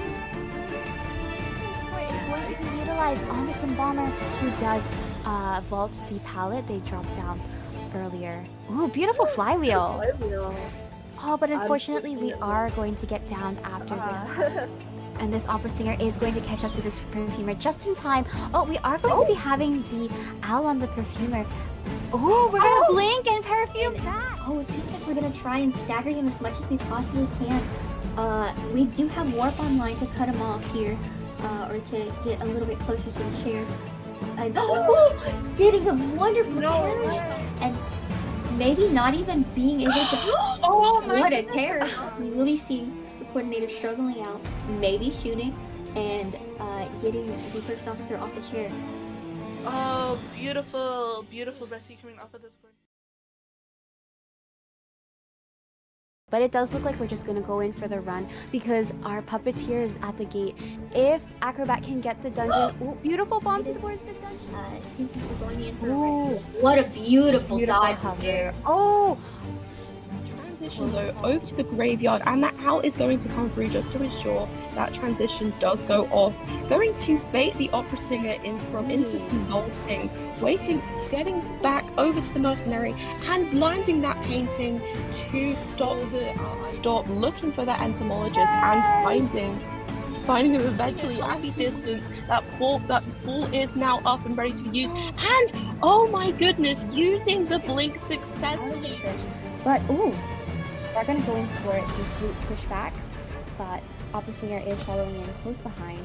Ooh, excellent stun right there.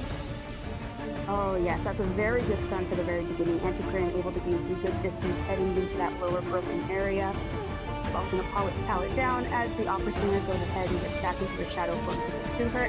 Oh, and before she's able to get her another hit in, oh man, that shoots everything. He's getting a hit before getting a rescue. Oh, and a very good use of the gun on the coordinator's behalf, getting some more time for that antiquarian to gain some He is going to transition over towards the middle, but Hot Wax is going to pursue that coordinator. The mercenary is going in for the rescue. He will definitely be getting there after half. Oh, but we will go ahead and down the coordinator with that attack. And we're going to use warp to try to get over to that gardener's chair. Most likely going to try to down her in order to get out. Alright, we're trying to land a hit on the gardener and the mercenary. The gardener was able to recall and is currently getting out, but we are able to stun her. And with a fall hit, the gardener will be going down. And the mercenary is still... Oh! Oh, man. really well played by Eddie here. Oh, and we are going to be seeing this acrobat in a web instead of a chair. Oh yeah, that's a very interesting choice. We're gonna go ahead and just sacrifice some of the webbing in order to go ahead and chair that acrobat right where he is. But the mercenary is gonna go ahead and use one of his elbow pads to try and get this rescue in. He doesn't have any damage so far, but we were able to land a chip hit on the mercenary right as he goes to rescue the acrobat. But we will not be able to rescue because of that hit, and the acrobat will be seen. He's finally caught up with the gift, and the use of an owl to just go ahead and circumvent a hit as the seer continues to kite around this tight kiting area just in front of the big top. Oh, but a flywheel just then, and a terror shock is actually going to counter that. Coordinator to abandon the cipher, and like I said, this unstable ground. Ooh, excellent usage of our flare gun to all while adding the magnetic block to stunt the decoding over here. It looks like we're gonna aim for the gravekeeper as well. Oh, and beautiful pickaxe to chip the gravekeeper twice and down with. Exit gate opened up right away. With We a have warp right. everyone- Oh! Unfortunately, Cheerleader wasn't able to make it to the gate. Yeah, I would definitely expect to see a hook coming along sooner or later. Yep, there we go. That's going to be our There we first go. hook. But nicely done with the wax aim there. I do think we were able to get a little bit of extra on Patient as he flew, I suppose, as he hooked away. But we are going to see the drop here and just going to continue to use this loop. He can kind of stay here for a while. We're going to use that second hook just to get a little bit more distance. Just a little bit more wax trying, but no, actually, we got just a slight bit of wax there through that kind of Hail Mary of a wax gun there. But yeah, just gonna continue using this loop. Survivor's hard at work decoding, but 92% wax, almost. And we're gonna try and flywheel that, but unfortunately not going to. Kiting area over by the factory, landing a chip hit right away. Yeah, very nicely done on that chip hit, and actually going for the basic hit as well. Unfortunately, not able to get that bomb here, but Seer in a very tight area. I would expect to see that owl pretty soon, at least just to block a chain bomb, but already off to such a strong start right as this match starts. And this is, the power of that bonbon, get up to the 3/4 damage. It just immediately, it looks like, missing that chain bomb, and yeah, we are going to see the owl here, so looking to set up another chain just to knock that owl out of the way.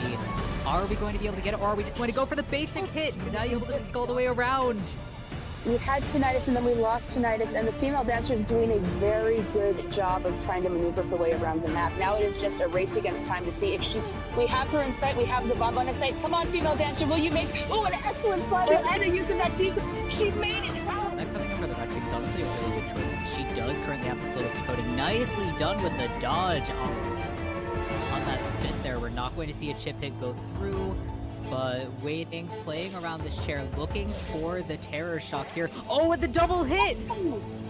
Nicely done. And land that rescue for the patient, who was going to go ahead and continue to transition right up to the shore gate shack. Up near that big boat. He has one... and a blink is going to cut off that hook. Very well timed. Can be very strong on that stop due to the fact that the airbag just blocks the entire way. So Opera Singer is going to have a little bit of trouble here.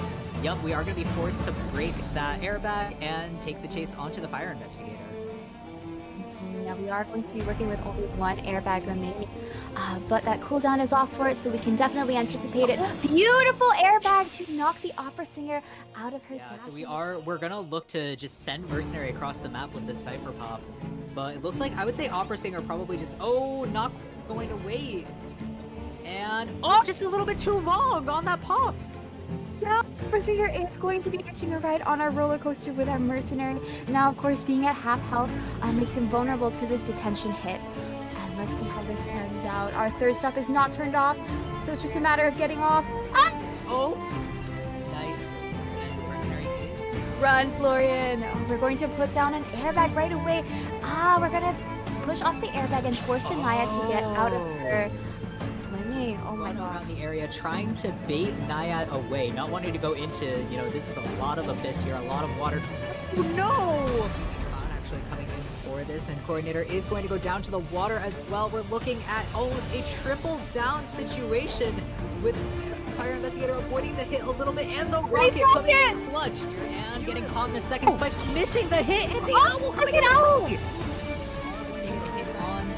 but that Cypher is nearly primed. We are going to be able to Terror Shock Acrobat off of it. Are we going to pop it in time?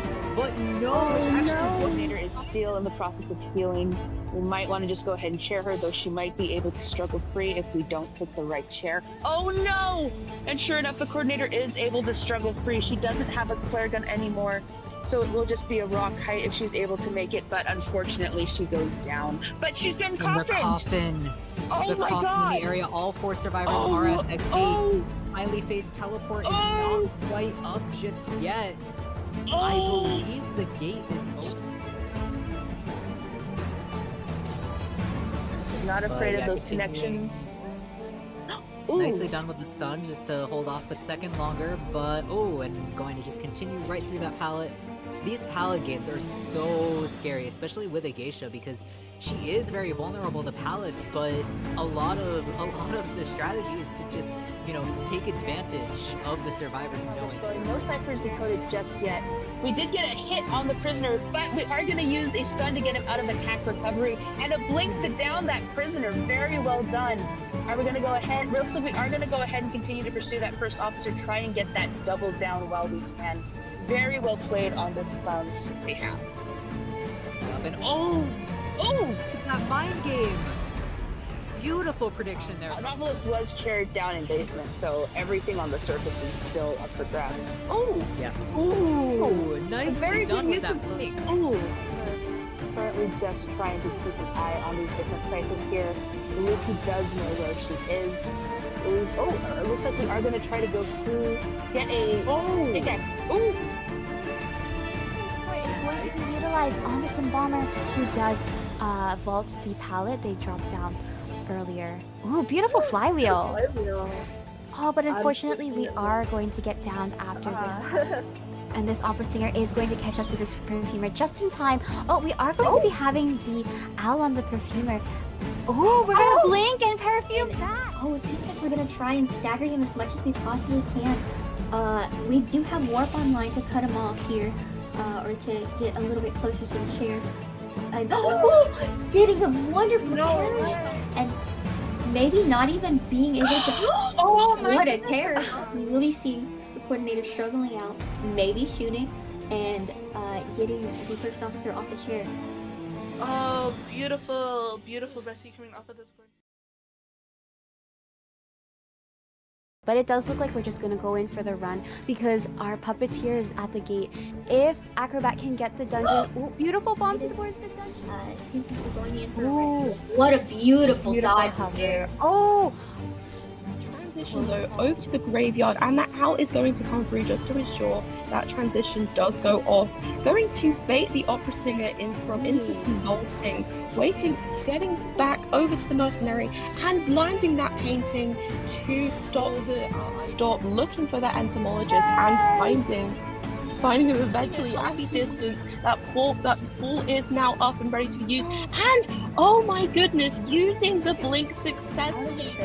But they're gonna go in for the flute pushback, but opera singer is following in close behind.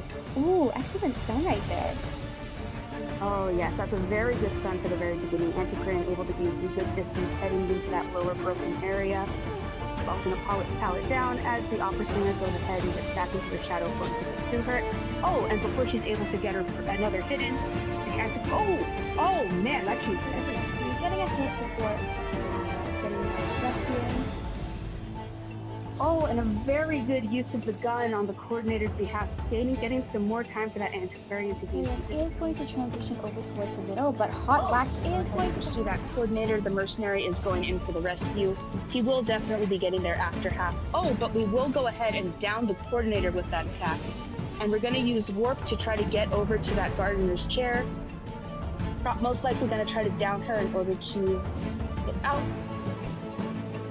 Alright, we're trying to land a hit on the gardener and the mercenary. The gardener was able to recall and is currently getting out, but we are able to stun her. And with a fall hit, the gardener will be going down.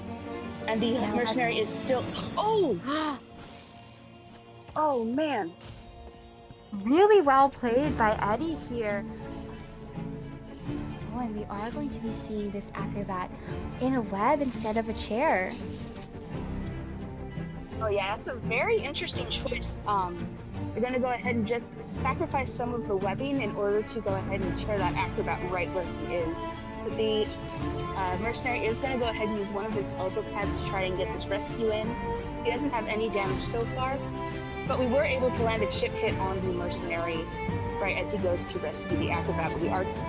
But we will not be able to rescue because of that hit, and the acrobat will be seen. He's finally caught up with the gift, and the use of an owl to just go ahead and circumvent a hit as the seer continues to kite around this tight kiting area just in front of Big Top.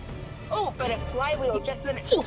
And a terror shock is actually going to counter that. Coordinator to abandon the cipher and like I said, this unstable ground. Ooh, excellent usage of our flare gun to all while adding the magnetic block to stunt the decoding over here. It looks like we're gonna aim for the gravekeeper as well. Oh, and beautiful pickaxe to chip the gravekeeper twice and down here. Exit gate opened up right away. With We a have warp right. everyone. Oh! Ooh! Unfortunately, Cheerleader wasn't able to make it to the gate. Yeah, I would definitely expect to see a hook coming along sooner or later. Yep, there we go. That's going to be our first hook. But nicely done with the wax aim there. I do think we were able to get a little bit of extra on Patient as he flew, I suppose, as he hooked away. But we are going to see the drop here and just going to continue to use this loop. He can kind of stay here for a while. We're going to use that second hook just to get a little bit more distance. Just a little bit more wax trying, but no, actually, we got just a slight bit of wax there through that kind of Hail Mary of a wax gun there. But yeah, just gonna continue using this loop. Survivor's hard at work decoding, but 92% wax, almost! And we're gonna try and flywheel that, but unfortunately not. Hiding area over by the factory, landing a chip hit right away. Yeah, very nicely done on that chip hit, and actually going for the basic hit as well. Unfortunately, not able to get that bomb here, but Seer in a very tight area. I would expect to see that owl pretty soon, at least just to block a chain bomb, but already off to such a strong start right as this match starts. And this is, the power of that bonbon, get up to the 3/4 damage. It just immediately, it looks like, missing that chain bomb, and yeah, we are going to see the owl here, so looking to set up another chain just to knock that owl out of the way. Are we going to be able to get it, or are we just going to go for the basic hit? Now you'll just go all the way around.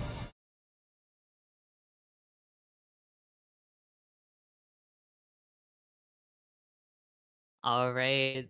Welcome, everybody. Here for our last match of the day. It's going to be RM versus Divorced Women. I am Bones, and still with us doing that very long shift today is Juliet. How are you feeling after all the matches today? Doing great, honestly. Hi, everyone. So glad to be here for our third and final match of the day, as well as our final match of our quarterfinals. I'm feeling pretty well rested, pretty energized, pretty pumped. Our first two matchups have all been super exciting, super fun. We've seen some incredible gameplay on both sides. Unfortunately, the one downside is that both matches were finished within 2 rounds, which I know gives me a bit of energy, but it does mean that I get to miss out on watching so many great teams. We do have 3 of our 4 semifinalists all picked out who will be going head to head with each other next weekend. We have Mathesy, who won this past Saturday, and we Yesterday. have yesterday, and we have Omni and FNE both moving on today, and tonight just shortly we'll be finding out whether Red Moon or Divorced Women will be joining them for those semifinals. Yeah, super excited for today's match. Divorced Women last week played really well. Super fun matchup against Drunken. Team names aside, the matches were very fun. So I have a lot to look forward to coming in this match. And of course, RM, always so much fun to watch. We've got, the crazy geisha gameplay to look forward to. And it's very excited to see. Let's hope it goes to 3 rounds. Just a little bit. Even if it, the time commitment will be there, but I always love, the more rounds the merrier. I'm very excited get to finals and we're able to go to best of 5, just because I love seeing these teams play. I love, getting more complex picks as well. As you get down to the rounds, you get more bans, more global bans as well. It just kind of stacks up and it ends up really becoming, a war of attrition on that front, and which team kind of has the most options, which team can really stick it out for all 5 rounds. So, yeah, a lot of fun in that threat of a best of 3 going all the way. But I mean, in the interest of the teams, I think both of these teams are really going to give it their all to try and close it out in 2 rounds for their side. So we'll see how that works out for them. Mm-hmm. Yeah, there's a lot of versatility at play here. We haven't really seen too many repeat picks for hunters or survivors. We did see a soul weaver pick twice, and we did see 2 separate teams use an opera singer. But for the most part, we've had some really interesting variation in survivor and hunter compositions. I mean, we saw an incredible soul weaver match twice now. Really good use of a shadow, especially on the Moonlight River Park, which is such a big map and usually not the best for her kind of gameplay. We saw a really fun gamekeeper match. Those are always a treat. And yeah, there's just been so much happening so far. We did get to see, opera singers, a clown even, and a disciple. So overall, some very versatile picks. And if we do get to go to round 3, we do have hunters here with a pretty extensive hunter pool and plenty of survivors who can counter that. We don't have the 3 global bans in play just yet, because we are still going off of IVL finals rules and not IVS rules that just got implemented. But there's still plenty of options. I mean, we've seen plenty of really cool survivor and hunter picks already, and we are starting with our map picks now. We have Divorced Women banning Chinatown and Red Moon responding by picking Eversleeping. Yeah, Eversleeping, honestly, a very fun map, a very neutral map, I would say as well. It's, I would say it's it's one of the more hunter-sided maps, quote unquote, but that really is just, being able to play hunters on the map. It's not as kind of risky as something like Lakeside, definitely not as risky for your hunter pick. Sacred Heart, even if that is a very strong map for your survivors, you do also have to consider, your hunter is going to be hunting on that map as well. I totally understand the Chinatown ban as well. Chinatown is a really strong map for hunters, and having that banned out first, it's a very small and the gates are very easy to camp. And from Divorced Women having that ban, I would say they're probably preparing for that geisha with that Chinatown ban, because with those gates being as close together as they are, it's very easy for a geisha to. That's if we're looking at round 1 geisha, but with Mushin as RM's hunter, I would say we're definitely going to see some point within these rounds. Even if she's not picked round 1, that threat is always. And yeah, and we are going to have RM surviving first and Divorced Women hunting first. So we aren't going to be seeing what Mushin has in store for us just yet. But there is plenty of opportunity for Divorced Women to do a lot of damage. Overall, this is a very good map, like you were saying. Really no surprises that we would ban Chinatown and then immediately pick Eversleeping. Both maps are very similar in composition. There's plenty of 2-story work to utilize here. Chinatown does have a lot more potential for 2-story, just with those bridges connecting multiple buildings. But those stairways over in the 2-story areas, the hiding potential in that graveyard and up down by that fake gate, even in the middle where they have those little mini areas full of those pallets. And of course, there is everyone's favorite 5th member of the game, the tram, who we've often seen used accidentally to completely change a game around. Yeah, that tram can be so deadly. It's always fun to get a tram hit. I'm definitely rooting for the tram here. But it can completely change the tide of a match. I've seen, countless times that tram has come in and either hit the survivor, hit a hunter at just a crucial moment. And it can be, it really just changes the function of the game. I feel like it's, the roller coaster on Moonlit kind of has that property as well. It can be very powerful, but I feel like the tram, it wastes time, but it also can be, I would say, it can be used as a weapon actually if you're working with a survivor such as Batter, little girl can, freeze the hunter in front of the tram. I'm thinking Batter, little girl, in order to push the hunter actively into it, but you can get very creative with tram and how it can be used. But we are going to get our first two bans in from Divorced Women's Hunter. We're going to see that Coordinator and Antiquarian taken off the table. Yeah, really no surprises there. We want to get those two very strong harassers out of the way.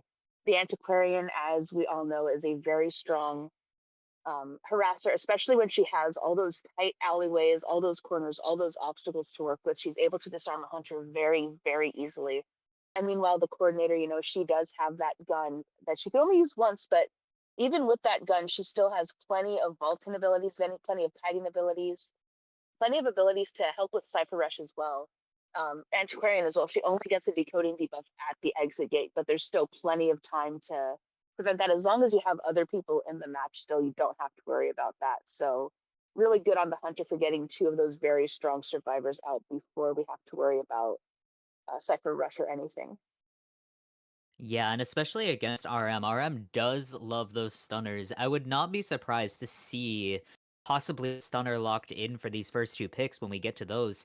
But I would say we could probably expect, something like that Gardner to be picked. Gardner very one of those first two bans. We did see her actually double locked out in yesterday's matchup where both teams decided to choose her first. I feel like that's common occurrence because she is just that strong, especially in that first round. She's a little bit of a sleeper hit kind of survivor. You don't often see her banned, but she is picked quite a bit because of how powerful that shield can be. So I'm gonna put my money on Gardner for these first two survivor picks. But I mean, it really can be anything, Apart from Coordinator and Antiquarian, the world is their oyster, so to speak. And first two picks, I mean, obviously they will be banned out in subsequent rounds. We are working with that double global ban system. There is a little bit of, caution that needs to be taken into account with these first two picks. You don't want to pick something like, well, I say this, but we have seen plenty of teams go ahead and lock in a rescuer first, not really afraid of losing a mercenary, losing a first officer. It's definitely a bold move, but it is possible to pick a heavy hitter for those first two picks. So we'll see what happens. Oh yeah, that's just the thing though, is global ban has definitely switched up the way we can pick your strategies and your survivors. You no longer have the option of just constantly repicking the mercenary, the acrobat, the psychologist, the seer, the priestess, whoever it doesn't get banned. You have to actually take into consideration, okay, which survivors do we absolutely need to keep a hold of, and which ones can we afford to get rid of?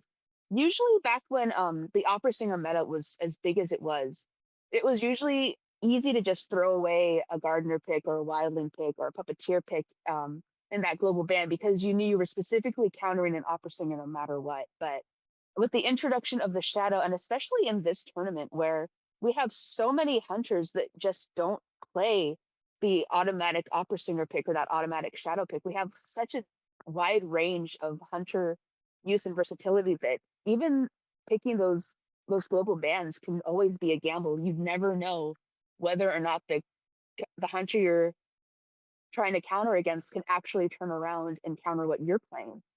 And even if they know they're risking that hunter getting banned in round two, in this first round, it's usually just so dangerous to just figure out which survivors you can afford to live without for the rest of the match.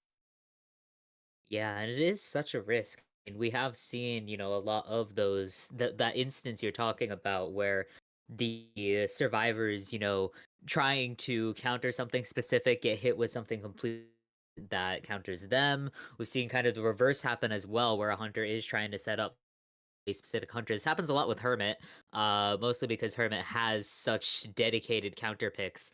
But trying to hard counter comp the hermit, getting hit with, the wax artist or something to that effect, where if you're going with something like an enchantress, something like a barmaid, it can be a lot more dangerous if you're expecting a hermit and you get a wax artist, even disciple, despite being a little bit similar to hermit, can enchantress is pretty much unplayable against the disciple. She's a really, really risky pick. When you see her come out, I feel like it is kind of that risk banking on the hermit. You kind of see those very specific picks come out when you know that the hunter is going to play something like that. I would say, when we get into this first round, it really depends on, what are we expecting here. Are we going to be expecting, the base?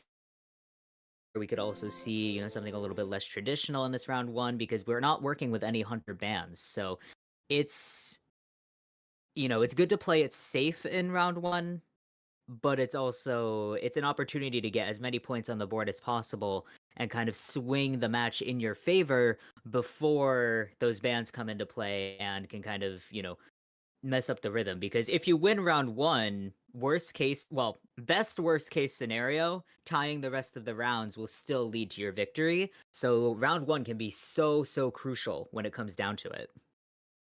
Oh yeah, and at the same time too, if both teams are able to tie in round one, that automatically sets you up for a round three, and that automatically also just sets you up for understanding like what level each of these teams are on, giving you an idea of what you're up against, what you need to focus on more when it comes to countering a specific survivor comp or a specific hunter player, understanding what you need to try to avoid. Like for example, just this last round, something I noticed is those FNE survivors were very, very good at Cypher Rush. And sometimes there are teams that are just absolutely lethal with their Cypher Rush, and you need to know when to cut in that Cypher Rush, when to not stop that Cypher Rush, when to make sure that everything is going smoothly, especially when you have a dedicated hunter mains playing in round one who tend to really, really know the character they pick inside and out, and you have that risk of losing them. But we are actually going to get our first two locked survivors in. Two very strong picks here, both the Seer and the Patient. These will be our global bans, so Redmond will not be able to play these survivors going forward. So here's a really interesting lock for those first two picks, but honestly, I understand it, and I kind of respect it as well.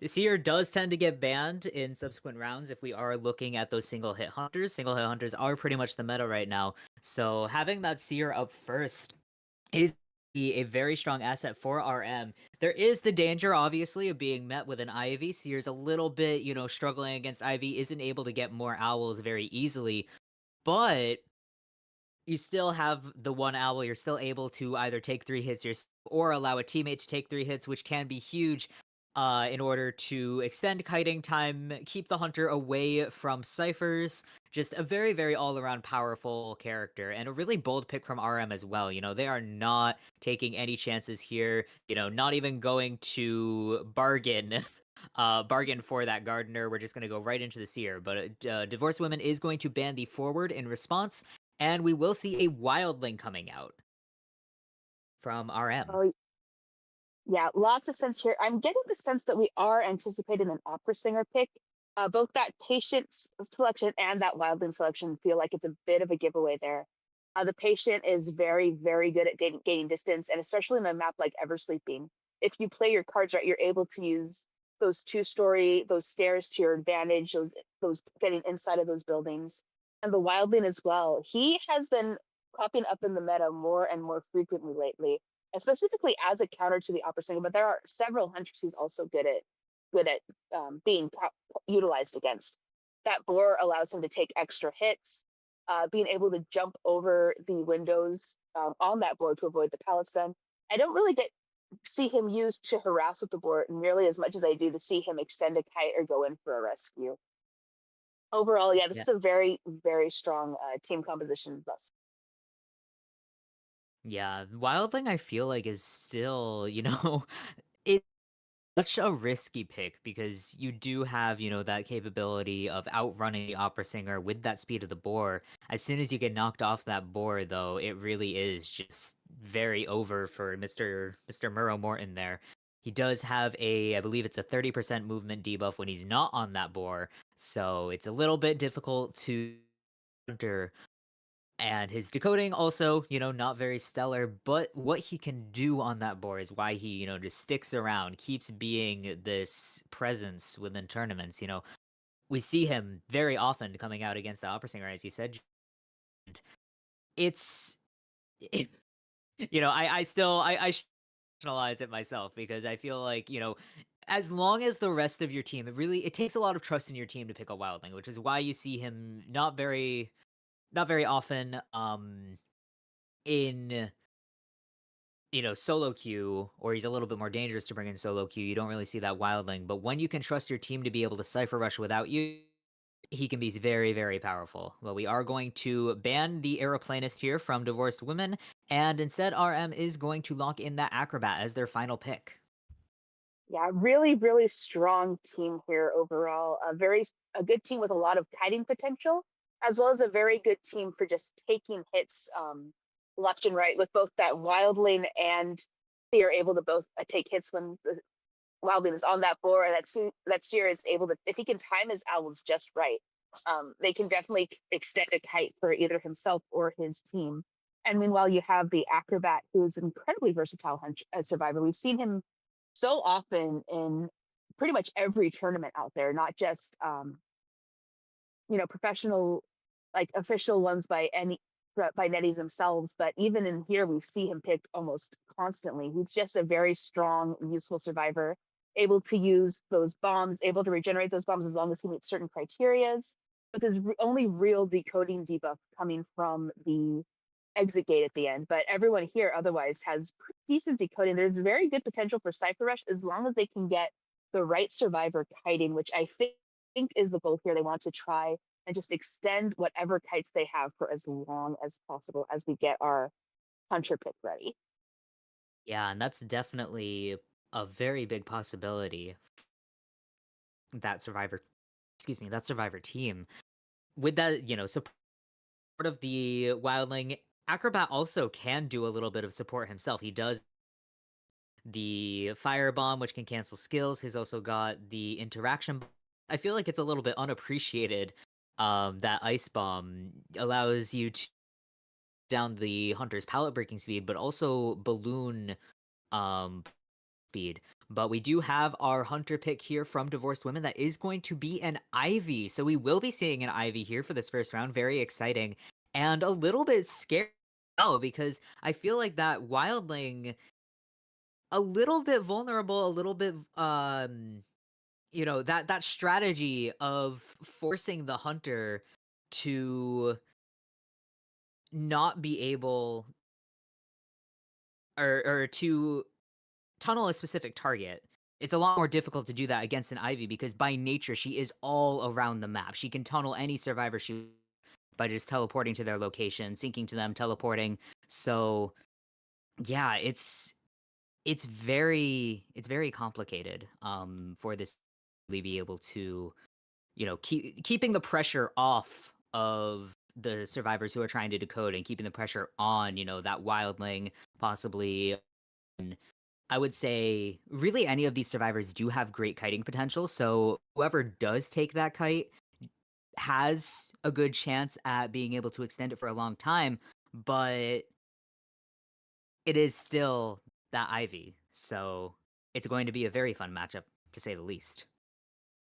Oh, for sure. And Ever Sleeping is a very, very good map for Ivy as well. It's a very small map, very contained, so she is able to get that map control in, that cipher pressure, especially when she gets her obstracons going. And usually, once she can get that first survivor eliminated, she is able to start really, really pressuring the map and the ciphers and just really starting to snowball a match. And it's on a map like this where the ciphers are relatively spread out, considering how the map size of the map, the way you have the buildings in the way, there is a lot of damage she can do. So it does make a lot of sense that this is a team that really, really wanted to emphasize kiting potential, as well as trying to minimize Cypher Rush as much as they possibly could, because I mean, trying to maximize Cypher Rush as much as they possibly could. This overall is a very strong team. I mean, I know I was talking about how this is a solid team for an Opera counter, but this is a pretty effective strategy against the Shadow too. You see this a lot, especially in tournaments, where they do have dedicated Opera players and then Ivy players interchanging. You try your best to come up with team compositions in order to counter both of them effectively. So right now with the Opera Singer, it's something we saw similarly in Koa 7 when it was the Opera Singer and the Gamekeeper. You figure out what these hunters have in common when it comes to trying to effectively counter them.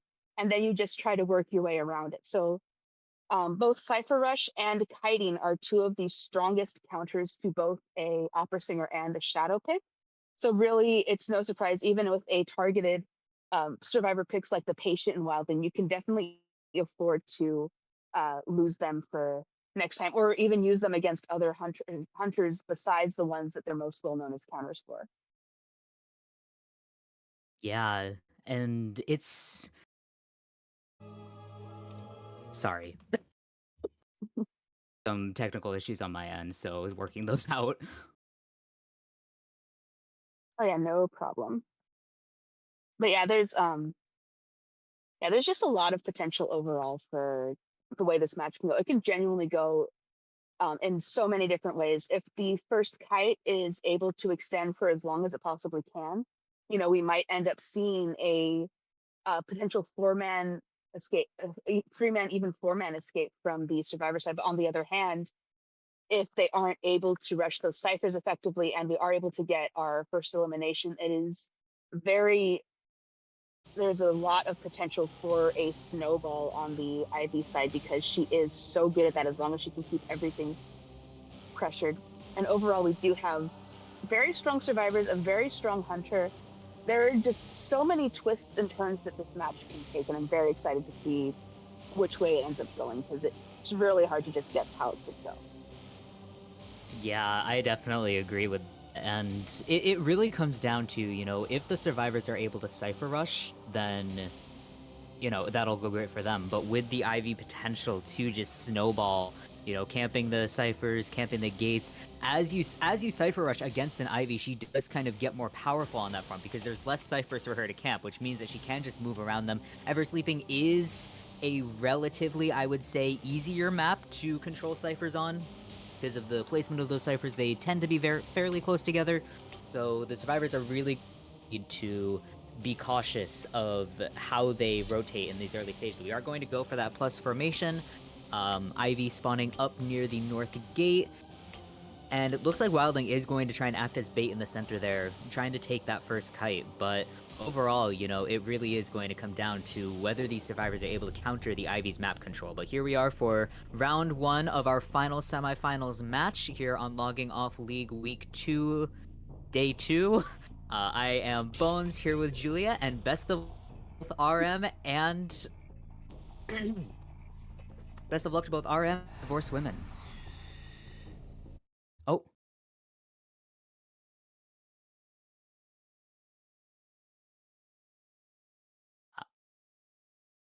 So it looks like we are going to head to a pause just for a second, making sure that all of the teams are in their right places. So yeah, we should be back very shortly with the match. Thankfully, not needing a restart here, just needing to make sure that everybody is reporting for duty. Mm-hmm. Yeah, it's always good to just make sure everyone's all situated, everyone's at the top of their game. Luckily, this only just started, so we shouldn't have to worry too much about anything. Just making sure everything is running. All right, yes, and we are going to go ahead and get started right away. We have the main body taken away from the Yith, and we are heading up towards that Patient for that first kite, at least on the Yith side. The main body is camping around the lower half of the map as we land on the Patient. Meanwhile, we are going to detach the Yith and head off to find the Acrobat as well. Yeah, and this is exactly what I was talking about with the capability. Oh no! Acrobat was in fact looking behind him there and is going to get double spit very early on and taking an early hit as well. And that is exactly the danger of that Ivy, being able to just tunnel any survivor she wants. And we're going to see that coming into play very beautifully in the opening stages of this match. Blink has about a little under 10 seconds left on it, unfortunately missing that spit as well as we continue this first chase. Yeah, and we already have presence thanks to that insolence. And we do have the Yith and the main body heading off towards the center as the Acrobat is trying to transition into that area. The Wildling is decoding up on the 2-story. We are infecting the Wildling while he's up there, getting that corruption progress, and it looks like he is going to go ahead and get out of there before he can get to full 100. Acrobat, meanwhile, is taking the kite into the graveyard, continuing to run from both the Yith and the maiden body. A very good redemption kite so far, able to transition all the way across the map. We do have our owl use by the Seer extending the Acrobat's kite just a bit longer, but we are going to go ahead and use a spit on him. He is not going to be able to... Oh, and a missed blink. Oh, dear. Yeah, really war of the mind games there. Unfortunately, Acrobat is going to mistime that pallet drop and go down, but that bomb nearly going through the window as Ivy vaulted through is very, very scary. Yeah, just a kind of a series of events there. We had the ball trick not quite working, the blink being undershot, and finally that pallet drop to round us off for our first chase. But Seer's Owl has been used, which means that it will be a little bit difficult for Seer to have another owl heading into the later stage of this match because we are working with an Ivy. Patient has been Yithed. We're going to see the Yith returning to the center as well to pressure that Wildling off the Cypher once again. So yeah, getting a lot of good map pressure here, forcing these survivors off of their ciphers, or to the very least rotate to a different cipher away from the chair. Acrobat now passing half. We're going to teleport to the center here, and Wildling is in the area. Yes, and we do have the Yith over here. That cipher is primed up on that 2-story, but we're not going to be able to get to it in time. Acrobat has already reached the halfway point on this chair. Once he is if he is rescued, he will be going back to the manor right when he gets downed again. But we do have Wildling in the area still. The main body is continuing to camp this gate as we head back to the patient to go ahead and try to scare him away from using that hook, and the Acrobat will be sent back to the manor. Excellent stuffing of that rescue on the Shadow's behalf as she continues to pursue this patient over near the corner as he uses his very first hook. Yeah, forcing the survivors to not go for that rescue. We are going to see Patient taking a stun here. And that's going to give you 2 full presence. So we are working with full presence Ivy now. Patient does have 2 hooks left to use. He also does not have borrowed time. So that does complicate things for the survivors. Even if Patient goes down, he will, obviously be rescued, still be at half health, and to get back up again if the cipher is popped for him. So the survivors will need to take that into consideration. 1 cipher remaining. Seer was actually able to decode that cipher. We do have Wildling on the final cipher, and that is going to be pressured here in the graveyard. Ivy going for the Yith and teleporting to his location, and actually stunned out of the boar, but missing that first hit. We are able to get the hit in before he gets back on that boar, though. Yeah, this is a dangerous position for those survivors to be in right now. They do have a decent amount of cipher rush in the area, but we have 2 survivors with half damage, 1 at full damage, but we do have a tide turner on 2 of them, so they would be able to extend these rescues in order to get time. The Wildling is back on the cipher, but he does have the worst decoding out of the entire team right now, so that could definitely be a problem. We will use a blink just to get through that gate area. Missing that first hit on the patient, but he is going to go ahead and lead the hunter all the way into that corner. He does have borrowed time, so they can afford to let him get rescued, but we do have the Seer switching onto that... Oh, no, the Wildling has switched off of that cipher to go in for the rescue while the Seer continues to try and decode his own cipher near the upper half portion of the gate, near that corner house. He is about 3/4 of the way there, but the Ivy is already aware of that. Yeah, and that is really just the power of Ivy. Oh, going for that 100 stacks of corruption. Very done. Just timing that stun, timing that target switch, and right back to the chair as well. Wildling is able to get the rescue. We do have Tide Turner active, but it is difficult for Seer to continue decoding the cipher. We do have the corruption just stacking up with the help of the Yith, but Seer, unfazed by it, is actually going to continue to decode, priming that cipher, and it will. So we do have 3 survivors up. very nicely done with that Cypher Pop to avoid the possibility of that patient getting caught out without borrowed time. Wildling also back up, able to for in just 1 second, so he can come through the support. But with the exit gates being open, we have patient on the gate, Yith in pursuit. Are we going to see the target switch yet?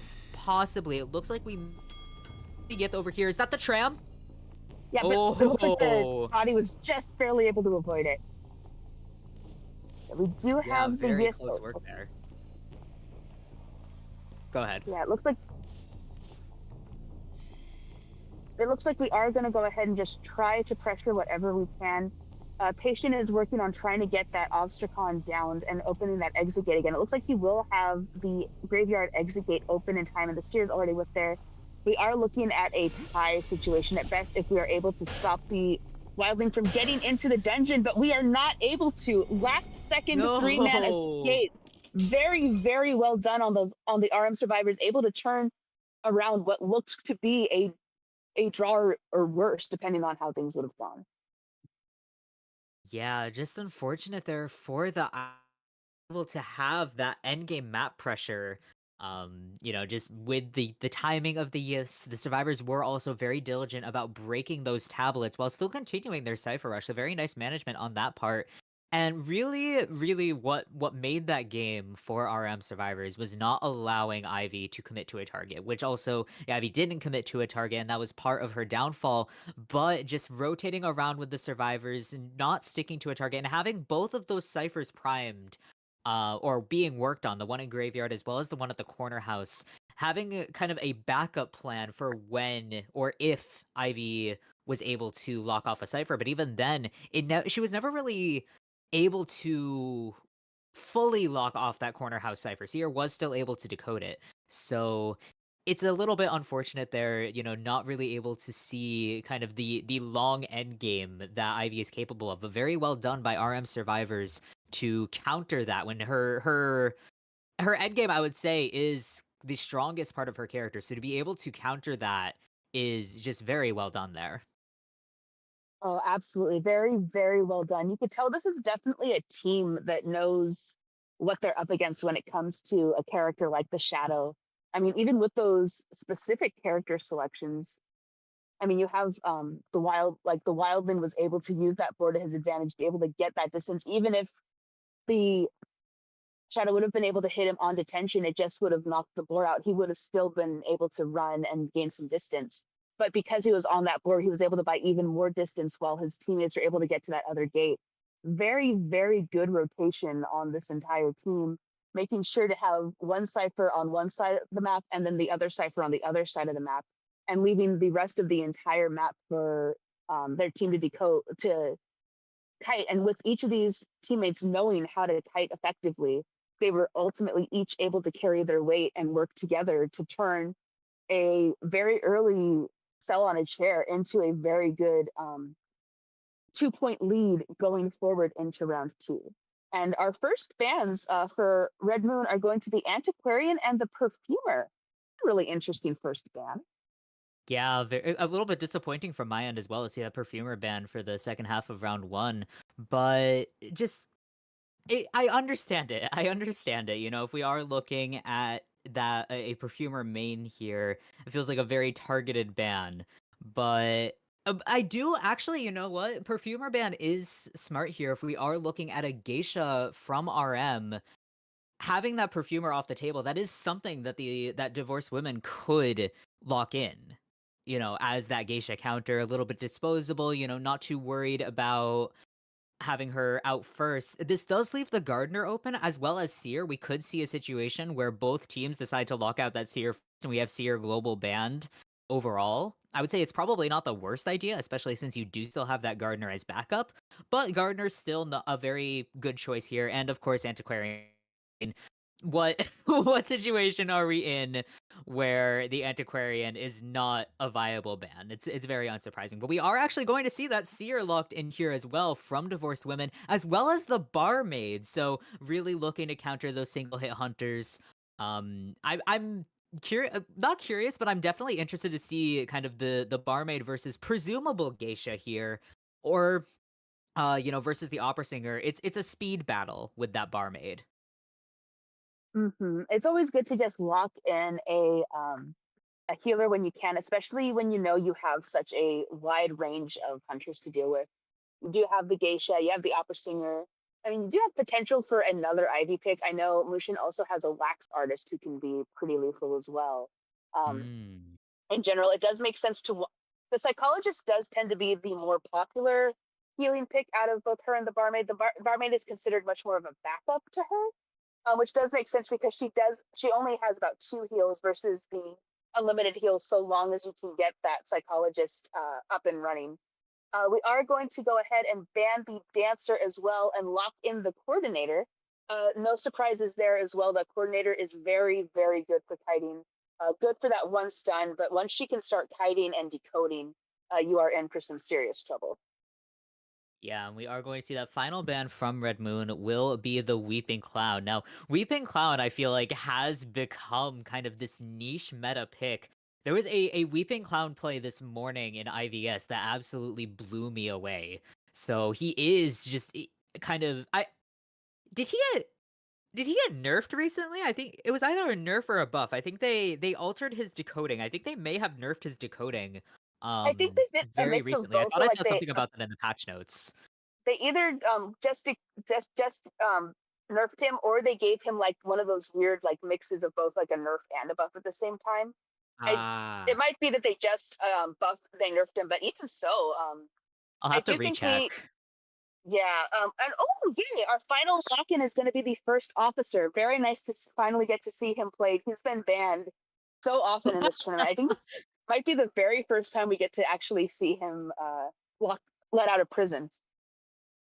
Yeah, it's been a minute for me as well since I've seen a first officer escaping that ban jail. I think there was a first officer yesterday, but it was in a situation where the mercenary was banned. Very interesting that neither the mercenary nor the first officer was banned.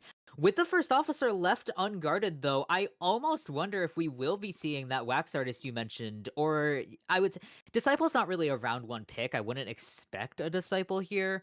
But Wax Artist is very good at countering that first officer. Wax Artist and Disciple both very good at countering first officer. Wouldn't expect Disciple. Could see Wax Artist definitely. Against this comp, Wax Artist would not be the worst choice in the world, especially with that barmaid. You can get cut her off with a Wax Artist. So yeah, I definitely I see the vision here, though. That is if we're looking at a wax artist, not a geisha. Opera singer as well. Opera singer is a little bit weak against the first officer. Ivy can counter first officer. She's able to camp the chair, but first officer in general just very difficult to keep track of. Absolutely one of the strongest, if not the strongest rescuer right now, able to take multiple hits. So letting that first officer out does mean, I would say, that RM has a plan here of how to work against him. Yeah, it does seem like Divorced Woman does have a idea of what they could potentially expect from this hunter, especially on a map like Eversleeping, where it's very well known which hunters do very well on this map, and especially when you're a hunter that has such a wide pool, you just want to try and get as much as you possibly can ready. You do have plenty of options for Cypher Rush here. I think only the first officer has a significant decoding debuff. When just overall, the coordinator does get a significant one, but only when someone's shared.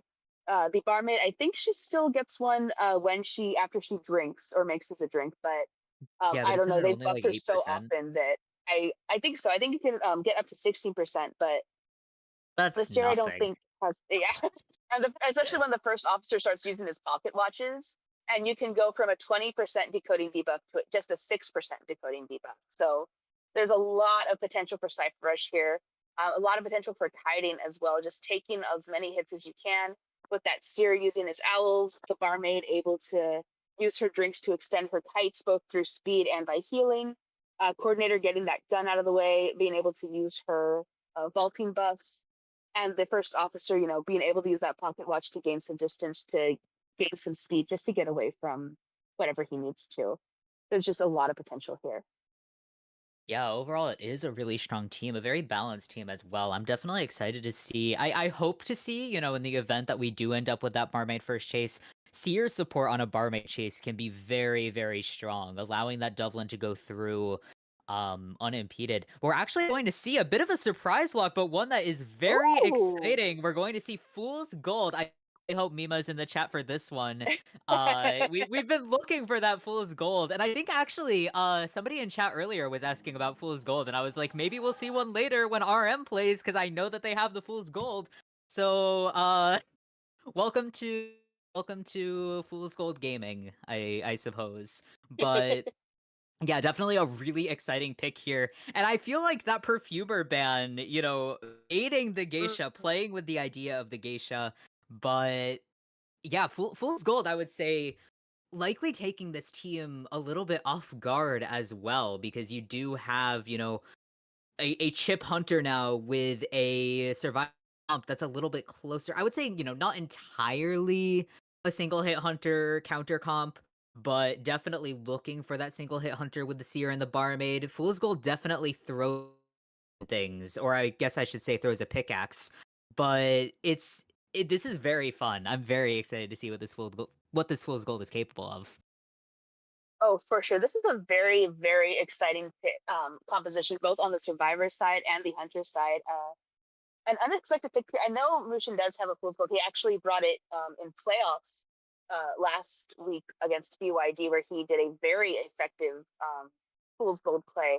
And Eversleeping especially is a very, very good map for Fool's Gold. There's a lot of potential for ground to cover, a lot of walls to cover. And once you get that magnetic ore in play as well, you just have so much ground to cover, so much chip potential, just a lot of map control and cipher pressure too. There's just a lot that can happen.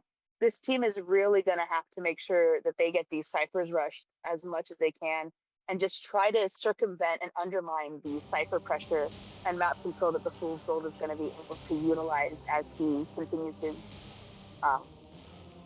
attack against the survivors. Yeah. Excited to see, if we're able to get that cipher pressure going on with the Fool's Gold. It's a little bit difficult, I feel like, especially once you're going against teams that, A, are communicating, B, know the timing on the pickaxe. He's a little bit predictable. I feel like that is his greatest weakness as a hunter, is that predictability, is the, when you have that cipher with the magnetic or the around it, you can kind of, time when to step away, and it is only just a small step away to get out of the damage radius. So if the survivors are able to use that to their advantage, if the hunter is able to get those chip hits in anyway, we'll just have to see. But getting into the spawn selection here, it looks like we're going to kind of head towards the center here, but Fool's Gold taking that corner spawn next coordinator, and I believe that will possibly lock off Seer's Cypher as well and force him to rotate closer to the hunter. So a smart spawn here from Fool's Gold as we head into the second half of round 1. I am Bones here with Juliet, with RM on the hunter side versus women on the survivor side. Best of luck to both teams, and let's get right into it. Yeah, best of luck to everybody on this very exciting match. I am anticipating it a lot. Very interesting to see some of our persona webs here. We have a majority of flywheel use with only about 2 survivors with borrowed time.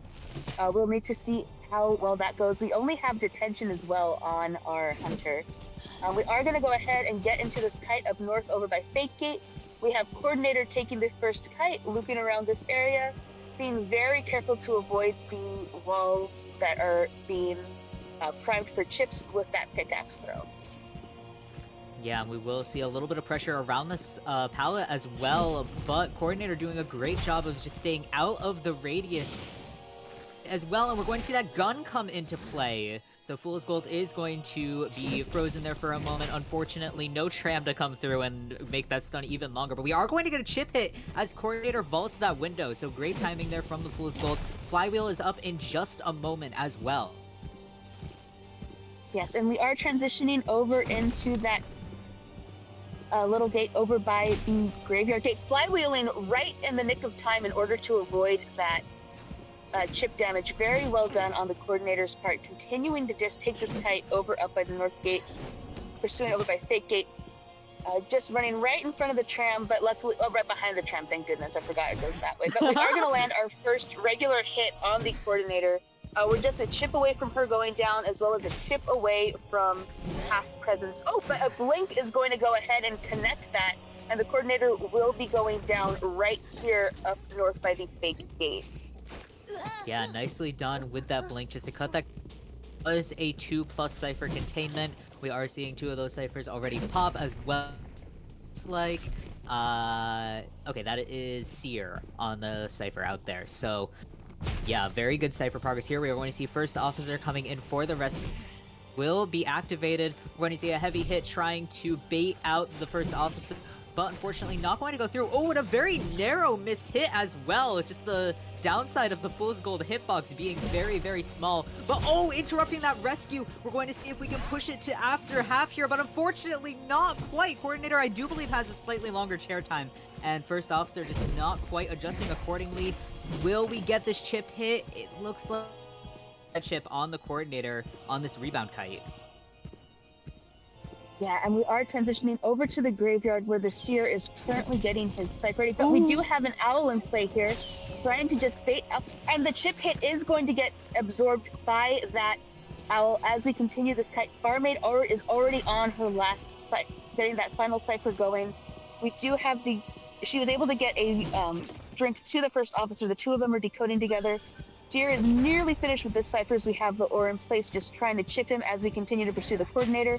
She is going far into the corridor, just trying to buy as much time as possible for her team to decode. Remember, we do need to get at least 3 survivors out of here just to tie the round. Yeah, and it looks like we are heading to... Officer does have 52% on that cipher, a little bit of ways to go, but coordinator does have a second share here with that great slightly before half rescue. No more Tide Turner 2, but it is very possible to have that 4-man endgame here. Does also not have borrowed time. She is working with Flywheel as well as Broken Windows, so it will be a little bit difficult. But with Barmaid coming in, it's definitely very possible here for divorced women to be able to kind of sweat this out for that 3-man escape. But it looks like we may actually be selling coordinator. We are going to for that cipher pop. Seer is at the exit gate. And with no trump card to work with, we are stuck with Blink. Now, Blink is about up, but it looks like we are heading towards that draw here. The officer taking the chase, he has been relieved of that chip hit from the final watch in play. And we are going to see that Blink connect! Oh my god! Oh my god! Oh my god! Wow! Oh my god! What an intense Incredible. endgame! Oh, my heart is racing. That was very, very well done on the survivor side.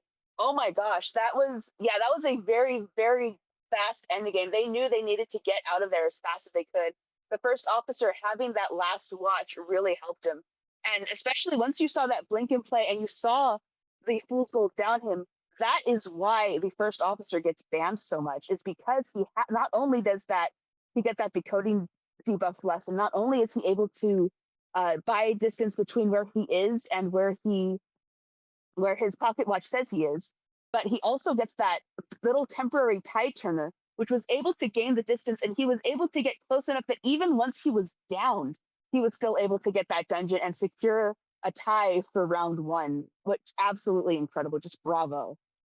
Yeah, you know, we were saying this looks like a tie situation. They do need the 3-man escape, but that dungeon spawn just absolutely incredible there from the first officer. The blink hit, though, is so impressive, being able to predict where the first officer was. That was just in the nick of time, able to make it to that dungeon. Seeing a lot of crazy, crazy dungeon escapes. I think one of them actually made its way into the highlights before the stream. But just incredible here. The fact that these teams are able to get an escape in these situations, just stretching for the dungeon. This does also we will be going to round 3, so plenty more more opportunity to see both of these teams really shine. I am just so impressed at that escape. Like that, I did not expect that at all. Oh no, that was really, really exciting. They were already at the ready. They were ready to sell that coordinator on chair, knowing that she wouldn't have that borrowed time, knowing that going in for that rescue with that chip hunter, especially down in basement, that is a very, very dangerous place to be with a fool's gold. You don't want to be stuck in that basement with him. Very smart decision to just opt for the escape rather than to go. And unfortunately, he just wasn't able to reach the first officer in time to get that cipher popped. He'd already used a watch. His decoding had gone from 20% to about 14%. And then just further than that, it overall, it was just a very, very exciting match. Oh boy, and we're starting off with our round 2 map picks. Red Moon is banned Hospital, and Divorced Woman has gone ahead and picked Arms Factory, while RM hunts first. Yeah, and divorced women definitely in a situation here. They need to choose this band very, very carefully. Arms Factory is a fairly good map pick here, though. It has a lot of walls, had a lot of tight spaces. It's a lot harder. Geisha definitely still good on this map, but it's a lot, you know, difficult for her to be able to maneuver, even with those pallet tricks that Mushin's able to off. She does have a reputation as a pallet eater for a reason, so that is going to be very difficult. Now, divorced women can go ahead and ban the game about her, but that does leave obviously the Fool's Gold. Again, Fool's Gold is very strong on Arms Factory. Ivy, Opera Singer, there's a lot of options for that Hunter ban. But in the meantime, we will be getting those first 2 Survivor bans in from RM. We have Antiquarian and Dancer taken off the table. So a little bit of a different tune, Perfumer here for that first ban. But taking Dancer off the table, definitely smart for Arms Factory. She's very strong on Arms Factory. There's so many areas that she's able to lock off with those boxes. Oh yeah, there's a lot of potential here for some very good kiting on both sides. Arms Factory, is a notorious. I mean, what map isn't a problem within Antiquarian? She's so easily utilized, so strong. And that Dancer, she does have incredible kiting and support potential, especially if you can get her into the factory, she can do some absolutely brutal music boxes. But we do have the Painter and the Perfumer locked in, as well as a Geisha band, Wow. first officer band as well. So this is going to be very exciting. Those are 2 survivors that you don't see picked every day. I mean, you see them every once in a while, but it's really exciting to get to see them have their time to shine. Yeah, I'm a little bit disappointed that Joey's shift was earlier and not right now with that Painter and Perfumer lock. But yeah, just such fun.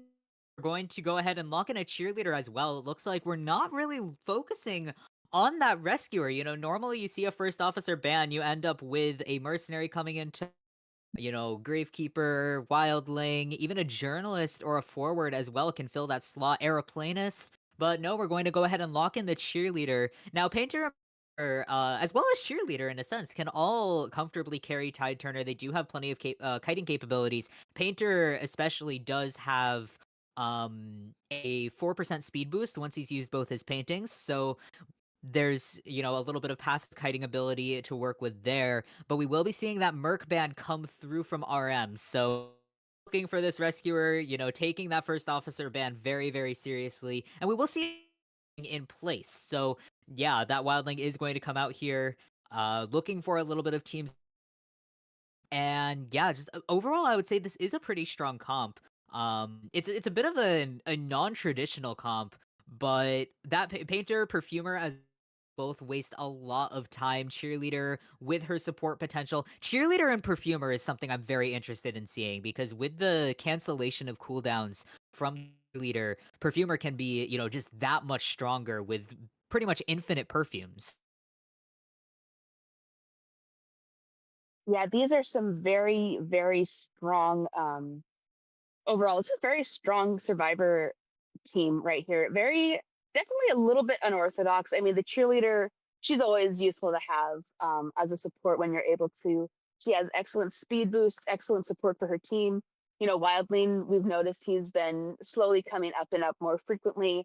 Usually very good when both the mercenary and first officer aren't available.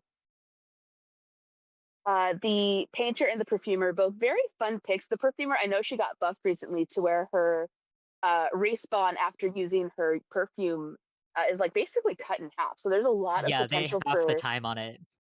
yeah. It's Full. and then the painter even too. They've cut down his need to both record the hunter's face and paint his picture by about 1/3 of what it usually was. So there is a lot of potential here, a lot of being able to get stuff done as long as you have those reflexes. Playing a perfumer, requires a lot of reflex work. A cheerleader requires a lot of patience to build up those um, cheer that cheer meter with her teammates, as well as just knowing when to use that speed boost, because you do have that 4-second cooldown, which like basically halves your speed. You've just got to know what you're using and when. Yeah, definitely a lot to keep in mind here. I'm very excited to see as well the painter and perfumer. I was about to say, looks like we are preparing for an Ivy with that painter lock, and that is going to be an Ivy confirmation from RM. Keeping that geisha on hold. I this happens every time I try before the match starts. It's like it's like the teams always listen to me and go, we're going to stick it to Bones specifically right now. Not going to pick exactly what you've predicted just because you're commentating right now. So I mean, I honestly I appreciate it though, because it keeps me on my toes. It humbles me a little bit. I don't like being right too much of the time, but Ivy definitely really, really here. I'm interested to see again that painter versus Ivy, because you would think on paper that the Ivy counters painter, because to look at her face in order to get the painting, it's a little bit difficult. But forcing the stun in a bad area, dropping a pallet, hitting that 100 corruption can immediately get you this the face. So it's it's a little bit, equivalent exchange there. And the stun radius obviously very, very strong against Ivy as well. So I'm excited to see how divorced women survivors, if they're able to, counter the Ivy the same way that their Ivy was countered. Yeah, this is going to be a very interesting match. I mean, we do have a lot of survivors that require items. We have the perfumer, the painter, as well as that. But the cheerleader has her abilities. The wildling has his abilities, which can all be blocked off by corruption if it reaches a certain level, or even just like by using the yits to counter it. There have been some very lethal lockings off. I mean, I keep bringing it up, but I'm still not over the Gravekeeper having both the Gamekeeper and the Shadow completely destroy his shovel. And I have no doubt that we might be seeing a potential waste of a perfume from a perfumer, especially if she's able to get corrupted while that's in play. There's a lot of potential here for what anything that can happen. It's just going to require a lot of strategy on both sides here, especially on a map like Arms Factory, which has potential to either become very survivor-sided or very hunter-sided, depending on how you use it to your advantage. Yeah, that the unpredictability, that kind of pendulum swing of who the match is weighted towards, is always so much fun, especially when we're going against these that are so strong on their survivor side. It looks like we are going full flywheel as well, survivor build, and only borrowed time is on the perfumer. So bold here, really kind of taking all the shots they can in order to counter this Ivy. So yeah, we are going to see Ivy spawning in the upper corner. Presumably lock off Painter Cypher if we are going to see that Persona. Wildling in the likely our first target. So yeah, that mind game you were mentioning, Juliet, will be up.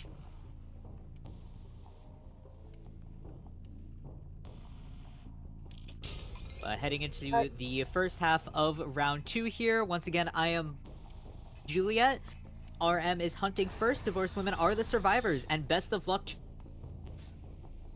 Yes, best of luck to both teams as the Yith separates from the main body and heads down past that shack towards, it looks like the wildling is going to be our very first infection here.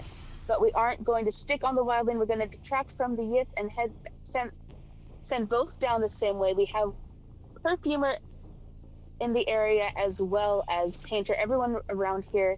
We are going to go ahead and just start pursuing that Perfumer for that first kite over in this walled off ruins area by the gate. Yeah, Perfumer is about 65% on that corruption, and we are going to see the hiss come. We're taking a very early hit there. Unfortunately, not able to get that perfume in play. We will be kind of relegated to using that perfume for mind games, and that is exactly what we're perfuming early there, trying to bait out the Ivy, bait and switch. Perfume back, am I not? Looks like the answer is no. Flywheel is also online, but Blink is... So we're looking to avoid this pallet hit, and yeah, this mind game just going so strong here. And that is the cooldown reset as well coming through on Perfumer, so we will be seeing a very fast use of that last perfume. Yeah, unfortunately, it looks like we aren't actually going to use the perfumes to go back, but we are going to use a blink here, which will send the Perfumer down. She is unfortunately no longer with items, and she is our only survivor with borrowed time, which could be potentially very dangerous for Divorced Women going forward. They still have 5 ciphers remaining with the Wildling going in, but the Cheerleader has just popped her first cipher, and we are on our way to the Painter, who has his at about 3/4 of the way done as the Wildling comes in for that first rescue. Yep, Wildling taking the hiss there, stuck at a little over 20. Corruption, Painter also taking full corruption there just by continuing to decode that cipher, ignoring the tablet. Nicely done on that rescue. We're actually going to see a flywheel coming through from Wildling, able to flywheel that corruption. The timing on that is very, very thin from that Wildling. Perfumer going to transition back into these walls, trying to use this kiting area to the best of its ability. That wasn't a Terror Shock? Oh, that was an absolute hitbox moment as we continue to pursue that Perfumer. She is in the area. She is definitely trying to avoid looking at the Hunter. We do have 2 ciphers popped now with the dungeon spawning in now, but we are going to down that Perfumer as she's trying to transition out of the walled up area. But go ahead and get her back on her second chair now. She was rescued before half, so she only has 1 more rescue, but we are healing up the Wildling, most likely getting ready to send him to go rescue. If we can get that in right before the Yith, and yep, we're able to heal him just as the Yith infects and teleports. And now both Hunters and Survivors are aware of the dungeon. Able to not only get on that boar, but also to avoid the corruption here. But Wildling heading towards the chair. Ivy has returned to it, heading up to 90 of that corruption, getting off the board to force the basic hit, and that to be rescued. I feel like all stops will be going into protecting this Perfumer from here on out. Wildling leaving the area, though he is injured with no boar. Bit of a sitting for a pallet stun. We are going to see that hiss, but unfortunately Perfumer not quite the direction of the Yith. Yeah, the Perfumer is continuing to take this kite. It looks like she might be she's stuck in an area full of corruption. She's at 80%. Oh, full 100 corruption. She will be going down here. That unfortunately will be our very first elimination for RM here. The Perfumer is going back to the manor. Divorced Women still have 3 survivors up, but this does open up the potential for a snowball now that we do have that first survivor eliminated. We're going to need, and we also have 2 survivors with decoding debuffs still on the field. This could be very dangerous for Divorced Women if they cannot get that Cypher Rush going. Yeah, 2 ciphers remaining. We are going to see a teleport onto the Cheerleader, but stunned out of the dash. We are going to take a basic hit. Cheerleader was still able to use her speed boost to get to the shack, but very sticky situation. No dashes remaining. We do still have Flywheel online, but it looks like the Yith is actually going to and pressure the Wildling. They're a little bit cipher locked here. All the ciphers are in a very close area, which it's a bit spread out, but with the Yith, it's almost no distance at all with how fast it is. Painter as well going to get leeched here. And yeah, this is the setting up for the snowball that we were talking about, where Ivy can just continue to camp these survivors, looking at the healing as well and hissing them out of it, letting them know she is here, she is going to leech, and just has full control over this map right now. Yeah, this is not a good position to be in when you're up against an Ivy. This is absolutely dangerous control of this map. She knows where every cipher is being decoded. Ooh, excellent use of the Flywheel from the Cheerleader, but unfortunately she is still going to get hit once she gets out of it. She will be going to the chair for the very first time. This does leave both Wildling and Painter left to decode. each of them are about a little over halfway over their ciphers. Nothing super primed just yet, but the cheerleader is trying to fight to struggle free, but unfortunately will not be able to as we go ahead and find our way to the wildling, who does have the worst decoding debuff on the field currently. Yeah, we will see Painter about to pop that Cypher, but actually pulling off of the Cypher. Nope, we will go ahead and pop it as the Gith approaches. We are going to get that spit in as well, and Wildling at 100%, but oh, the flywheel coming! Terror Shock on the fall using the blink. Absolutely incredible play. The Ivy here, and Wildling could be chaired in basement. Are we going to go ahead and go for the basement chair? Yes, it looks like we will. So Wildling chaired in the basement. Cheerleader as well. Painter as well still does not have that painting. He still has not been able to get the appearance of the Ivy, so he's left pretty much itemless heading into this late game. Yeah, this is a very, very bad position to be in. A Terror Shock can always change everything. And unfortunately, that Terror Shock, due to that blink, it just really set Divorce to win back significantly. Remember, nobody has borrowed time anymore. We do have 2 out of our 3 survivors remaining have significant decoding debuffs. I'd say about 20% each. Oh, but we've downed the Painter now, and he still hasn't been able to get his paintings ready. He's the only one without a decoding debuff now, but we do have the cheerleader trying so hard to get that last cipher popped. 95% corruption here. We do have the wildling in the area hoping to get a rescue, but the cheerleader knows that the Yip is coming for her, so she has to try. Oh, we are going to go ahead and just pop the cipher right now and just try to aim to get everybody out as soon as we possibly can. Very well done on that flywheel as well from the cheerleader. That is going to reduce her corruption back to 0. Yeah, that was really smooth timing on the flywheel. But yeah, I feel like the most that they can hope for right now is a one-man escape, I feel like, if they're unable to hide. I do think they get some indication of where everybody is. It looks like we may have actually lost that blood trail, though, on the Yith. Cheerleader exiting the area. Wildling actually does have the gate open. He is out the gate. Cheerleader is on her way over, but the main body of Ivy is also heading in that direction. Will we be able to make it in time? Cheerleader has a dash. I think she's actually out the gate. Yep, she's going out the gate. She's going to make it. Come on. Oh my god. 90 stacks of corruption. That was so close to being stunned out the gate, but unfortunately for the Ivy, the cheerleader was just too fast, was not looking behind her. And yeah, I feel like Divorced Women, once again, just getting that escape that seemed so unlikely in the end game. And twice in a row now, we have seen that, having that gate pressure against the Ivy, popping the Cypher, not at a down, but when a survivor is at the exit gate and ready to open it, seems to be the strategy to go for, because that's exactly what RM did against Divorced Women's Ivy, and that's exactly what Divorced Women has done against RM's Ivy, is pop the Cypher in order to open the gate rather than to keep the survivors alive. Yeah, absolutely. Every single match so far has been so close. It just goes to show that these teams are both fully aware of what these hunters are capable of, fully aware of how to just try and avoid them as best as you can. I mean, as it turned out, they didn't even really need that borrowed time to escape. It just came down to raw hiding and getting out of there. In fact, that flywheel saved the cheerleader's life and basically earned them a draw over a potential 3-man elimination with that corruption. So overall, very, very well played from Divorced Women, getting that tie in the second round. This sets them up for this sets their hunter up very well to potentially turn this match around and get a win. As long as they're able to get more than 2 survivors eliminated, that'll be huge. Although RM, of course, at the same time has the opportunity to try and get a draw. In fact, as we go into the second half of the match, Divorced Women will be hunting. Antiquarian and Mercenary have both been banned right off the bat. And we still have our Seer and our Patient as our global bans. Yeah, I feel like at this point, a draw is safe, but it really does come down to if either of these teams are able to get just a slight lead. These teams are so evenly matched so far, just really going point for point.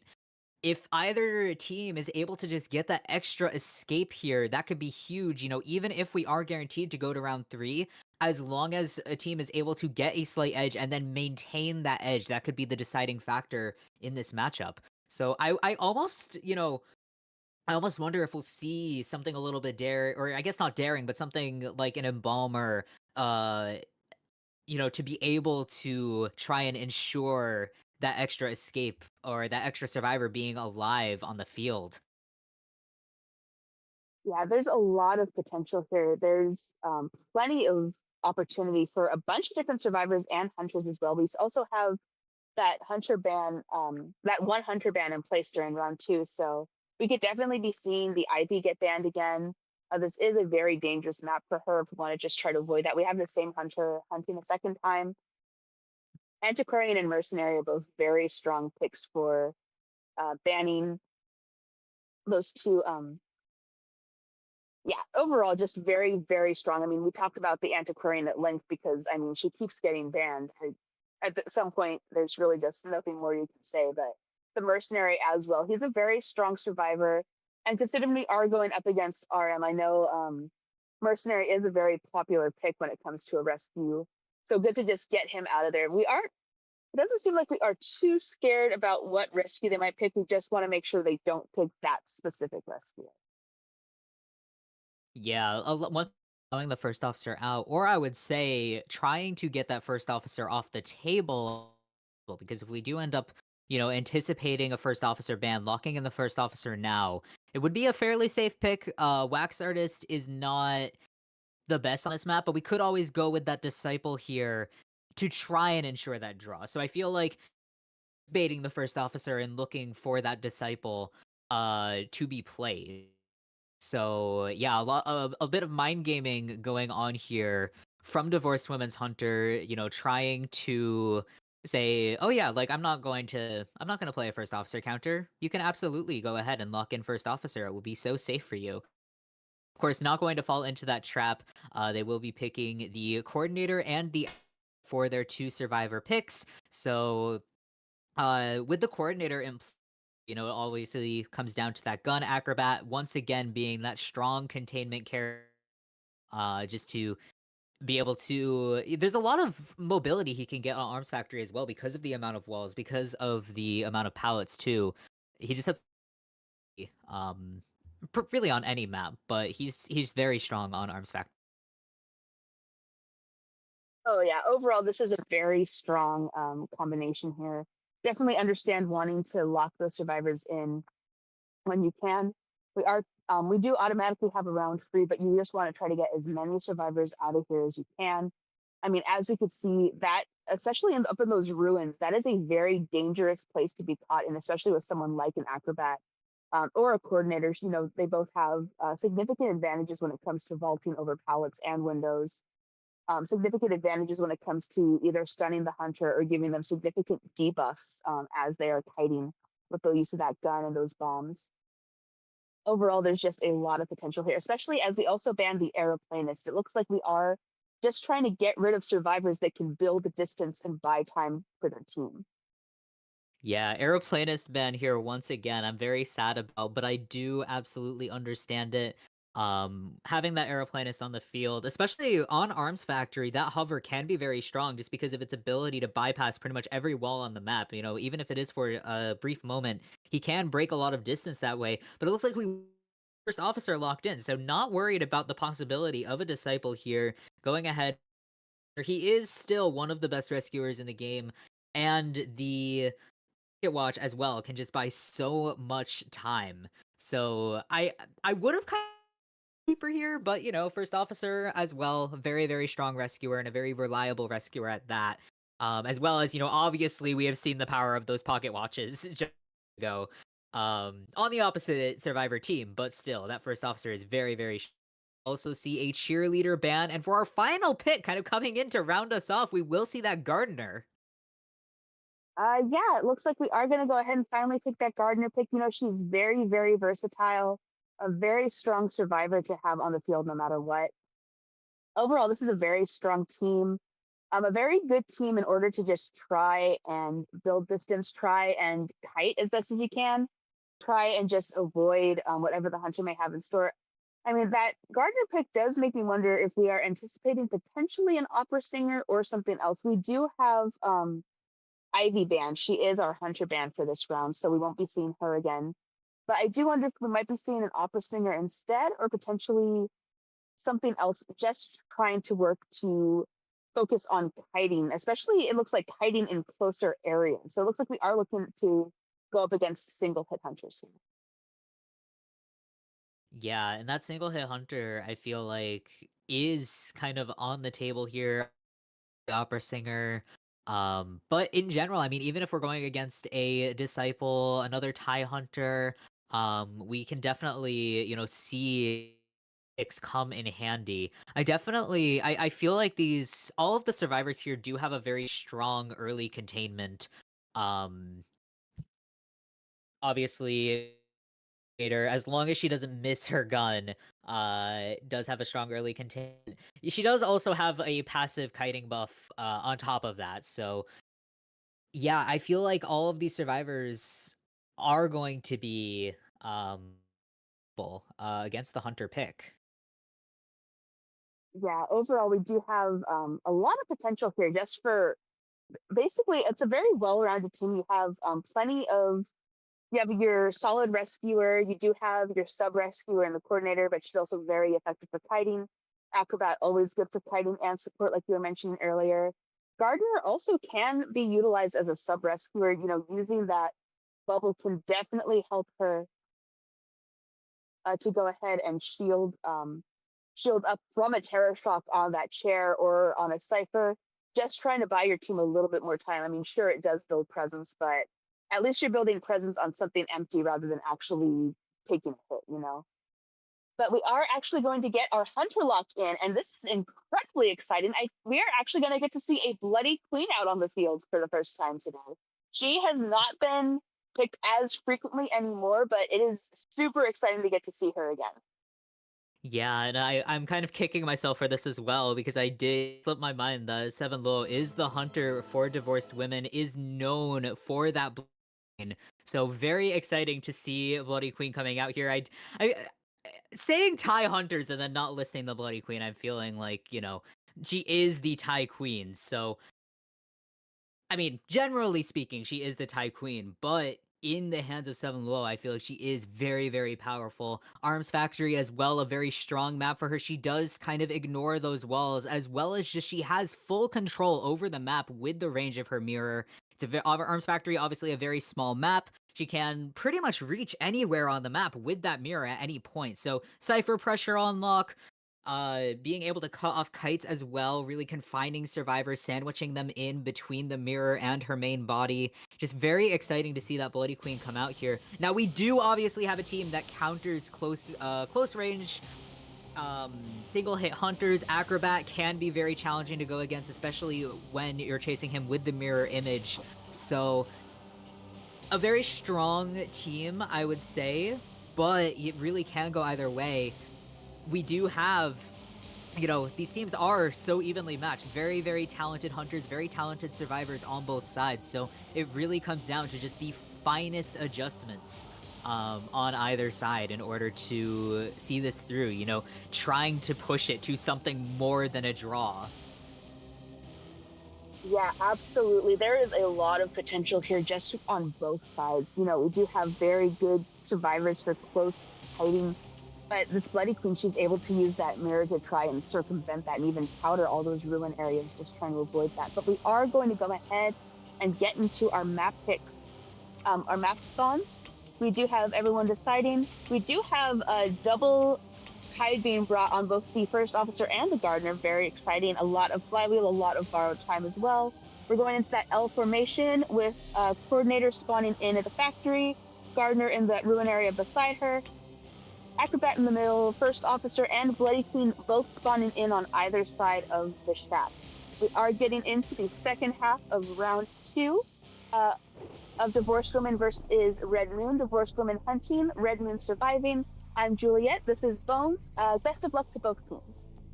Yeah, best of luck to both teams. Once again, we are looking for on either side something more than a draw just to tip the scales a little bit in either team's favor. We're totally tied up right now. But as we head into things, First Officer kind of baiting this first chase, but I would definitely expect to see in a couple seconds when that mirror is up, a target switch, or even a mirror onto First Officer in order to bait out that pocket watch. It looks like that is going to be what we're doing, and a beautiful first hit landed on First Officer with no chance to even use that pocket watch. It would not activate outside of the range of the main body, so very nicely done there. Yeah, very, very good use of that first attack. We're just not able to get to the First Officer as he goes through that. While he is going to go ahead and take over this kite here, dropping that pallet just to buy him some advantage, and there we go. Oh, we actually have Patroller as our very first trait. We're going to go ahead and try to... We caught the First Officer while he's in the middle of that pocket watch. We are not scared of that First Officer whatsoever. And we actually even went ahead and downed him. Effective waste of that pocket watch, effective first down. Very, very well done for the first down of the match. Yeah, I noticed as soon as I stopped talking that there was Patroller on that Bloody Queen, and I was surprised, I was expecting that blink to come off cooldown, but no. But Patroller on Bloody Queen, obviously very, very strong. I mean, Patroller in general is just very strong, but with the Bloody Queen, it does mean that that mirror hit can be that much more powerful, and we are seeing a little bit of mind gaming here. Go for the Coordinator, not looking for that gun, but using the walls in this area to stay out of the range of it. First Officer has used another pocket watch, trying to get within the range of the Bloody Queen. It looks like that was successful here. Pocket watch should be out soon. I believe that Shakes were looking for the third here. And the gun coming through with the Coordinator support, just buying a little bit more time. But that pocket watch will be out soon, and Bloody Queen's mirror is up, so we should be seeing a mirror onto his location unless he's able to hide. No, it looks like running out of his hiding spot, and he is going to go down once again. Yeah, we do have a decent amount of Cypher Rush so far. We have 2 Cyphers popped, with everyone else working on one at the moment. Nobody with any real decoding debuffs except for the First Officer, which could be a bit of a problem for the Bloody Queen moving ahead. Do have the Coordinator in the area. She cannot decode properly, but she is injured because unfortunately she was not able to flywheel away from the Bloody Queen in time. Will she be going in for this rescue? It looks like we actually have the Gardener going in for the rescue here. Using one of 2 bits of tide, we are able to land a body block for the First Officer as we continue to pursue this kite, but we do still only have 3 Cyphers remaining.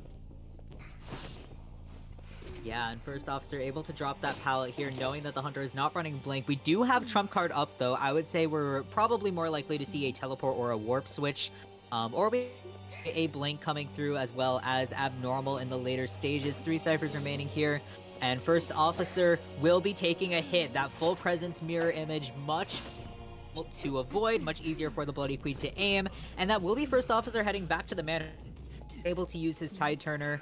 We do have 2 Cyphers remaining, so a lot of Cypher progress was able to be accomplished from this team. That is, as you were saying, Juliet, the downside of chasing the Rescuer first is that you're going after the weakest, presumably the weakest decoder on the team. In this case, he is the team.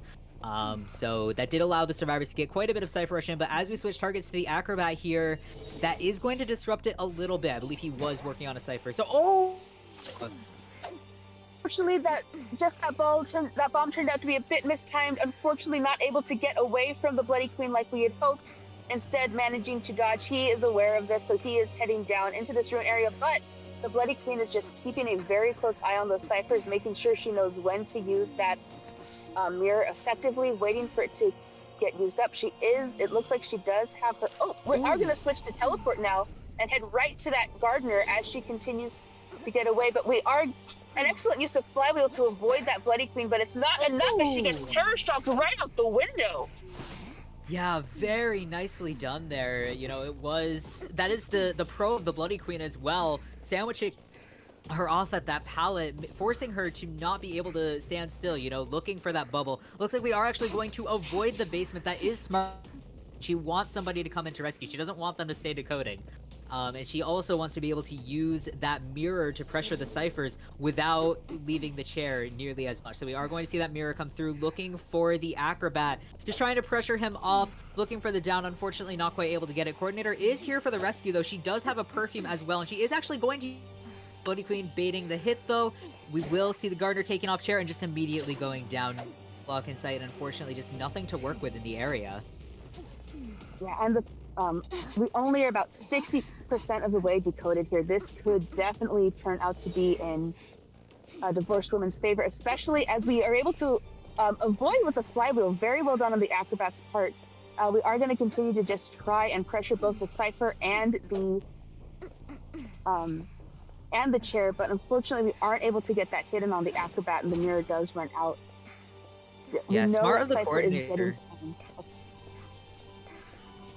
Yeah, smart of the coordinator to try and wait on that rescue, but switching targets here to Acrobat, trying to disrupt the decoding here.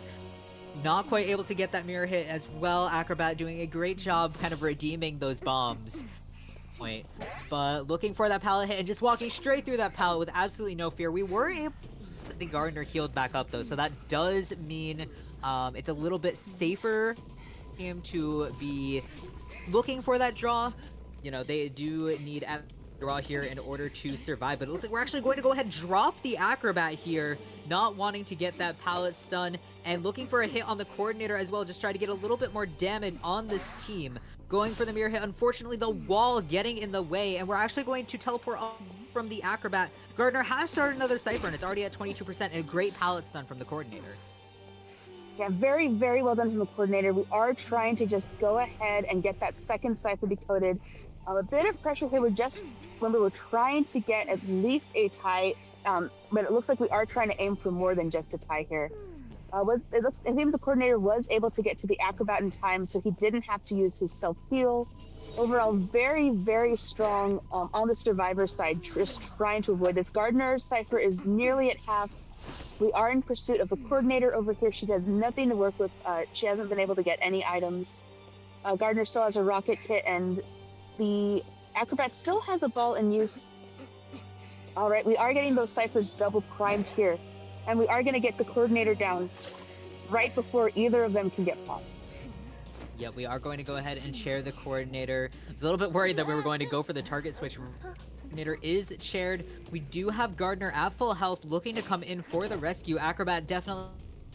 We're actually going to see a flywheel come through there. Not sure if that was a misclick or a secret cipher priming plan, but Gardner does have bubble here. We can use that to get the.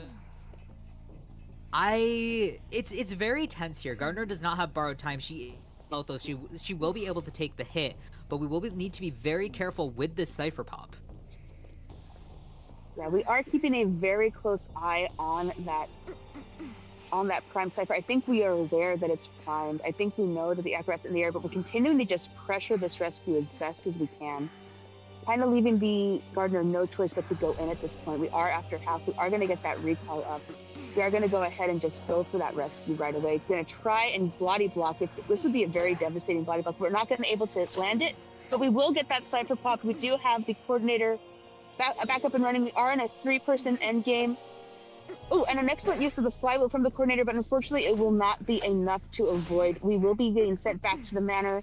We do have teleport up just as long as we can get to that exit gate. Remember, we do have the Acrobat on the field still. He does have an exit gate decoding debuff here.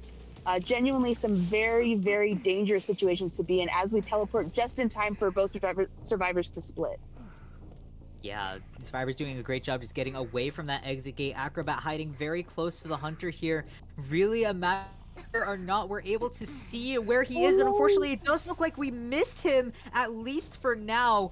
Like we're heading into the corner looking for that tinnitus, but we are checking out the gate here as well, just trying to make sure that we can locate these survivors. Gardner is almost all the way to the other gate, so it looks like we will be able to that exit gate be opened on the Sooner side. Acrobat does still have one bomb remaining as well. It looks like up in just a moment. Yep, that flywheel is active.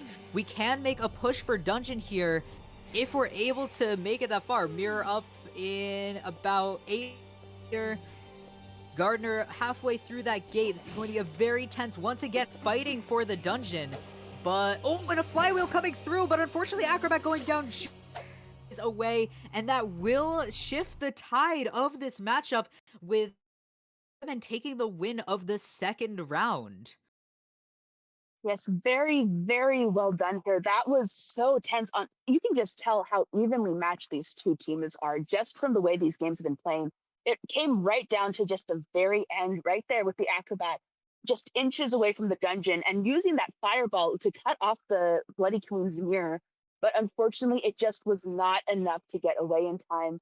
We do have divorced women now with a 1 point advantage going into round three with a or a 2 point advantage. No, yeah, a 2 point. Is it a 2 point advantage? I think it is, right? Okay, Yeah. yeah, 2 point advantage.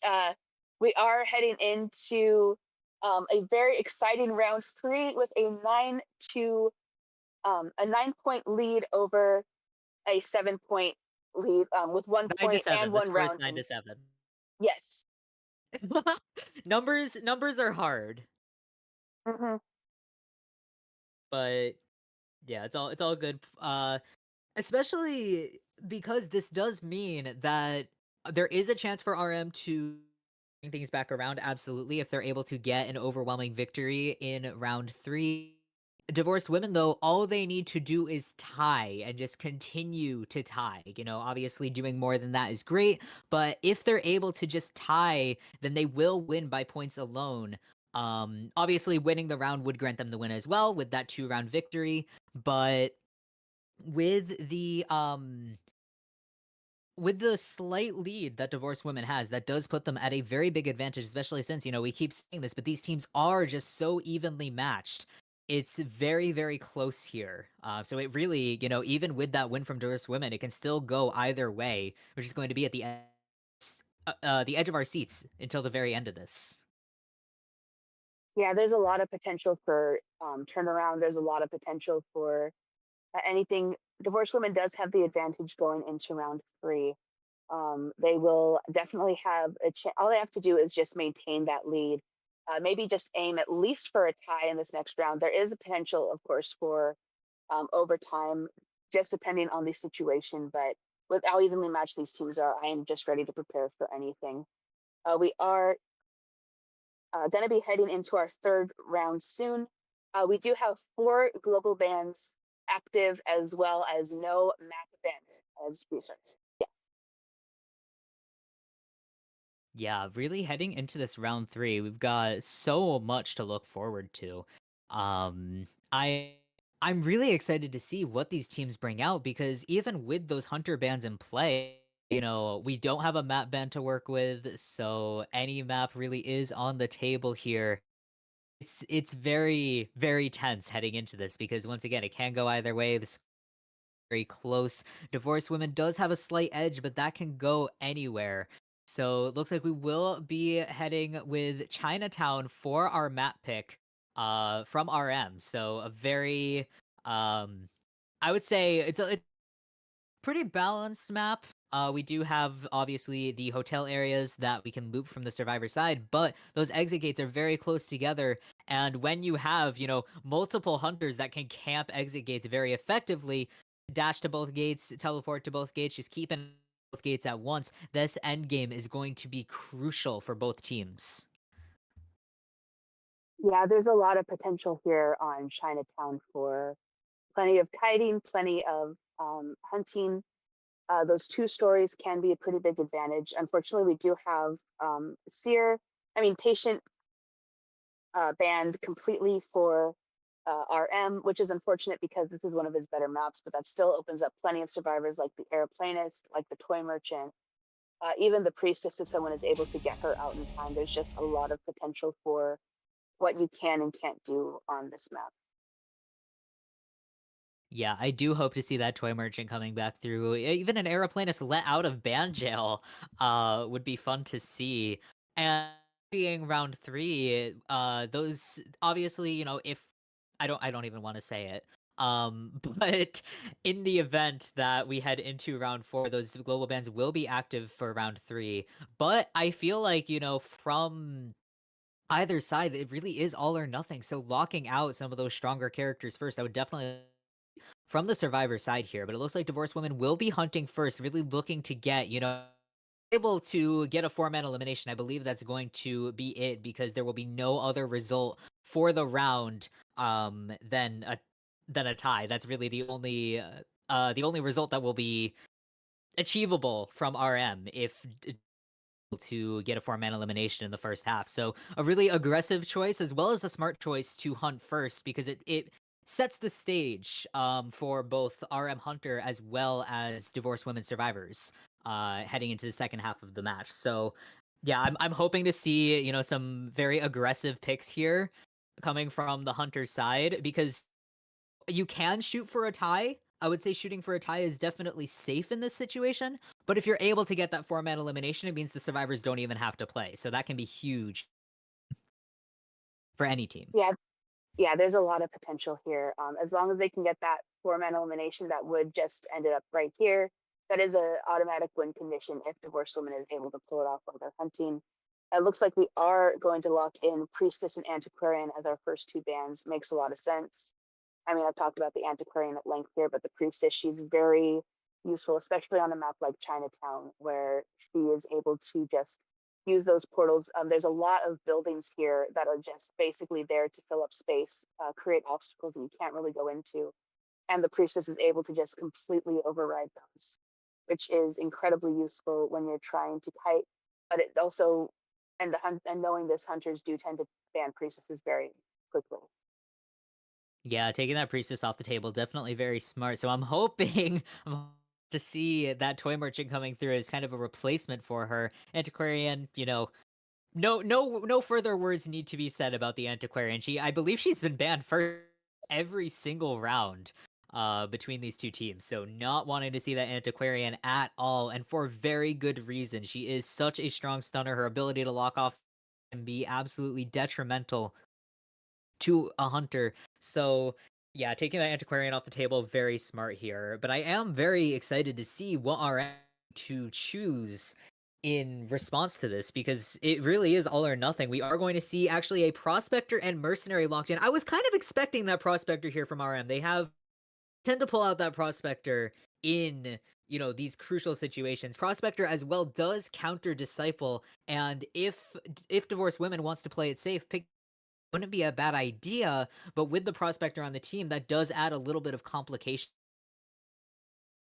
Yeah, the Prospector is usually a pretty popular pick here on Chinatown. Very good at causing a lot of stuns through those walls, especially in those very tight rescuing areas. Able to just try and prevent the hunter from camping or stuffing a rescue. We do have the opera singer and shadow band. Really no surprises there. Two very strong hunters. Female dancer has been banned, and we've also locked in the fire investigator. He is a very good kiter, especially on a map like Chinatown. He's able to gain a lot of distance very quickly with those air cushions, able to block off a lot of doorways, a lot of vaulting areas as well, able to give his team a very strong advantage. Yeah, having that fire investigator taken off or putting on the table, my bad. Dancer taken off the table is definitely a hit strong on this map for a multitude of reasons with both the boxes as well as speed. But fire investigator still very, very strong. Very exciting to see as well. We've just been seeing so much fire investigator lately because of how strong he is. He's a very fun addition, I feel like, to the meta. I always know that I'm in for something fun whenever there's a fire investigator on the match with those airbags to block off the areas, using them to support kites as well. He's just a very strong character. Heading into the final ban as well as the final lock here, this is shaping out to be a really strong survivor team. All characters so far do have strong containment. Yeah, this is overall a very strong team, and we've gone ahead and locked up the Aeroplanist for that final pick. We know we don't have to worry about the patient anymore. And getting that Aeroplanist out of the way is very useful because you can avoid those two-story locks onto the bridge. But we are going to lock in Psychologist for our final pick, a very strong pick to have in general. Always good to have a healer on your side. We didn't have the Barmaid locked off for Red Moon, but for Divorced Women instead. Overall, a very strong team. Prospector, Mercenary, Fire Investigator, and Psychologist. This is a team that wants to get as many people out of here as we absolutely can. Yeah, it's really It's a really strong choice to have that psychologist on the team, and it looks like we are going to lock in the Dream Witch for our hunter. Is that... Wait. My bad. That is not Dream Witch. So the acronym is DW, and I read very quickly. So yeah, that's my bad. I'm very sorry. There is no Dream Witch lock. That is Divorced Women lock. In the notes here. So yeah, but in expectation of that hunter pick though, choice in this situation. She is strong on Chinatown, and I feel like we've kind of been missing her a little bit lately. Yeah, she's fallen off in the meta considerably, considering the just what she has to offer is unfortunately pales in comparison to what the Shadow has to offer when it comes to her kit. Instead of, you do have those several leeches throughout the map that are able to just control several ciphers and survivors, but they do disappear, save for the main leech. Every time you hit a survivor, you also have to worry about the range that the leeches have to be in, otherwise they start heading towards that main body. It can get very difficult to manage. The Yith is fortunately just one other section to worry about, and then versus the main body. So we don't really tend to see Dream Witches anymore. But considering we do have that Ivy ban, anything's possible. And we are actually going to see a game coming through. Always a fun pick. I really do enjoy seeing Gamekeeper, and I feel like we've had quite a bit of Gamekeeper today as well. The previous match as well. So I would say he's not the strongest in terms of his 4K potential anymore. He did a little bit after his performance in Koa, obviously, kind of raising the bar for gamekeepers everywhere. But we do have, obviously, that chip damage capability being very strong against both the Mercenary and having that hook as well can counter some of these stunners. Prospector is a little bit, tenuous because he does have the capability to, I believe, magneting out of hook or being pulled back by the hook, throwing a magnet. You can work the timing there in order to stun before the Gamekeeper is able to get a hit in, but it's very tight time. Obviously a risk of stunning the hunter out of attack recovery. So I would say Gamekeeper definitely a really strong pick here, especially if we are going for that tie. He has a long, and with that, the infinite hook that's capable at maximum presence, the ability to camp the gates on Chinatown is very strong. So yeah, I'm this Gamekeeper coming through from Divorced Women. Yeah, overall, this is going to be a very interesting match. The Gamekeeper is a very strong hunter, especially once he gets to that full presence. Even half presence, he'll be able to counter characters like both the Psychologist and Mercenary effectively once he gets that chip in on his hook. There is a lot of potential here for some significant damage, able to undermine the Fire Investigator when he uses those air cushions, able to stop the Prospector when he's able to gain distance with those magnets. So we are going to go ahead and get into our map pick as we prepare for this. We have the Mercenary spawning in the center. We have Fire Investigator over near the restaurant. We have Prospector over right up behind the movie theater. We have Psychologist spawning in over up at Lantern Gate. And we do have the Gamekeeper spawning in over by that 2-story right near the Lantern Gate. So plenty of options for that first kite. Fire Investigator, Psychologist, Mercenary, plenty to pick from there. We are going to go ahead and get started. This is the first half of round 3. RM versus Divorced Women, Red Moon surviving, Divorced Women hunting. I'm Juliet. This is Bones as my co-commentator for Logging Off League. Week 2, day 2, for our final matchup of the day. For quarterfinals, good luck to both teams. Best of luck to both teams. And once again, Divorced Women does have the chance to, if we're able to get a 4-man elimination. So, obviously RM is going to do everything in their power in order to prevent that, but let's get right into it. Looks like we're heading towards Psychologist for the case, or at the very least towards the center of the map. Psychologist rotating out of the area. It does look like we may have picked up on which direction she is. That's her blood trail coming into sight, and she will be confirmed as our first target. And oh, we are going to get the hook on very early, and her shield first hit. Yeah, and it looks like we don't have insolence equipped this time, so we are just going to go let that drain out. But once we get that second hit in, we will unlock half presence and that the use of that chip hit on a hook. We do have the psychologist transitioning down. Oh, wow. But we are actually going to use the hook to launch into a 2-story. That is fascinating right there. We're trying to bait out... Ooh. But Yeah, getting that pallet stun at just such a crucial moment. We are going to see that help me ping come through, you know, notification. Hey, I'm cutting over here. Please come in for support, because she is shield, and not a lot to work with here. We are going to see the blink. And Psychologist getting a little bit stuck on the Gamekeeper's body as well. And it does look like Prospector is coming in for that support that Psychologist was asking for. We're going to see... Oh! Wow! yeah, very good use of the flywheel on the Prospector to get away. Very good closing up that pallet right as the Gamekeeper closes distance. His hook is up, but we do have a magnet on him, but we are going to get a chip hit on the Psychologist, but the Prospector's assistance is going to prevent her from going down until she has been brought down with a full hit. We are nearing full presence now thanks to that Psychologist shield as we go ahead and carry her off towards a rocket chair for the first chairing of the match. We do have one Cypher decoded so far. Yeah, just really nicely done on the chase. Prospector support as well, just buying a little bit of extra time. We do have 3 Cyphers remaining here. And Mercenary, both starting new ones. Looks like, oh, Mercenary actually just pinging that progress, but is going to come in for the rescue here. Looking for that hook, and we will get that chip damage on the Mercenary. Not going to go for the basic hit yet. We do want to waste as much time as possible. Oh, looking for that Terror Shock. Mercenary is going to take a basic hit, rescuing before half on the Psychologist. Hook is almost back up. Will we be able to get through the pallet? No, unfortunately, Psychologist not quite able to win that pallet mind game, and she will be going down once the duration of Tide Turner is up. Yeah, and the Psychologist is just going to go ahead and try to kite down towards this lantern gate right up here.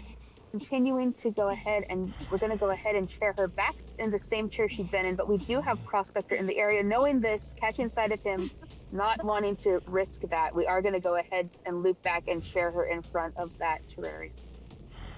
Honestly, really effective intimidation there. We did... Oh!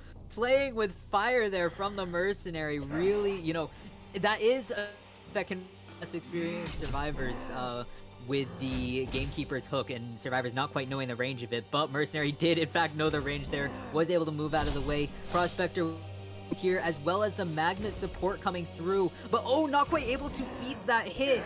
We are going to see Psychologist go down. It looked like Prospector may have been trying to get in the way of that, but unfortunately, Gamekeeper bypassing it, and we will see Psychologist sent back to the manor. Cypher remaining, it is at 70% though. And it looks like we did go ahead and teleport over to the Mercenary, who is just down with one chip hit, but with full presence, as long as we can connect our hook to something, we will be able to pursue him and close that distance very quickly. He still has 2 elbow pads in play here. It looks like that. We are going to go ahead and just knock him down, but we don't have a Cypher finished yet. That will be the Mercenary seeing a chair. Do, I believe, have the Cypher directly next to Mercenary's chair. Definitely on... Like, we are going to decode. We are going to chair a little ways away. Fire Investigator can and is coming in for this rescue. It looks like we're actually ahead. We are close to that gate, so we will be trapping it off. So Survivors will need to break those traps or even flywheel through them in order to open that gate. We are heading towards a Cypher. Unfortunately, it's not the Cypher that Prospector is priming, and Fire Investigator is here. Prospector also nearly done with that Cypher. We're not going to pop just yet, though. We are looking for the hit on the Mercenary, and we will be just going ahead and take... Mercenary will be back to half health. Unfortunately, that won't help him take a detention hit, but that does 3 Survivor endgame, so a draw is still very, very possible here for RM Survivors to keep their... Yeah, and it looks like we did go ahead and use that last elbow pad just to gain some distance from the hunter. We are about 5 seconds away. Oh, we are going to land a hit on that mercenary. We're going to go ahead and down him. We do have the exit gate nearly about halfway open now. If we can get the mercenary onto a chair, but I don't think we'll have enough time to get there in time for the exit gate to open. It's just been opened. We are going to teleport, but there's just not enough time. We are going to be seeing a draw for round 3 for the first half, which does give a significant chance for RM to turn this around. If they can manage a 4-man elimination, that can definitely win them the game. If they can get a 3-man elimination, that will make us go into overtime. And if we can get a tie or anything lower, that will take us, that will be divorced women's win. Yeah, so playing with the possibility of that round 4 is a little bit scary, I will say, but if we're able to pretty much get any result that is not a 3-man elimination, we'll end this in 3 rounds for either team. It is, being in a position here where a 4-man that does have RM win by points with a 4-man elimination. That would be absolutely incredible, being able to kind of take it from behind. So I'm very high stakes heading into the second round 3. Yeah, there's a lot of potential for turnaround here. There's a lot of potential to keep up the momentum. If we do end up seeing that overtime scenario, it's going to just come down to who can eliminate who faster, or even with a team this evenly matched up, there's a very good chance that we might be seeing, it come down right down to time, going down to seconds. Uh, it really does just depend on what happens. Oh, okay. So it's a 3-man elimination in order to win. So tie. Oh, so no round 4. But Tie? yes, Oh, okay. Okay. So it's 4 to win. We're fact checking our scores here within this 4-man elimination in order to win, 3-man elimination to tie and head into overtime. Draw or better will be the win for divorced women. So yeah, very high stakes here. Absolutely, no room for error on either side as we head into the second half of round 3. Once again, RM is hunting and divorced women is taking the survivor side. yes, and we are getting our next band picks ready. A lot at stake here, a lot on the line. It really could just come down to this. Well, it does all come down to this match to see if we'll even have a chance at continuing on. Our very first bands are going to be the Priestess and the Dancer. Really, no surprises there. Very strong survivors in general, but especially on a map like this. You definitely want to get them out of the way when you're trying to eliminate as many survivors as possible, just to make sure you can make it to the semifinals next round. Yeah, it's definitely interesting here that Antiquarian is being left off the table. I do wonder if that means something more like a wax artist coming up. Really a lot of hunters here are very, very strong. And it does look like that hunter ban is going to be Ivy as well as the Geisha. We've got Mercenary and Embalmer as well being picked. So yeah, divorced women really, locking in that Embalmer early, not wanting to take any risks with the Embalmer and needing that little bit of insurance in order to get the draw that they need to win here. Yeah, we do have a lot of potential here for gameplay. We've banned the Psychologist, wanting to just avoid her abilities to heal off her team, able to just work with that remote heal, with the ability she has, the Cypher Rush she's able to do. There's a lot of potential there. It makes a lot of sense why we want to get rid of the survivors that we can. Mercenary, very good at avoiding with those elbow pads. As we saw, he was able to do a lot of damage, able to detention kite all the way for the rest of his team to open that exit gate and get out of there. But we are actually going to lock in the Antiquarian. Very nice to finally get to see her out and about. Although it is interesting that we aren't afraid of that Antiquarian this time, so we're avoiding banning her out. Yeah, I'm a little bit wary of that Antiquarian being allowed to roam free, because it does mean that lack of fear. We are picking, presumably we're either picking something that will counter the antiquarian or being aware. But with a toy merchant ban here, we are going to see that mechanic come through. So again, embalmer, mechanic, both survivors that, when used correctly, are very good at least raising the odds, if not guaranteeing that tie. It allows an extra survivor on the field with the mechanic in order to decode, in order to heal teammates, having just an extra body to do survivor tasks without expending, survivor attention. And the embalmer here as well, able to embalm teammates, guarantee a free rescue, and avoid having other teammates injured or getting into the line of fire. Just keeping the hunter's attention, focused, centered on one survivor, not allowing for a lot of map pressure, a lot of control. Divorced women here, they need to get that tie. They cannot be in a position here where they're looking at a 3-man elimination or a 4-man elimination. But we are going to finally see that hermit coming through. And, that is honestly a very good pick here, because it's all or nothing with that hermit. It's a 4-man elimination or a 4-man escape. So RM taking that risk here, going, we'll snowball this, or we will snowball this in a direction. Which direction that snowball is going to hit, we'll see. But yeah, definitely really bold here. Yeah, overall, this is a very strong team to bring a hermit against. There is that shared damage, that chip damage that you can use to go ahead and lock off someone like the mercenary. Getting that damage in to try to counter that mechanic, get that decoding debuff that she has that's absolutely devastating. There's overall just a lot of potential here, especially if the hermit is allowed to snowball. But at the same time, there is a lot of potential for the survivors to turn it around, as long as they're able to just coordinate properly and make it through. It all just really comes down to how things get played and how things go. Yeah, very excited to see the hermit here.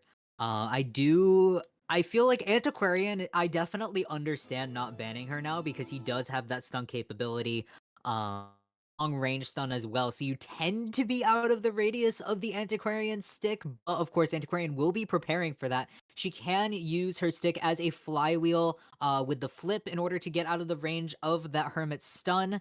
And obviously she can also stun. Hermit is very vulnerable to stuns while attempting to teleport.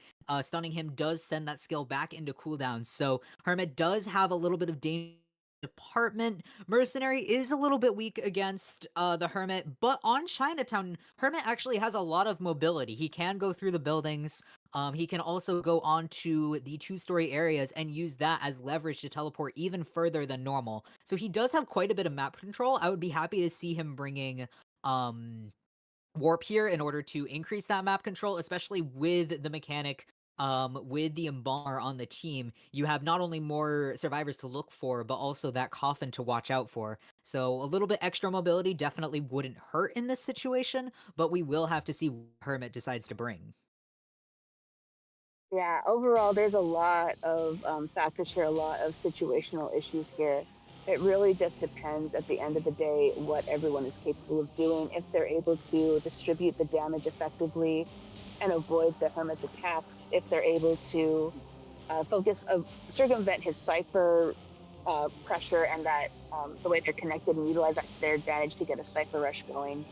And again, at the same time, if the hermit is able to distribute his damage effectively against all the teams, get a snowball scenario, because the hermit does rely a lot on snowball. It does take a while to get him going, but once he gets going, it can be very dangerous. And this is a decent team to bring him up against, but also a decent team to go up against him.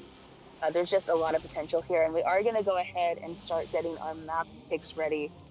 Interestingly, once again, divorced women, not too worried about borrowed time, emphasizing flywheel and broken windows, with only the mercenary bringing borrowed time or tide turner, as we spawn in with the embalmer down behind the hotel, mercenary at umbrella gate, antiquarian over in the center, mechanic up by the lantern gate, and the hermit spawning in at the 2-story right near where mechanic is.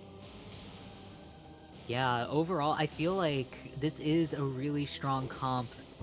Mechanic as well does have a lot of potential, being able to share that damage with her bot, but once again, heading into the second half of round 3, Divorced Women needs a tie in order to win here. If RM is able to get a 4-man elimination, they will be taking the victory. If we have a 3-man elimination here, we will be heading into overtime. So once again, I am Bones here with Juliet for your commentary, and best of luck to both teams. The stakes have not been... Yeah, we are looking at a very high stakes match right now. The Hermit is currently trying to find the first survivor. We do have Tinnitus as we head towards the center. That is going to be on the Antiquarian as we move ahead. The Antiquarian is being chased off of her Cypher. We did manage to get a stun in on... Oh, we do have the Mercenary instead, my bad. The Mercenary is taking this kite. He is trying to go ahead and avoid the Hermit, using his first elbow pad to just get away as the Hermit tries to isolate him with the Polarity.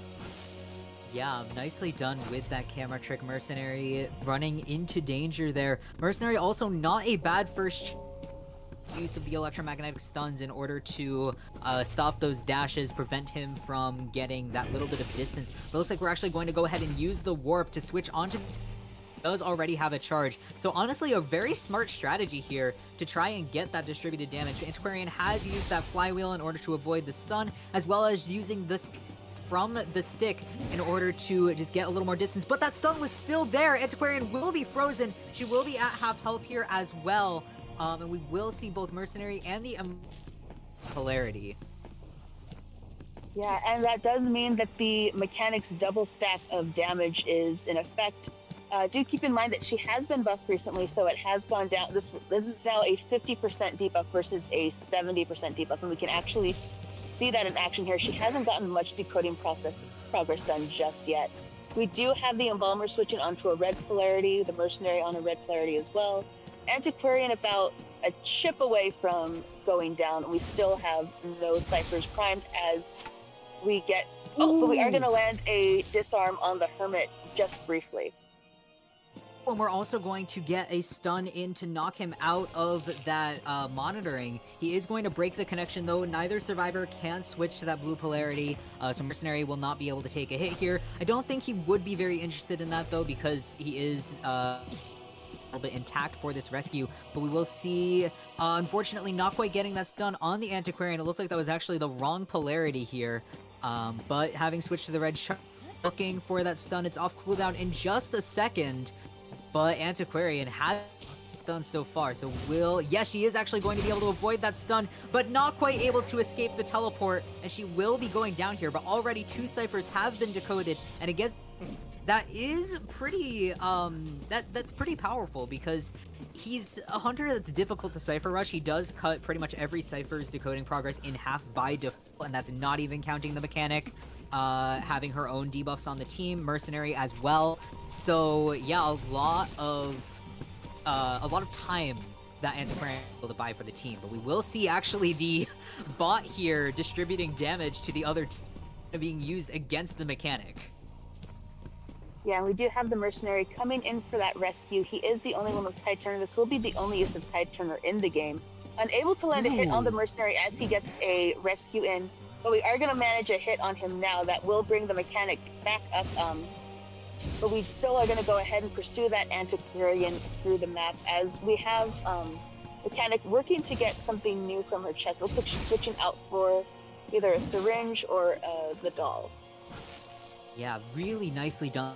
Antiquarian flywheeling that stun, sharing the damage with the Embalmer to just stay alive a little bit longer. But it looks like we will see all members of the team on that red charge. Oh, and that does actually keep Antiquarian alive just a little bit longer. Both she and the Mercenary are just one tiny bit of damage away from going down. But we still have 3 ciphers remaining. But this is incredible here for Divorced Women, looking for that. Antiquarian does also have a second chair. We're going to see that stun here missed once again. We do have a tie, but if Antiquarian's able to avoid it, unfortunately, no, not quite able to avoid it. We will see a double down. But Mercenary was able to switch off of the polarity in time. We're going to actually Elmer rebirth himself immediately, so not wanting to waste any time on getting back to half health. can actually see Hermit switching targets here. He now knows where the Embalmer is because of the use of that coffin. So it looks like he's going to try and just get a little bit more pressure on this team. But switching away from the Antiquarian here is a little bit dangerous because she does have max sticker. She will be self-healing fairly quickly, even with her healing debuff. I do understand it a bit though, because with that coffin rebirth, the Embalmer is at risk of being, once he gets shared, that is automatically an after half rest, the second chair. So I do understand wanting to switch targets, but it looks like we are just going to go ahead and switch the Mercenary. Try to just disrupt decoding progress wherever we can, just trying to get the snowball going. It looks like we do have the Embalmer getting healed up right now as the Mercenary goes down. Yeah, Mercenary is down here, but we do have, I believe Mechanic is one hit down.